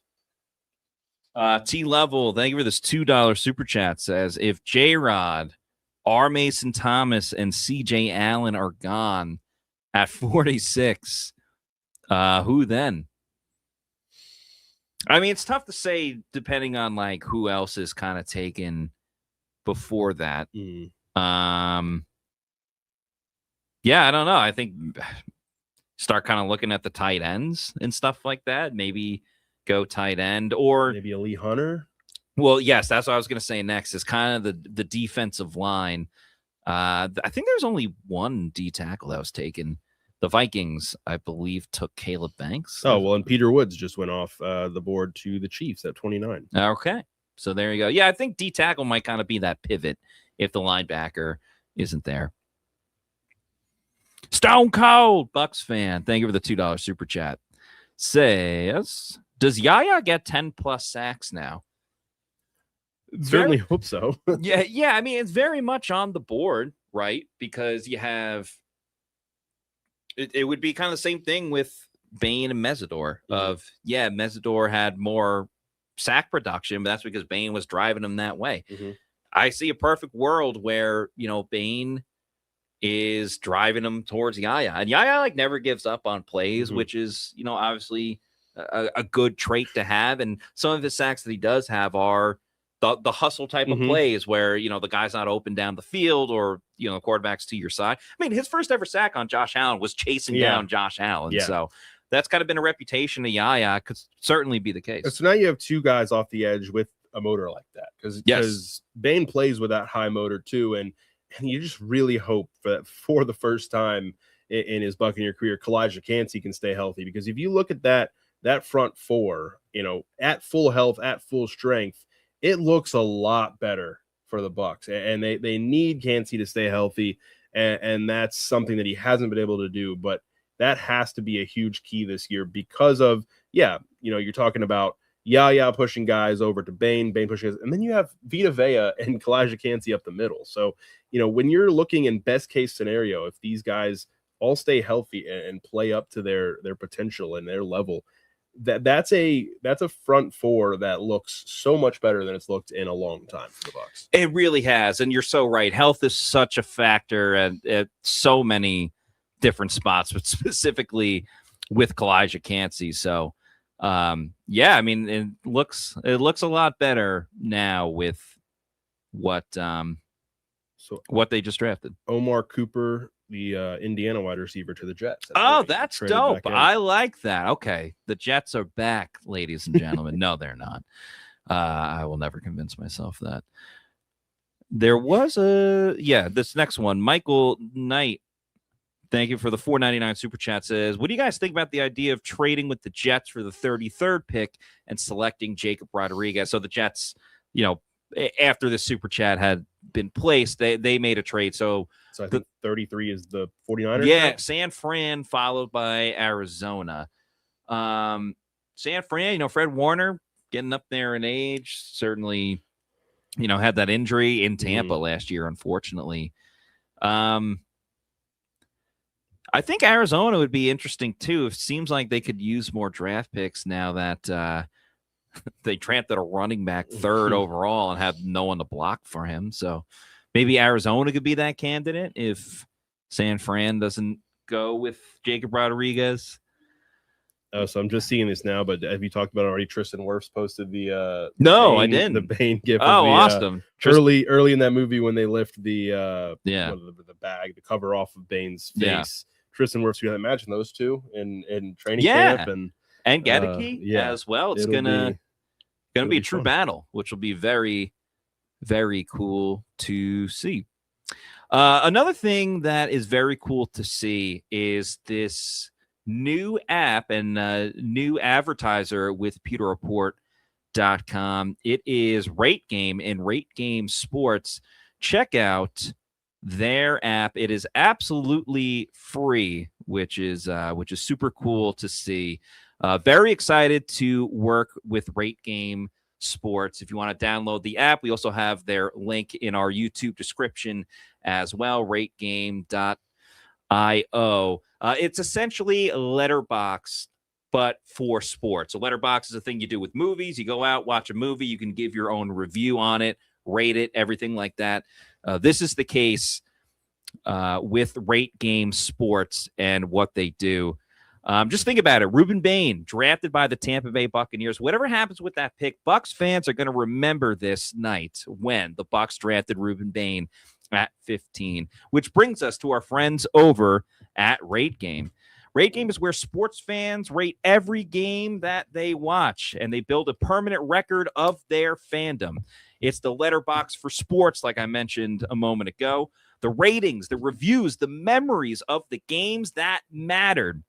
There's over 200,000 ratings from sports fans in 126 different countries over on RateGame. There's no betting, not fantasy, just the games that you experienced the way they were meant to be. They also have a rating and an experience for if you were at the game live, which I think is super cool. That's right. RateGame is built for sports fans who love the game, not the spreads. It's important to engage with the football community. You can do that with Bucs fans and the Tampa Bay community. It's all about a full football community. You're leaving your own takes, reading what other sports fans have to say about the same game that you just watched as well. You can go see the best games from the week as well, and you can rate other games too. Yes, you want to rate the Bucs game, but think about the Super Bowl where it's Seahawks-Patriots. You can give a rating on that one as well. Build out your life in sports and build out your life every game that you watch and rate. It shows your all-time fandom over at RateGame Sports. You can download the app with the QR code that I'm about to put up on the screen. You could also click on the link in the description as well. But I've been using RateGame. It's super fun to use. I rated the Mets game last night. As I was watching it, they finally won. You can give your rate of, it goes from 1 to 10. So if you thought it was a great game, you could rate it high. If it was in the middle, it gives you decimal points as well. It's the letterbox for sports, which I think is super cool. It's a good way to build a community for sports fans, and you rate so that you can remember. And you can talk about vintage games as well. It's not just current games. You can go back and talk about older games. I know on their social media, and make sure you follow them over at RateGame Sports. Their social media, they were talking about, classic Celtics games and Bill Russell and stuff like that too. So think about doing that with the Bucs game or when the Lightning won the Stanley Cup or whatever the case may be. Big shout out to RateGame Sports. Download the app with the QR code on the screen. I'll be rating more sports games as it goes on. Maybe it'll be the Mets. I saw the Knicks lost tonight. I'd be pretty furious. I'll be doing it with the Lightning as well and various other games. So big thanks to RateGame Sports. Download the app today. I'll tell you what, Matt Matera, if you watched that Lightning game the other night, that win in overtime, JJ Mosier, I mean, that was a phenomenal game. That was up there. Some of the best Lightning games that I've seen this year. I think probably one of the best Lightning games that I've seen, period. And I wasn't there in person because I was done freezing my ass off when we went to Mobile, Alabama. That's an interesting side story. But yeah, that Stadium Series game, when they came back with 4 goals down. The goal, the goalie fight too? Yes. I mean, right. See, rate that game. Holy exactly. smokes. And you can. Those are the moments that you want to go and remember. Yeah, exactly. That's a 10. Like I go back and think about what's up, man? I go back and think about the Bucs Bills game where Rashad Perryman had the touchdown in overtime. Like those are moments. You remember that specific glimpse, but on RateGame, you can go back and I mean, you're commenting about it in the time, but you can go back and kind of see those comments. It's a great community with fans as well, talking about one game, and you can look at others too. It's so cool too, because, you know, I'm a dad, I've got 4 kids. And so, you know, I remember you talking about football games that I'd seen way back, you know, in yesteryear. I remember my first Buccaneers game was the season kickoff game in 1993 at, well, it wasn't Raymond James Stadium. It was the old Sombrero back then. Joe Montana and Marcus Allen, their first game as Kansas City Chiefs going up against the Buccaneers here in Tampa. I want to say it was like a 35-3 beatdown. Steve DeBerg came back from Kansas City to Tampa Bay. It's one of the best games that I had seen from a Chiefs perspective, because I was kind of a Chiefs fan at that time. But you know, that was the hottest game I've ever been to. I still have sunburn marks on my shoulders. And that's part of the memory as well that you get to jot down. And here's the thing. It's like I go to a bunch of concerts. I have all of the concerts that I've seen, you know, and how many times I've seen them. I love that. And it took me a long time to remember all those, but to have it all in one app is so cool. And it's absolutely free. It's free. All you have to do is download it. Yep. So just a couple of house keeping items here. So let's go through the NFC South real quick and set up tomorrow. So obviously the Buccaneers, Ruben Bane, their edge rusher is the first pick, and we're going to be looking at hopefully a linebacker tomorrow, inside linebacker, unless the Seahawks ruin my night, kill my birthday. Yeah, no. Jacob Rodriguez is still available if that is the case. I don't want to speak too quickly here. The Carolina Panthers selected Monroe Freeling, the offensive tackle out of Georgia, with their first pick. And that's going to set up for some legendary matchups between those two players in the NFC South for quite some time. And Jordan Tyson, the wide receiver, goes to the Saints with their first-round pick. The Falcons do not have a first-round pick this year. They traded with the Falcons and the Rams last year to move up to get James Pierce Jr. So the Falcons will have their first pick tomorrow in the second round, just behind the Buccaneers at number 48, unless they make a move. But don't have a lot of picks. Rounds 2, 3, 4, 6, and 7. So no first-round pick for Atlanta, no fifth-round pick. So the NFC South starting to get going, but we're going to have some more picks on day 2 because the Falcons have both of theirs. The Panthers have both of theirs. The Saints have both of theirs. And your Tampa Bay Buccaneers have both of theirs. So the NFC South will get busy tomorrow on day 2 as we see this division kind of stack up. And, you know, folks, you've heard me mention it before. It bears repeating. I turned 54 today. You guys have made this a phenomenal birthday. So is Jason Light. Yeah, and Ruben Bane. Yeah. And Ruben Bane, yes. But the cool thing about turning 54 is the older you get, I forget stuff, but you also gain experience. You gain wisdom.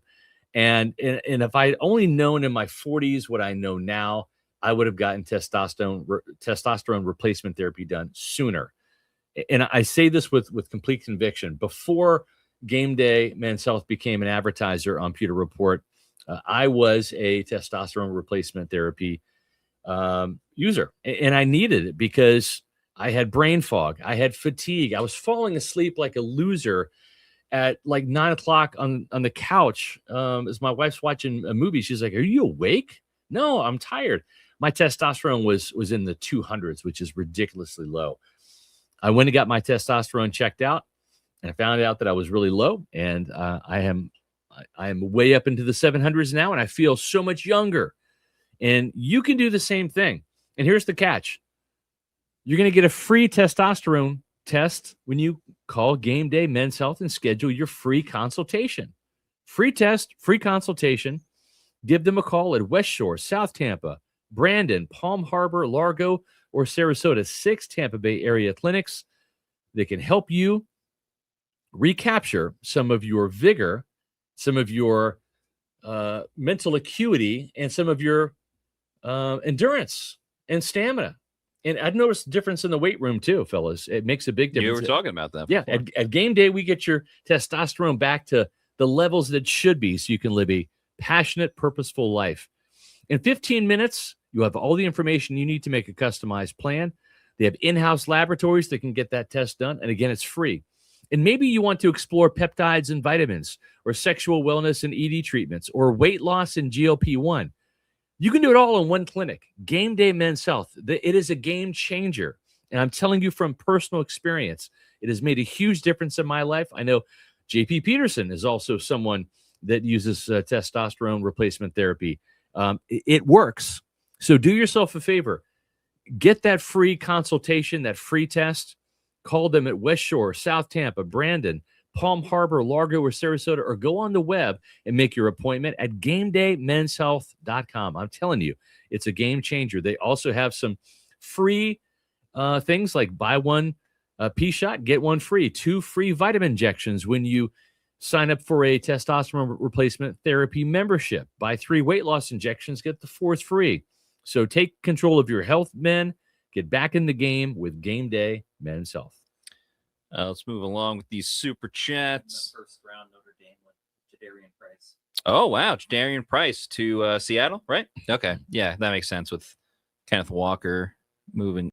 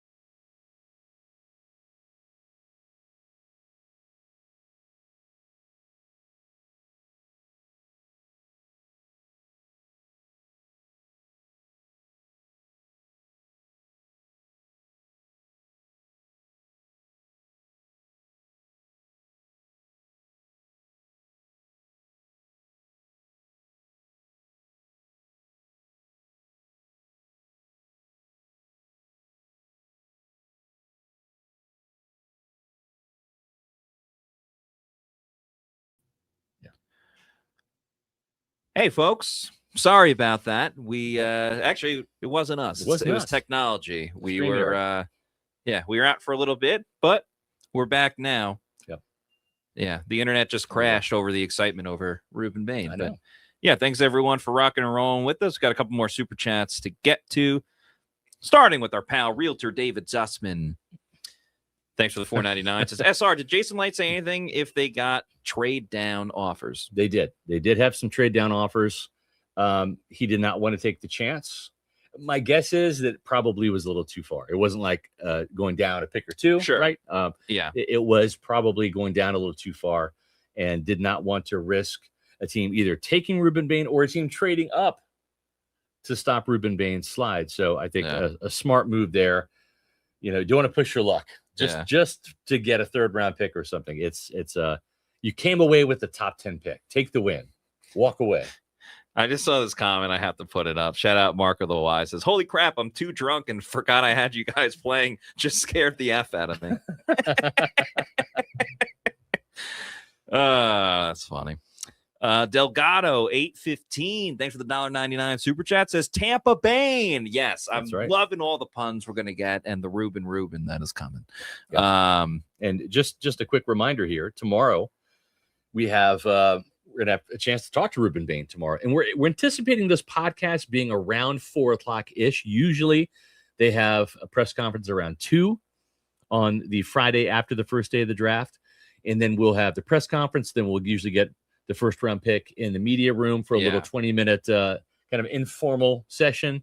So I'm thinking probably around 4:00. That time is subject to change though. So make sure you hit subscribe on Pewter Report TV. Make sure you hit notifications as well, because when you hit notifications, whenever we go live with the podcast, an emergency podcast, a new video is dropped, whatever, you're going to get a notification on your phone. So make sure you hit notifications as well. So we'll have that podcast before tomorrow night's show, which will be day 2 of the Pewter Report live draft show. This has already been a fantastic win for the Buccaneers, folks. Yeah. It's only going to get better. They're 1-0. Yeah, you've already won the draft with this pick, in my opinion. Yeah. It's only going to get better.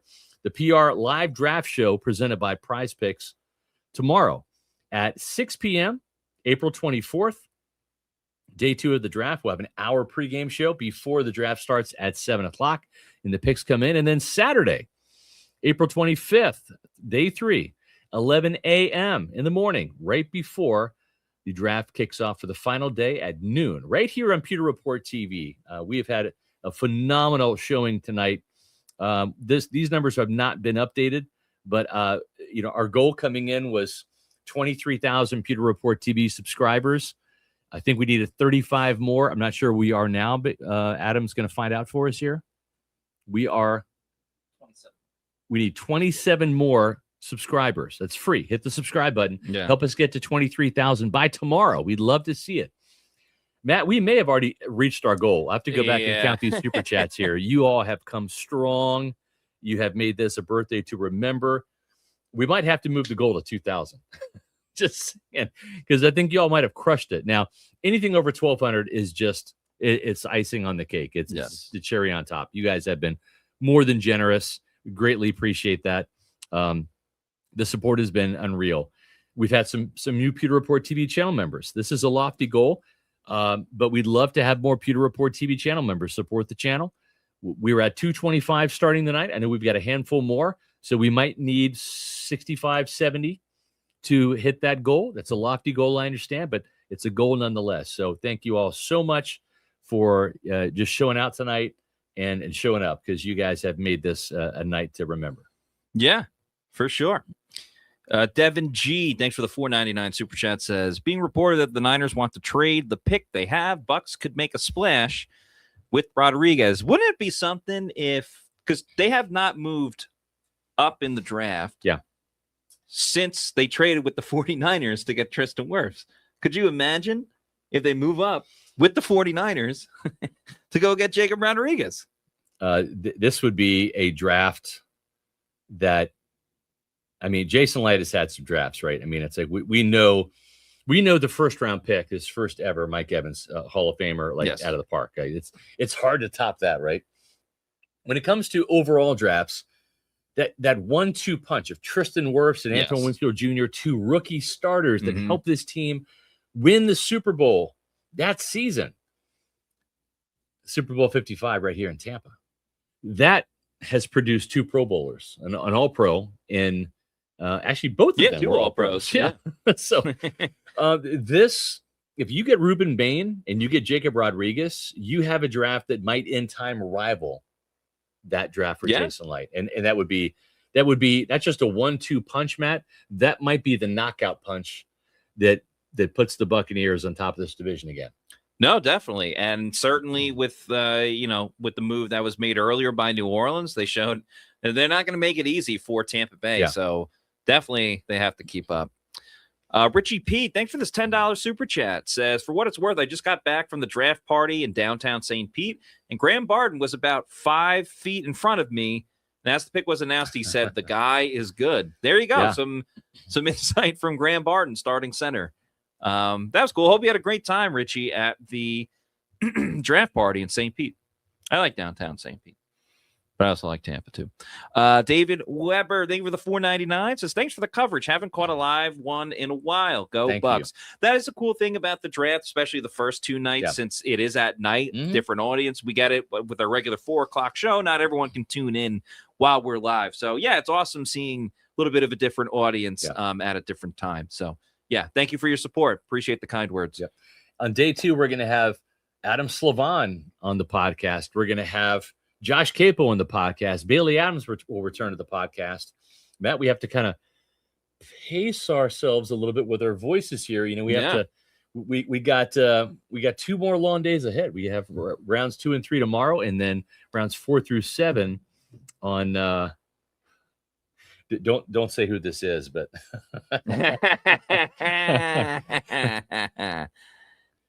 just got a text. It's a very happy member of the organization. Yes, we'll put it that way. Leave it at that. Yeah. Malcolm Harvey, thanks for the $4.99. Says, Bucs posted on IG a pic of Jason with a sticky note saying Ruben Bane no matter what. Yeah. I didn't see that, but that's awesome. Love it. The guy is gifted. Thank you for being a Pewter Report YouTube channel member for 10 months now. Says, I wonder what would break first, your spirit or your body, in Bane's voice. I wonder what would break your let's go, Bane, and happy birthday, SR. Thanks, Pewter Report, for the great coverage. Yeah, I've been trying to think of like Bane from Batman, that type of stuff. Like what type of puns we can get in there. There will be more time for that. But yeah, love it. So thank you to guys gifted for being a Pewter Report YouTube channel member. T-Level, thanks for the $5 super chat. Messidor is the more productive Miami rusher on paper. Is this pick based off of talent? Parentheses, love Bane's tape. Definitely relentless. I think Scott said it best earlier when talking about Ruben Bane, and it's like team's game plan for Ruben Bane. Yeah. And Messidor was the beneficiary of it. Doesn't mean that Messidor is not a good player. It's just there are game changers and wreckers, and that's what Bane is. Teams say we got to stop that guy before anything else, and it's opened everything up for everyone else around him. Yeah, it's a 1A, 1B, right? They're both very good players. You saw that Hakeem Messidor got picked in the first round too for a reason. I just think that at age 21, there's a little bit more of a runway here for him to ascend, and maybe a little bit of a higher ceiling for Ruben Bane. I mean, already enters as a ready to go impact player in the NFL. There's no doubt about it. But I'm not saying Hakeem Messidor is as good as he's going to be, but to me, this is an opportunity for Ruben Bane, I think, to finish, when it's all said and done, a notch above Hakeem Messidor as an NFL player. That's just kind of my gut feeling. And I love Messidor. Don't get me wrong. Trust me. I've written a Fab 5 about him. We had him in 2 mock drafts. We just didn't think Ruben Bane was going to be here, and neither did Jason Light. Yeah. But it happens. And sometimes, and you know what? We've seen this before, man. We've seen teams like the Eagles, teams like the Ravens, who let the draft come to them and just have been beneficiaries in previous years of just having great players just fall to them, even later in the first round. And some of it's luck. And some of this was luck tonight. The Cowboys picking Caleb Downs. The Dolphins going with an offense. Well, they went offensive tackle, right? They went cornerback. The Panthers went. Yeah. So you know what I'm saying. So it's like there is a little luck in this, right? Yeah. He's a top 10 player that fell down, but sometimes you need some luck, man. The Buccaneers lucked out in 1995 when Warren Sapp slid down to number 12. That they did. Big Joker, thanks for the $9.99. Says, happy birthday, SR. Have a drink on me, sir. Let's effing go Bucs. Yeah, a lot of excited people after this pick with Ruben Bane. We'll have a Pewter Pulse tomorrow, as well as SR's draft day 2 insider. So a couple of things from me tomorrow morning to take a look at before the Buccaneer fun resumes with the Ruben Bane press conference over here, and then another podcast, and then our day 2 draft show tomorrow night, presented by PrizePicks. Desert Matt 91 says, cannot believe, thank you for the super chat, says, cannot believe Bane fell to us. What a great day one. Great day for sure. This is already a win for the Buccaneers. Yeah. I mean, anything else that happens, and Matt, we know Jason Light's track record. Yeah.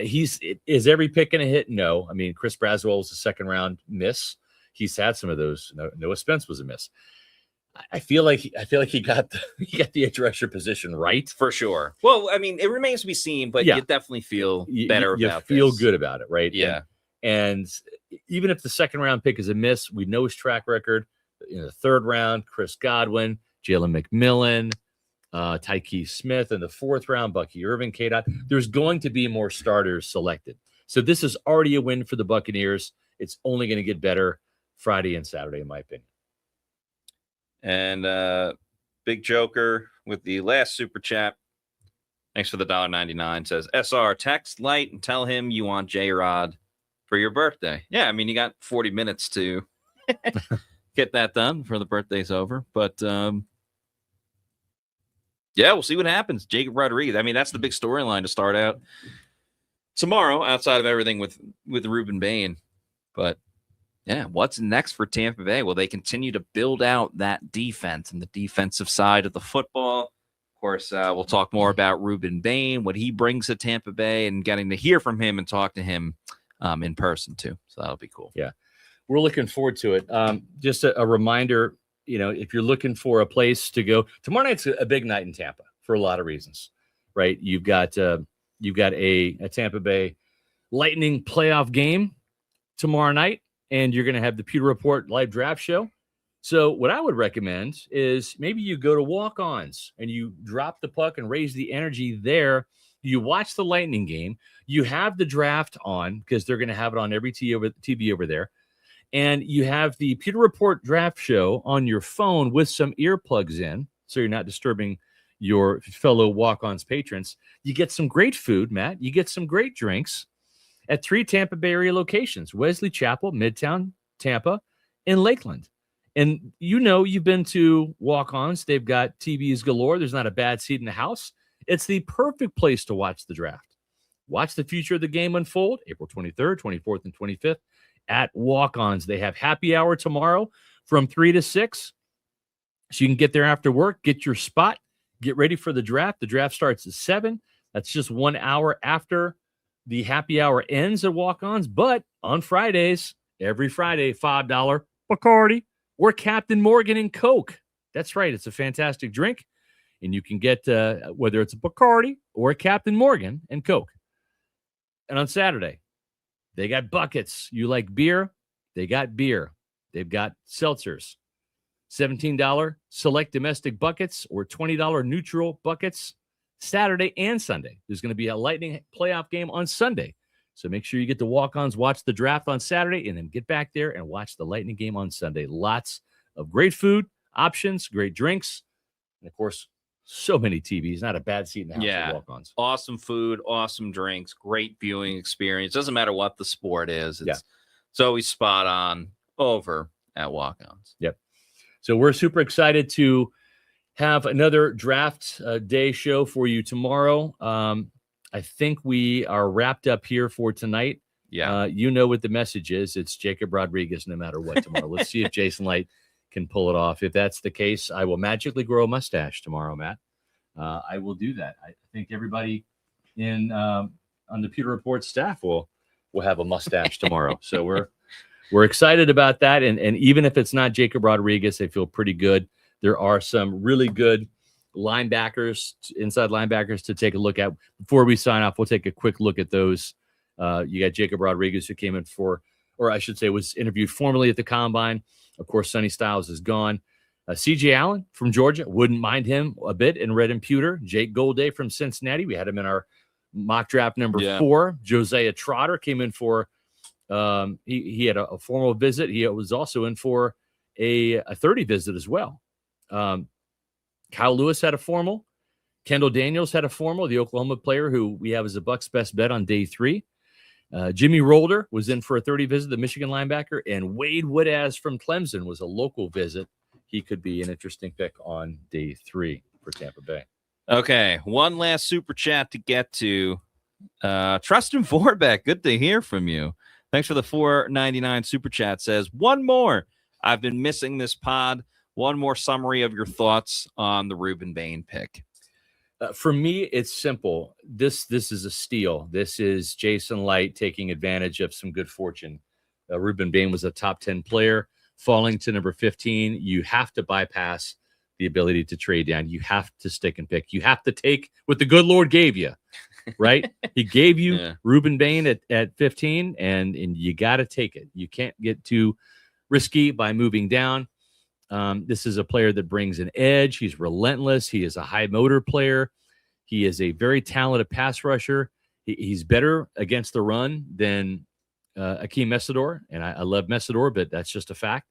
He is the player that Hurricanes opponents had to game plan for. He was the alpha on that defense. He was the best player in college football, some would say. I think Jacob Rodriguez, David Bailey, probably in that conversation too, maybe Arvell Reese and Sonny Styles. But Ruben Bane was an absolute game wrecker. At age 21, I think that's the bonus, Matt. You get a very young player that's still ascending, and a player too that has a lot of polish. A player that was very established under the tutelage of Jason Taylor, just too. like Ruben Bane was. So I'm sorry, just like Akeem Messidor was. So to me, it's already a win for Tampa. Anything else now is just simply the icing on the cake. It's an immediate upgrade for the edge rusher room. It's a position that the Bucs did not mess around with, and they just got a player right away. I mean, there's arguments to be made he's the best edge rusher in the draft, and I think many would say he's a top 3. People are shocked that he even got past 10th. So the fact that he landed at 15 for the Bucs is fantastic. This is a big-time player who's played in big-time games. It's huge for the Bucs. They needed a big-time edge rusher. That's exactly what they got with Ruben Bane. So just a reminder, we're going to chat with Ruben Bane live in person tomorrow. Then we'll have a Pewter Report podcast kind of recapping it. I don't know if we'll go a whole hour, but we will recap everything with Ruben Bane, what he had to say. That'll be around 4 o'clock. And then we got day 2 of Pewter Report's live draft show. That'll start at 6 p.m., an hour before round 2 and 3 begin. That's all brought to you by PrizePicks. Of course, we got Saturday show as well, beginning at 11 a.m. But that's it for today's show. Been a lot of fun. If you're not already doing so, please make sure you follow us on all of our social media on X, Facebook, and Instagram. We're at Pewter Report. Our YouTube channel is Pewter Report TV. Please like, subscribe, leave a comment on this video what you think about the Bucs drafting Ruben Bane at 15. That's it for tonight's show. For Bailey Adams, for Adams Levon, for Cap Utel, for Scott Reynolds, I'm Matt Matera saying thanks, everybody, for watching, and we'll see you tomorrow for another edition of the Pewter Report podcast. Out. Thank you for the birthday wishes. Love you all.